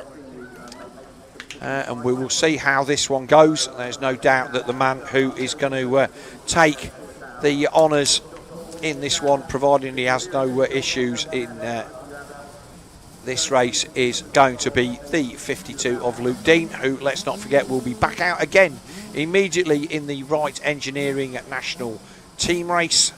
Please bear with us because the nature of how the scoring's done and riders having dropped scores in some classes and stuff, making it really difficult. And even our official lap scorers, with all the electronics that they have in the world, have still not confirmed the result of the Crescent Yamaha International Team race. I can tell you fairly safely that the British boys have managed to get on the box, but other than that, it's anybody's guess. 15-second board is up and we are ready for the final of our Pro Circuit Evo 125 races. Obviously Pro Circuit, the purveyor of all 2-stroke parts and 4-stroke parts, mostly for Kawasaki, but many other brands over there in the West Coast by Mitch Payton. Let's have a look. Brad Doyle on the number 4 down the inside.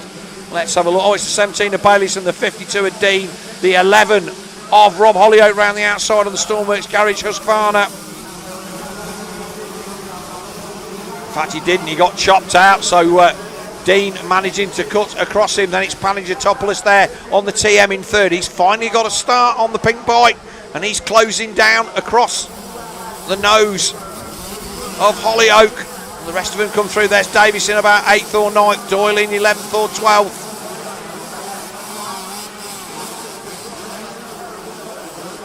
So again, it's going to be a 4-lapper. When it is Chris Bayliss, I think, on this one.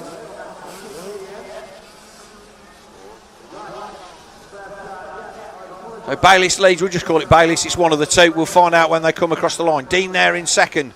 Panagiotopoulos, the Greek man, in there on the TM there in 3rd.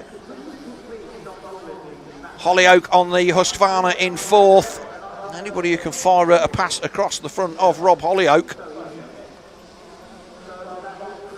He came last year and was out in the boonies. They got him in the A paddock this year where he deserved to be, in my opinion, and the bike looking absolutely fine.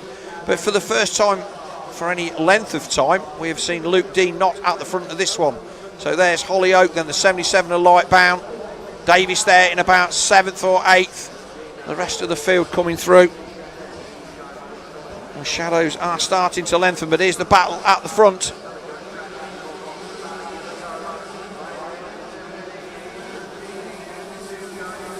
Bayliss, a nice run through the bottom of the valley.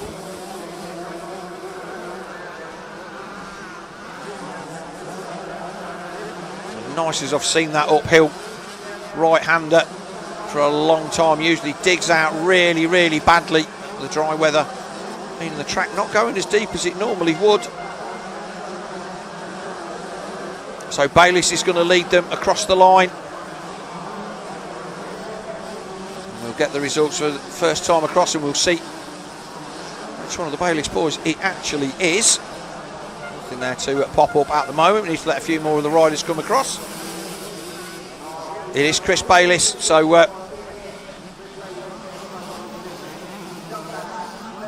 should really be able to tell them apart, but they are twins, so I've all Dean getting a little bit squirrely there. Let a few more riders come across the line and then we're going to, oh, lovely move around the outside from Luke Dean, but he gets shut off as they come down. This lovely diagonal look over the shoulder from Chris Bayliss.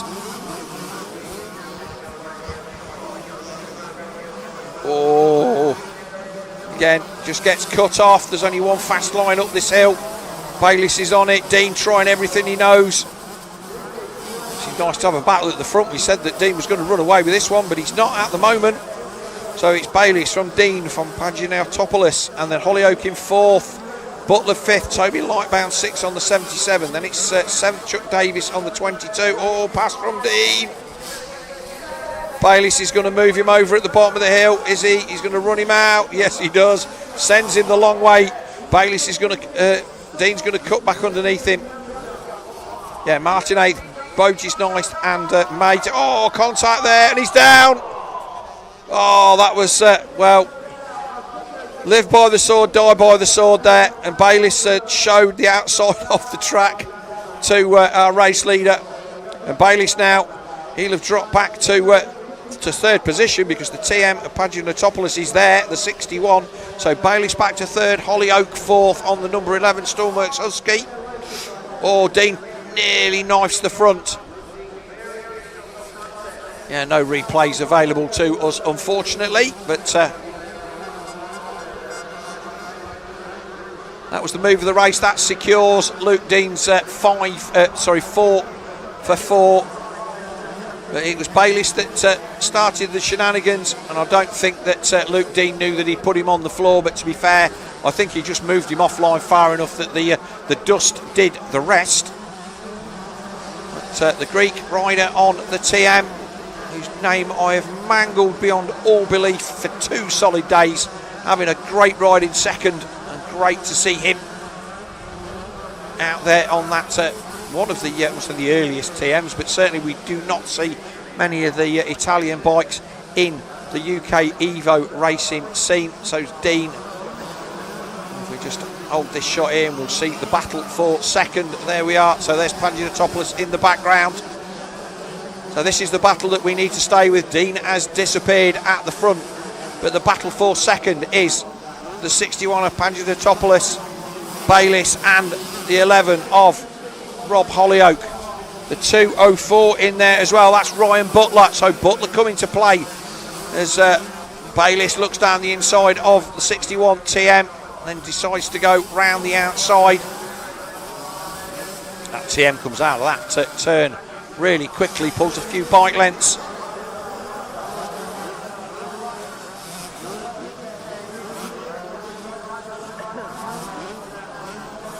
Is Bayliss going to be able to get himself back up to 2nd? Have not got the full complement. Oh, that was lovely. The Paginautopoulos just absolutely flicked that TM off the top of that downhill. Did get to talk to him last year out in the B paddock, and they raw dogged it all the way from Greece in their own van. It's a long way when you fly, I imagine driving, but it's great to see them here. And if he gets that TM on the box, and I think he might, he could even be 2nd. He's been at the sharp end all day. He might just end up 3rd, because I know Hollyoak had a couple of races where he was not at the front, and he's not challenging. He came from dead last to 4th or 5th in one of them, so it may be that the Greek lad does not end up on the podium and ends up beyond Bayliss and Hollyoak, with obviously Luke Dean's 4 victories probably giving him the best chance of the overall win. But tripling down there on a 125, that is not an easy thing to do. And let's not forget that Matty Bayliss will have, Chris Bayliss, sorry, will have done a lot of laps around here, and our Greek friend came here last year for the first time. And he's gone away and done his homework. And that's that TM and the Barlow graphics on it, very reminiscent of the era.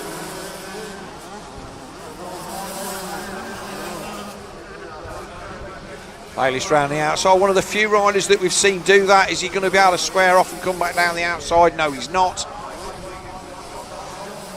Bounces up there, tries to go round the outside, but that's very, very power sapping dust, just not allowing him to get a run.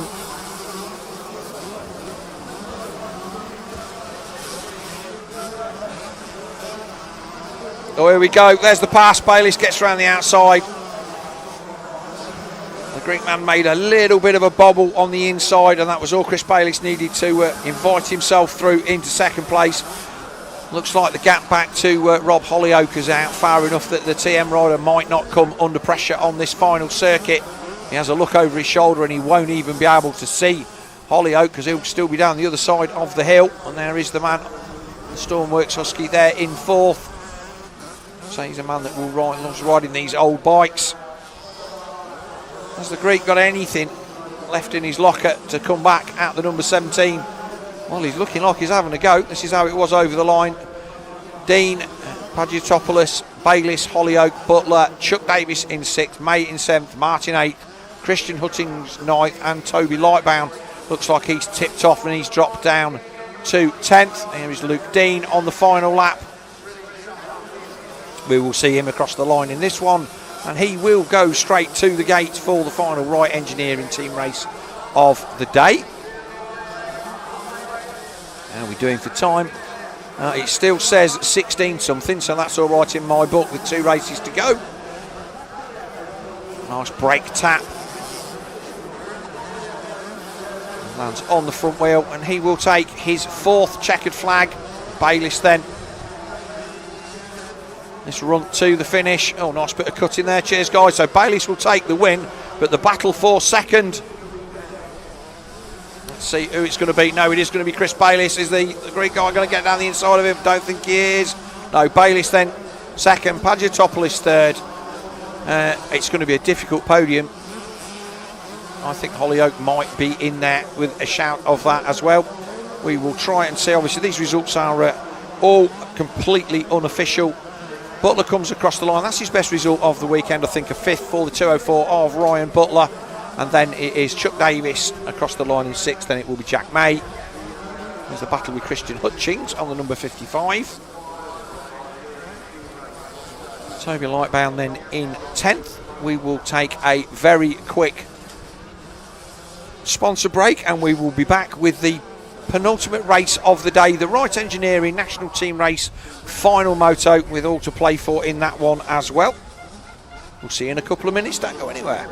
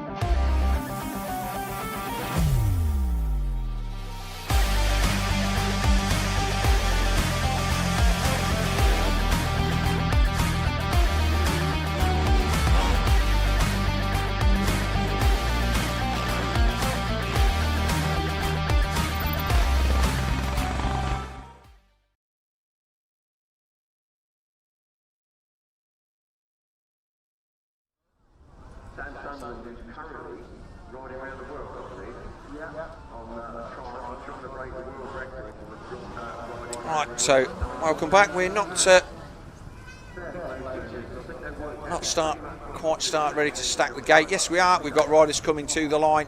So there is the number 4 of Carson Brown on the team stolen Yamaha. So the team team race as it stands at the moment, and obviously this is also subject to the same not crazy, it's the way of doing it, 11 from 12, but it's understanding the way that the drop scores are, and this is what's causing the confusion in the America-Italy GB thing, is that when it goes down to the final moto, which way does it go? Because if you haven't dropped the score until you get to the final moto, you still get to drop that score. So lots of stuff to talk about, but we've seen Carson Brown take a couple of wins in this one. He won the last one after crashing in race 2 yesterday. Tom Grimshaw there second, Danny McCanny third on the number 43. Glenn McCormack, he was there on the number 7, he was 4th. Howard Wainwright, number 19, he finished 5th. Josh Taylor 6th, Jamie Law 7th, Dan Thornhill 8th, Dylan Woodcock 9th, and Ben Putnam 10th, with Sam Nunn 11th. So the team, as we look at it, it's it's not much. I'll say it's not much of a battle. As we have seen, we don't know what the drop scores are at this point. My good lady wife, as we look at the Brennan guys coming to the line, here she's gone through all of the race results and tried to work out from the drop scores where we are at. And as we stand at the moment, Team Stolen are currently in the lead with 43 points. Dirtworks Honda second on 79, with Otto Off-Road in third on 88. And just 3 points adrift of those in fourth is Team Apico Honda. So 4 teams in with a chance of the podium. I think Stolen Yamaha, with the riders that they have out there in this one, which of course is Carson Brown, who we've seen take race wins, Luke Dean, who just won the last race, and I'm going to call Dylan Woodcock the weak rider of that team, who we've just seen finish, I think, third or fourth in the Big Van World Evo race a minute before.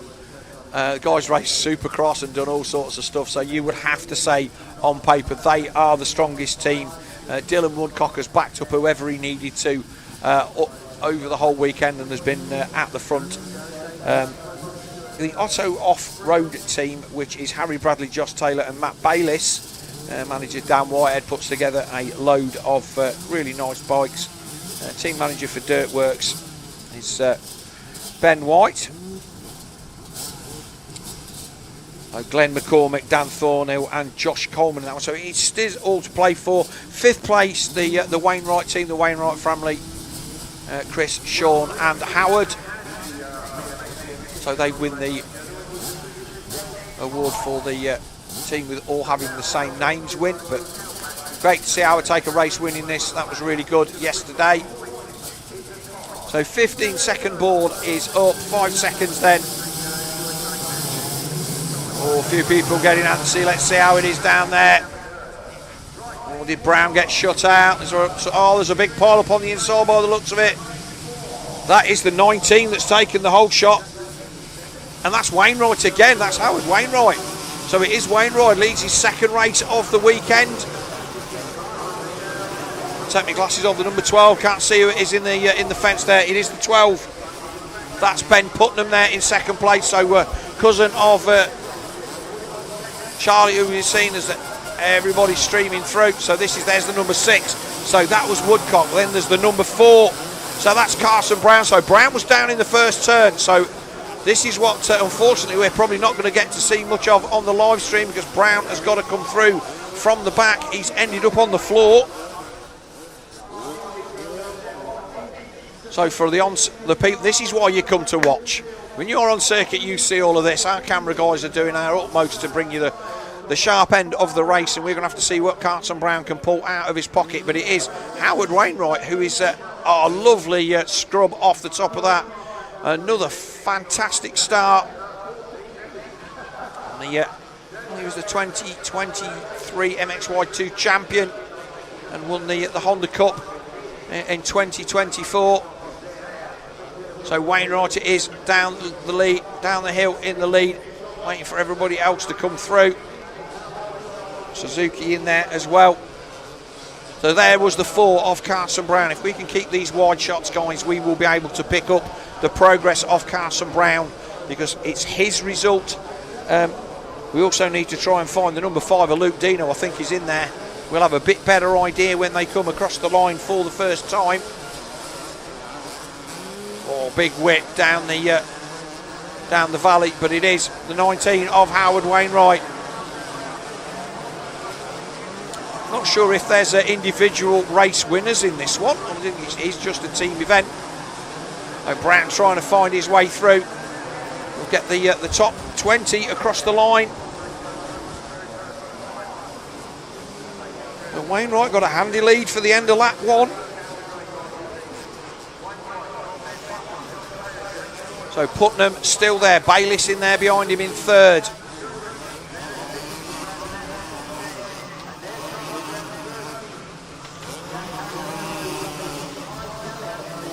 Harry Bradley there in the melee as well. So there we go. There's Wainwright.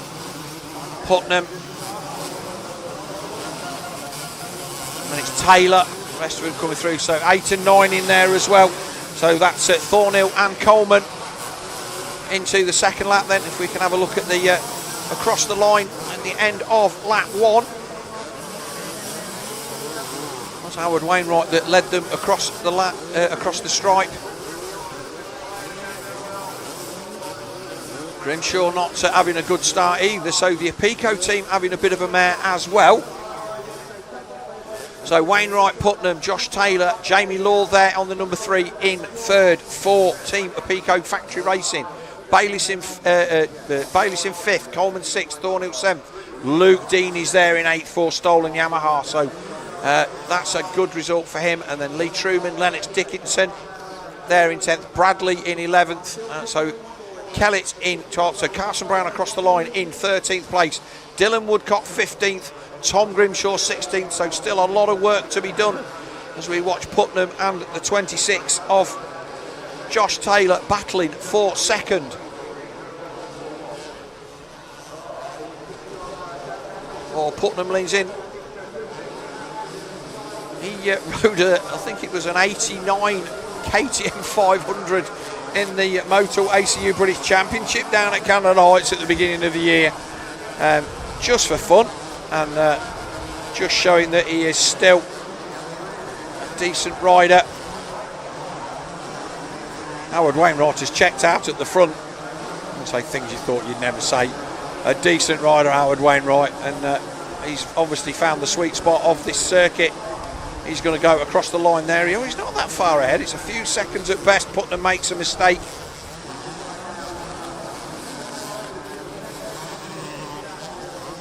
Taylor's still there, hounding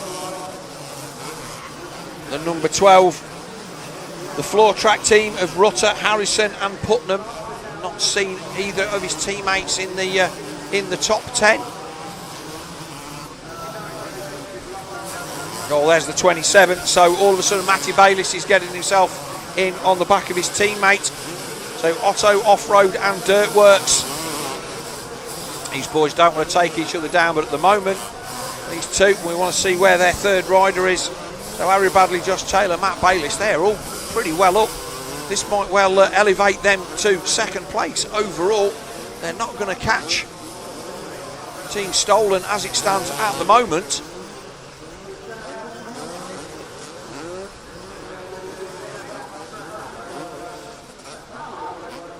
If we can have a look and see where Carson Brown was when they came across the line. So Carson Brown up to 10th, so it's Wainwright, Putnam, Taylor, Bayliss, Jamie Law, Luke Dean then in there, he's in there in 6th, he's the top rider for the Stolen team. Then it's Thornhill and Coleman for Dirtworks, so they're in there as well. And then it's Harry Bradley, so Bradley's down in 11th. This is going to be really tight between Dirtworks and Otto Off-Road for second. Carson Brown in there in 10th, so that's going to be more than enough to give Stolen the points advantage that they need for this Wright Engineering team race. Thank Wright Engineering for their continued support for this team race. Wright Engineering are a engineering company that support the asphalt and aggregate industry. And, we thank them for that as Bradley goes round the outside of Josh Taylor, and he will now start to make his way down to the final couple of corners.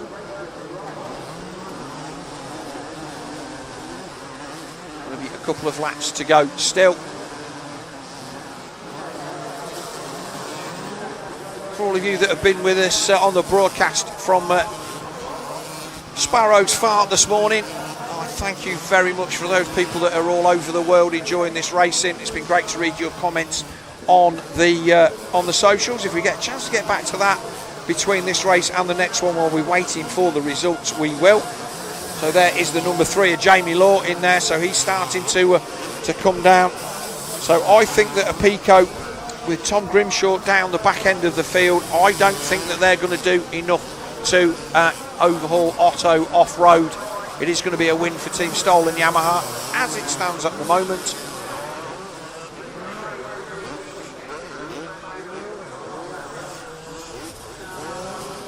Oh, we're going to have a pass. Putnam up the inside. No, he squares him off. The beauty of tracks with lines. Oh, Putnam gets run to the outside.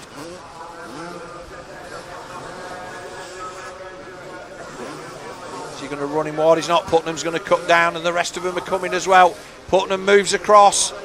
That was fine, just racing, that is. That's all good. So Taylor, here comes the number 3 of Jamie Law. So Law closing in. He'll want to try and put the pass on the Otto off-road rider, because that's a double points all. It's one more for him and one less for them. And also, that looks like the number 5 of Luke Dean there as well in the background.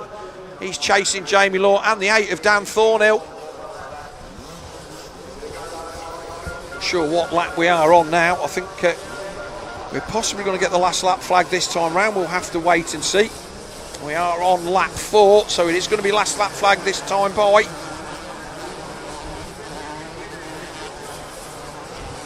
Howard Wainwright away at the front. Here is Ben Putnam on the number 12. The floor track Yamaha. Now, last lap flag is out. There's Howard Wainwright in the opposite direction, so Putnam's still there in second.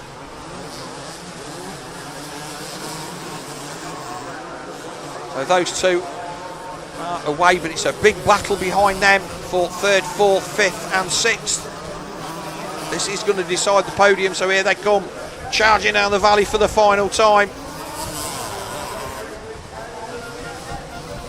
Where's the battle for the lead then?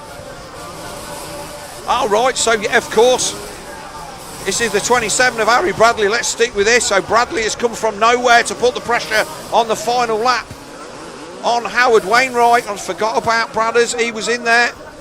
So the 27 of Matt Bayliss, he's come through. He's the 3rd of the Otto off-road riders. Has he gone down? I think he's gone down. Bayliss has gone down at the top of the hill. Wainwright's on his own. So Wainwright's on its own. We'll cut back, guys, if we can hold this shot and pick up the... that's it, done. We can just hold the wide shot and see the rest of the battle. Bayliss going down, that's a big deal. We need to see if he comes across the line. Wainwright looks across and sees it, but that was a big move. Here's the rest of them coming up the hill now. That's perfect. So there's Putnam. Oh, it's absolute carnage. So that's the 26. So that's Taylor. Luke Dean trying to go. Oh, Dean goes over the bars. Oh, and that's stolen. Dean goes over the bars. He's got to pick that back up. There's Grimshaw. Oh, the bike's destroyed. Oh, Dean has gone over the bars. He's popped his shoulder out. That could be the DNF. Oh, my Lord. It's never over till it's over. A big fist bump for Howard Wainwright. But oh my Lord, what have we seen on the final lap of the Wright Engineering National Team race? A double victory for Howard Wainwright this weekend. His team's going to finish 5th or 4th at best, but he's going to take 2 personal race wins. That's fantastic for him and his team. It's going to be Ben Putnam over the line in second. You just may as well, you need to sit on this now and see who comes across the line. So it's Wainwright from Putnam, Taylor in 3rd, Jamie Law 4th, Carson Brown, he got up to 5th. That's a fantastic ride for Carson Brown. Thornhill in 6th. Bayliss is falling down the order. Is he going to come across the line? He's down to 9th. So it's Thornhill, Grimshaw, Lennox Dickinson, Glenn McCormick, Coleman, Bradley, Dylan Woodcock. Still no sign of Matt Bayliss. Still no sign of Luke Dean. So they're both DNFs. Oh my Lord. We need another mathematician about us here. That's absolutely unbelievable. So Luke Dean then done his shoulder at the top of the hill. He got a massive kick as they went up there, and the Yamaha just chucked him out the front door. Bayliss also went down on the far side, so well, we're going to have to wait and see what the results are for that one. Indeed, we will take a short sponsor break and we will be right back to try and piece together the results of that Wright Engineering team race. We will be right back, guys.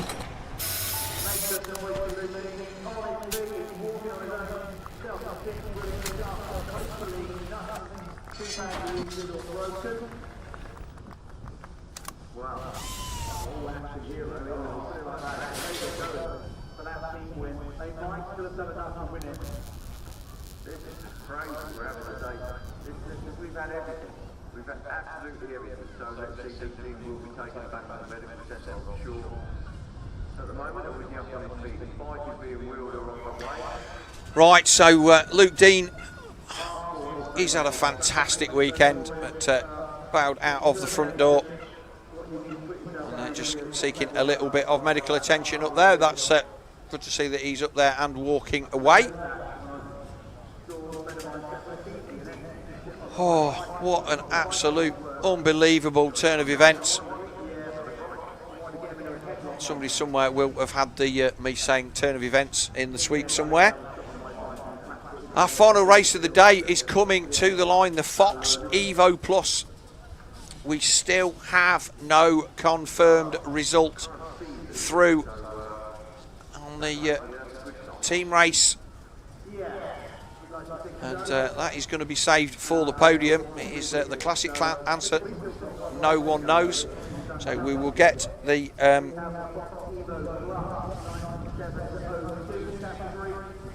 Gav Stevenson coming to the line. Previous race results, it was a win for Gav Stevenson from Rhys Jones. Leon Williams turns, Max Schwartz 4th, Drew Stock 5th, Davey Nieuhuizen in 6th, Alfie Kovic 7th, Lee Seeley 8th, John Robson in 9th, and Jack Seaborn in 10th.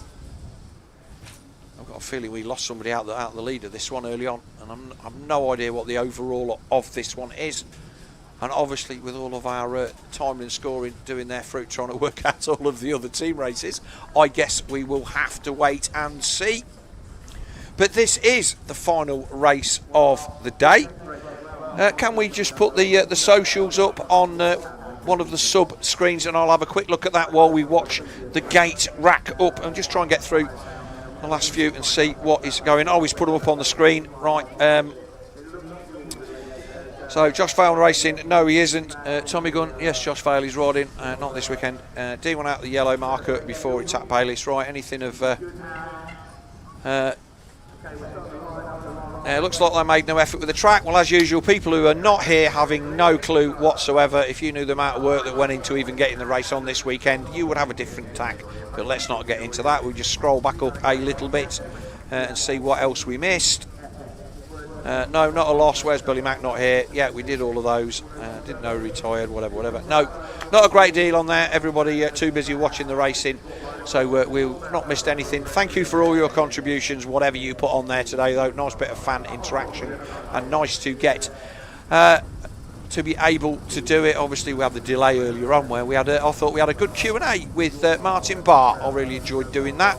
And we were lucky enough to spend about 45 minutes with the man who has announced his retirement from full-time motocross this year at the end of the season. There's the 199 of Rob Fox. Is that? That looks like a different. Is that different? Is that a kit? No, that is the Sobe Suzuki kit.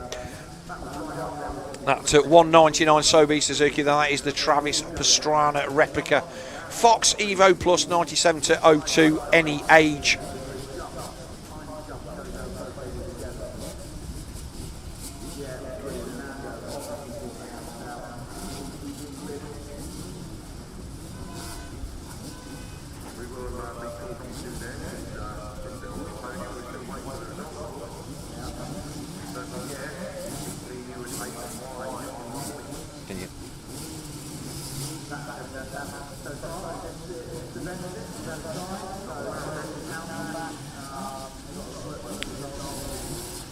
All right, last few riders coming to the gate. So I hope you've enjoyed our coverage here on DirtWorld-TV.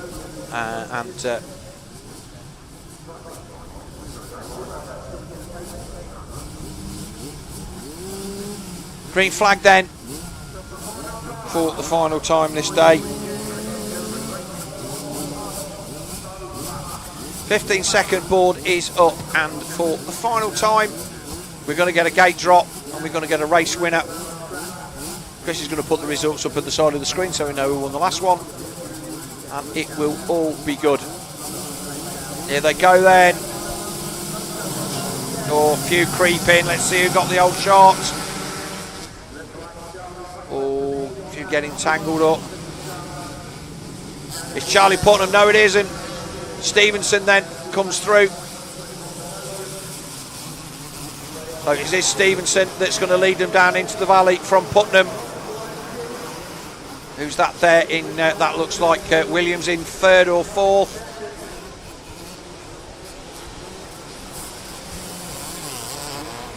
Then it's the 555, not sure who that was. The rest of the field all finding their way through. The 27 in there as well. It's the 27 of Jude Gaillard, not 100% sure.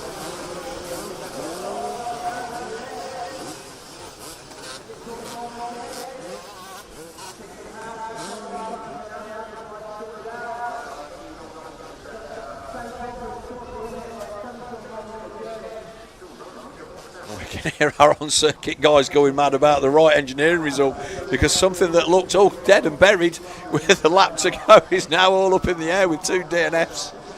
But here's the battle then.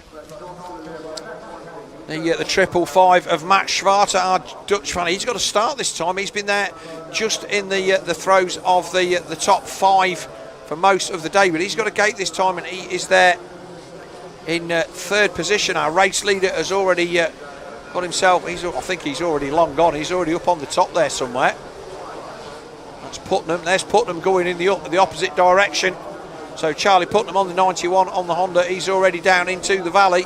But we've got we've got a 5-rider battle for second as they're fighting their way through the dust in the final moto of the day at the 2025 VMXdN. Oh, no, it's all KTM there. Fair play, son.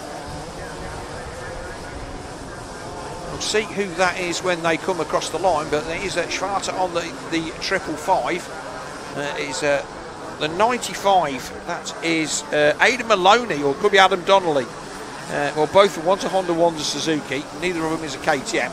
We will see what the transponder clicks as they come across the line at the end of lap 1.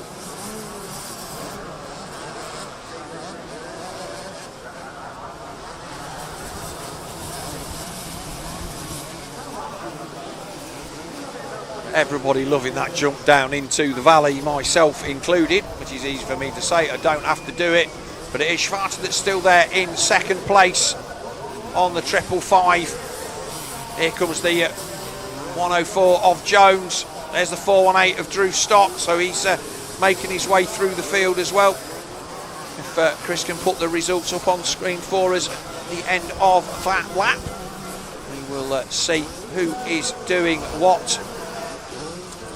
Putnam is going to take the win.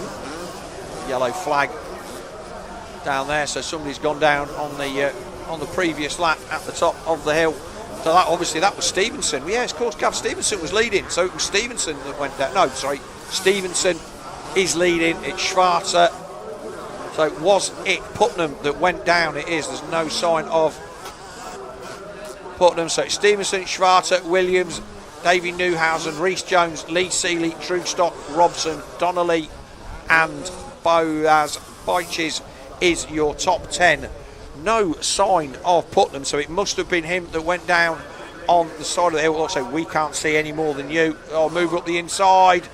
The 104 of Reece Jones then pushes his way up another position into third. Switching to my glasses and trying to see what the right engineering team race is.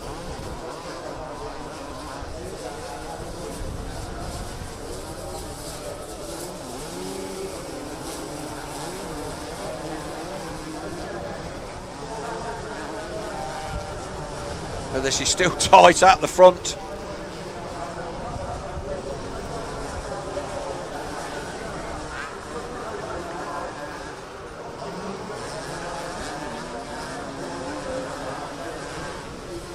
The 555 then still holding on to second position.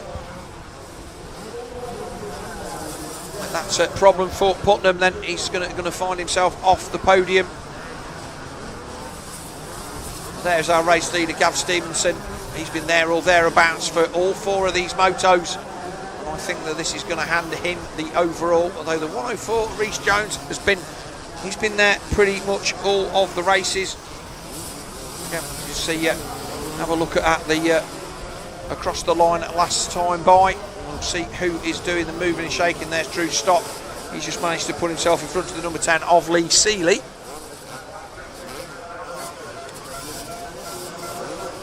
Oh, pass up the hill.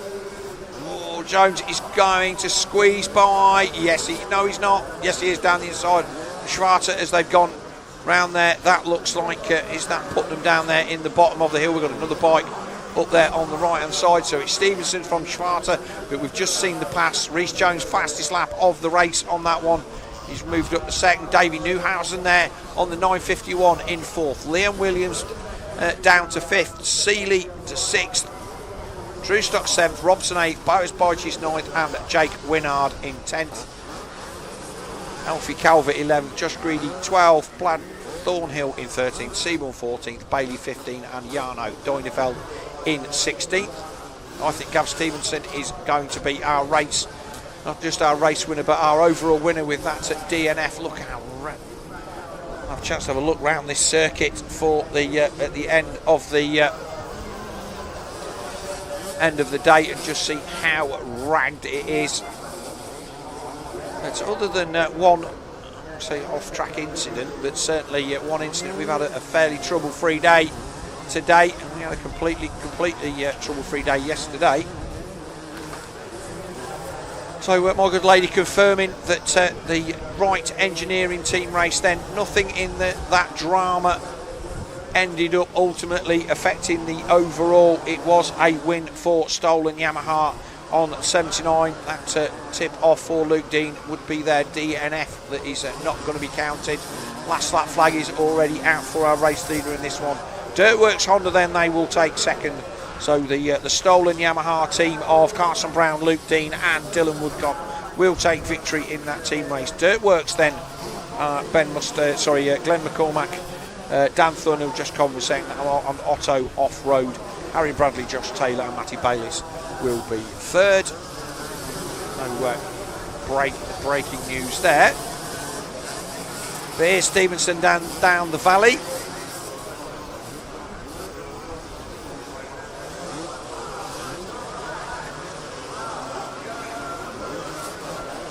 Like I say, it was neck and neck as they went over here, and we lost Putnam.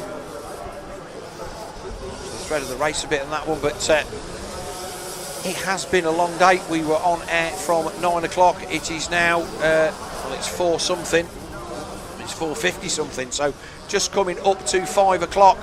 Like we're going to sneak everything in under the wire. It has been a fantastic race weekend here. If you've never been to Foxhill for an event, you need to come here for this one.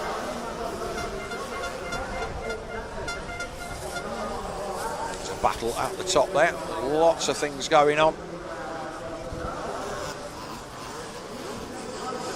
Not sure who they were, a bit far away, but there is your race leader, Gav Stevenson. That will be the battle for the lower end of the top 10. But Stevenson got good starts.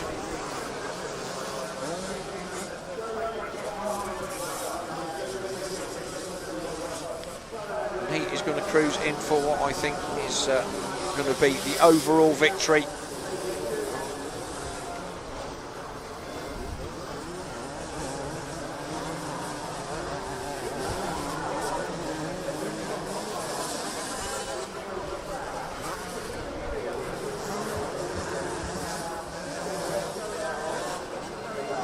It's going to be a good second place for Schwarz. And do you know what? That might give him a shot at the podium. He's put in 4 solid motos. Rhys Jones has come through.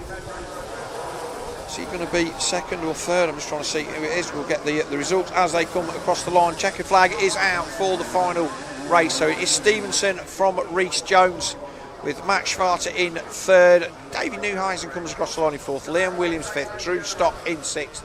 John Robson should be across the line in seventh, with Lee Seeley in eighth.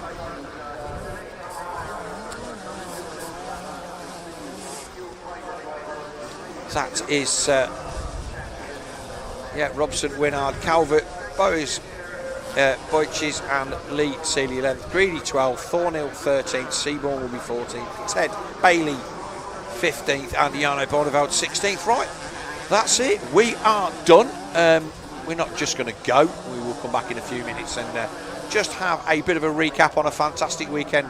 We will have our final word from our sponsors here this weekend, and we will be back to wrap up the last knock-ins of the 2025 VMXdN, and we're very much looking forward to getting back and watching all the stuff that we've produced this weekend, and we hope that you've enjoyed it. We'll take a quick break and we will be back very shortly.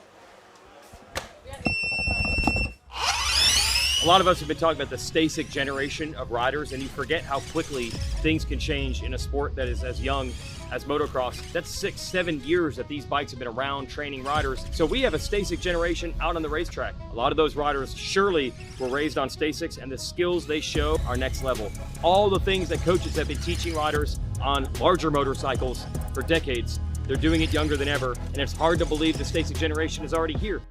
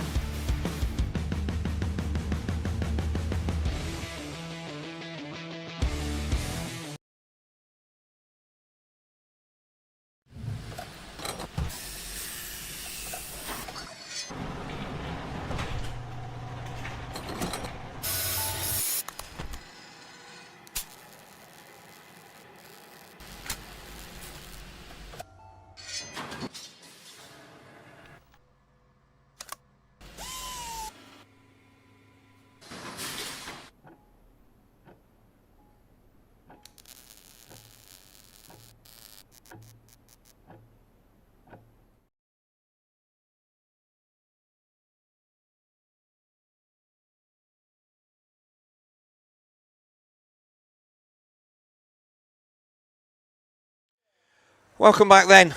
We're just going to have our wrap up here at DirtWorld-TV from the 2025 Vets VMX Nations here at Foxhill. I hope you've all enjoyed the coverage. We had Callum Swan in the booth with me yesterday, which made the job nice and easy. And we've had some fantastic guests over the weekend. We really hope that you've enjoyed our live stream. Please like and subscribe. Follow the VMXdN on Facebook at VMXdN Foxhill. You can see the legends across the top of the screen there.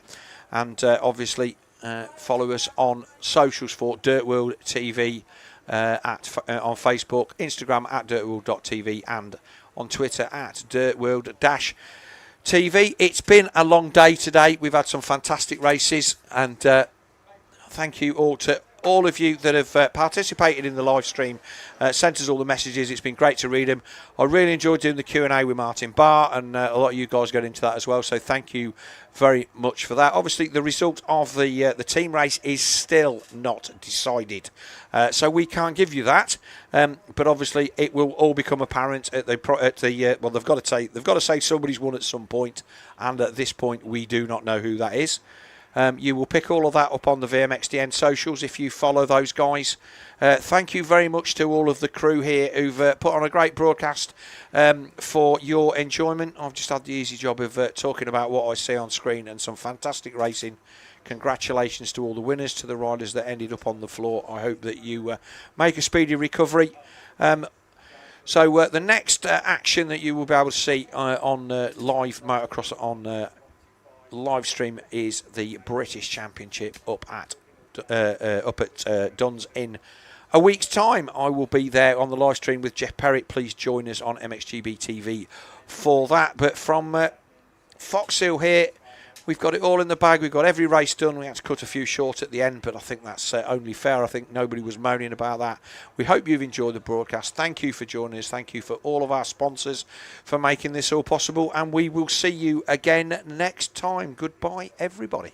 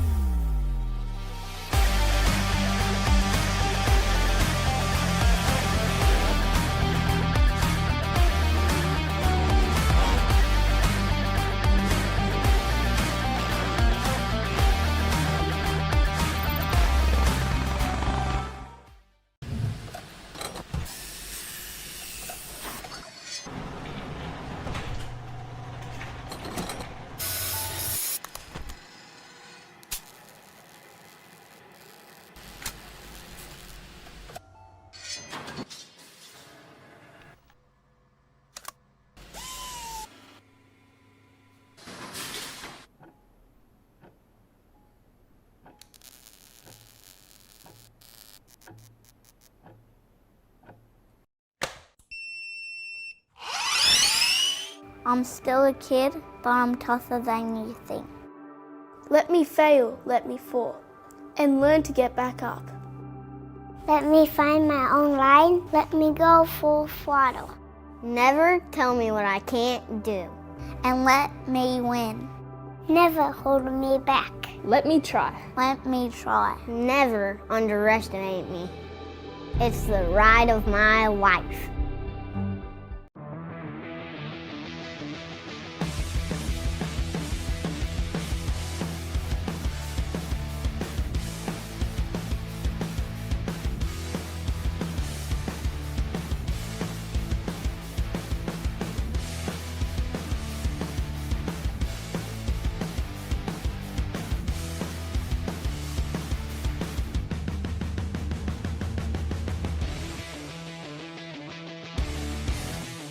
Everything I try to make it look like it's going 200 miles an hour. That's my whole goal here. I'm Troy Lee, and this is our new signature goggle collection.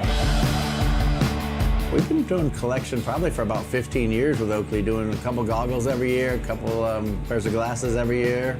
My love is my motocross team, and so first off, we probably have more red in line, but then I always like to throw something weird in. You gotta freak them out a little bit, you know? American flag, stars and stripes always work good, so we add a little bit of metal flake to the oval here and add a little bit of chrome to it. Really, I'm always more excited about the next one I'm working on. It's like I can't wait to get to work and start sketching some new ideas. My name's Troy Lee. I'm the owner of Troy Lee Designs, and super proud to be working with Oakley. They make the most beautiful product on the planet.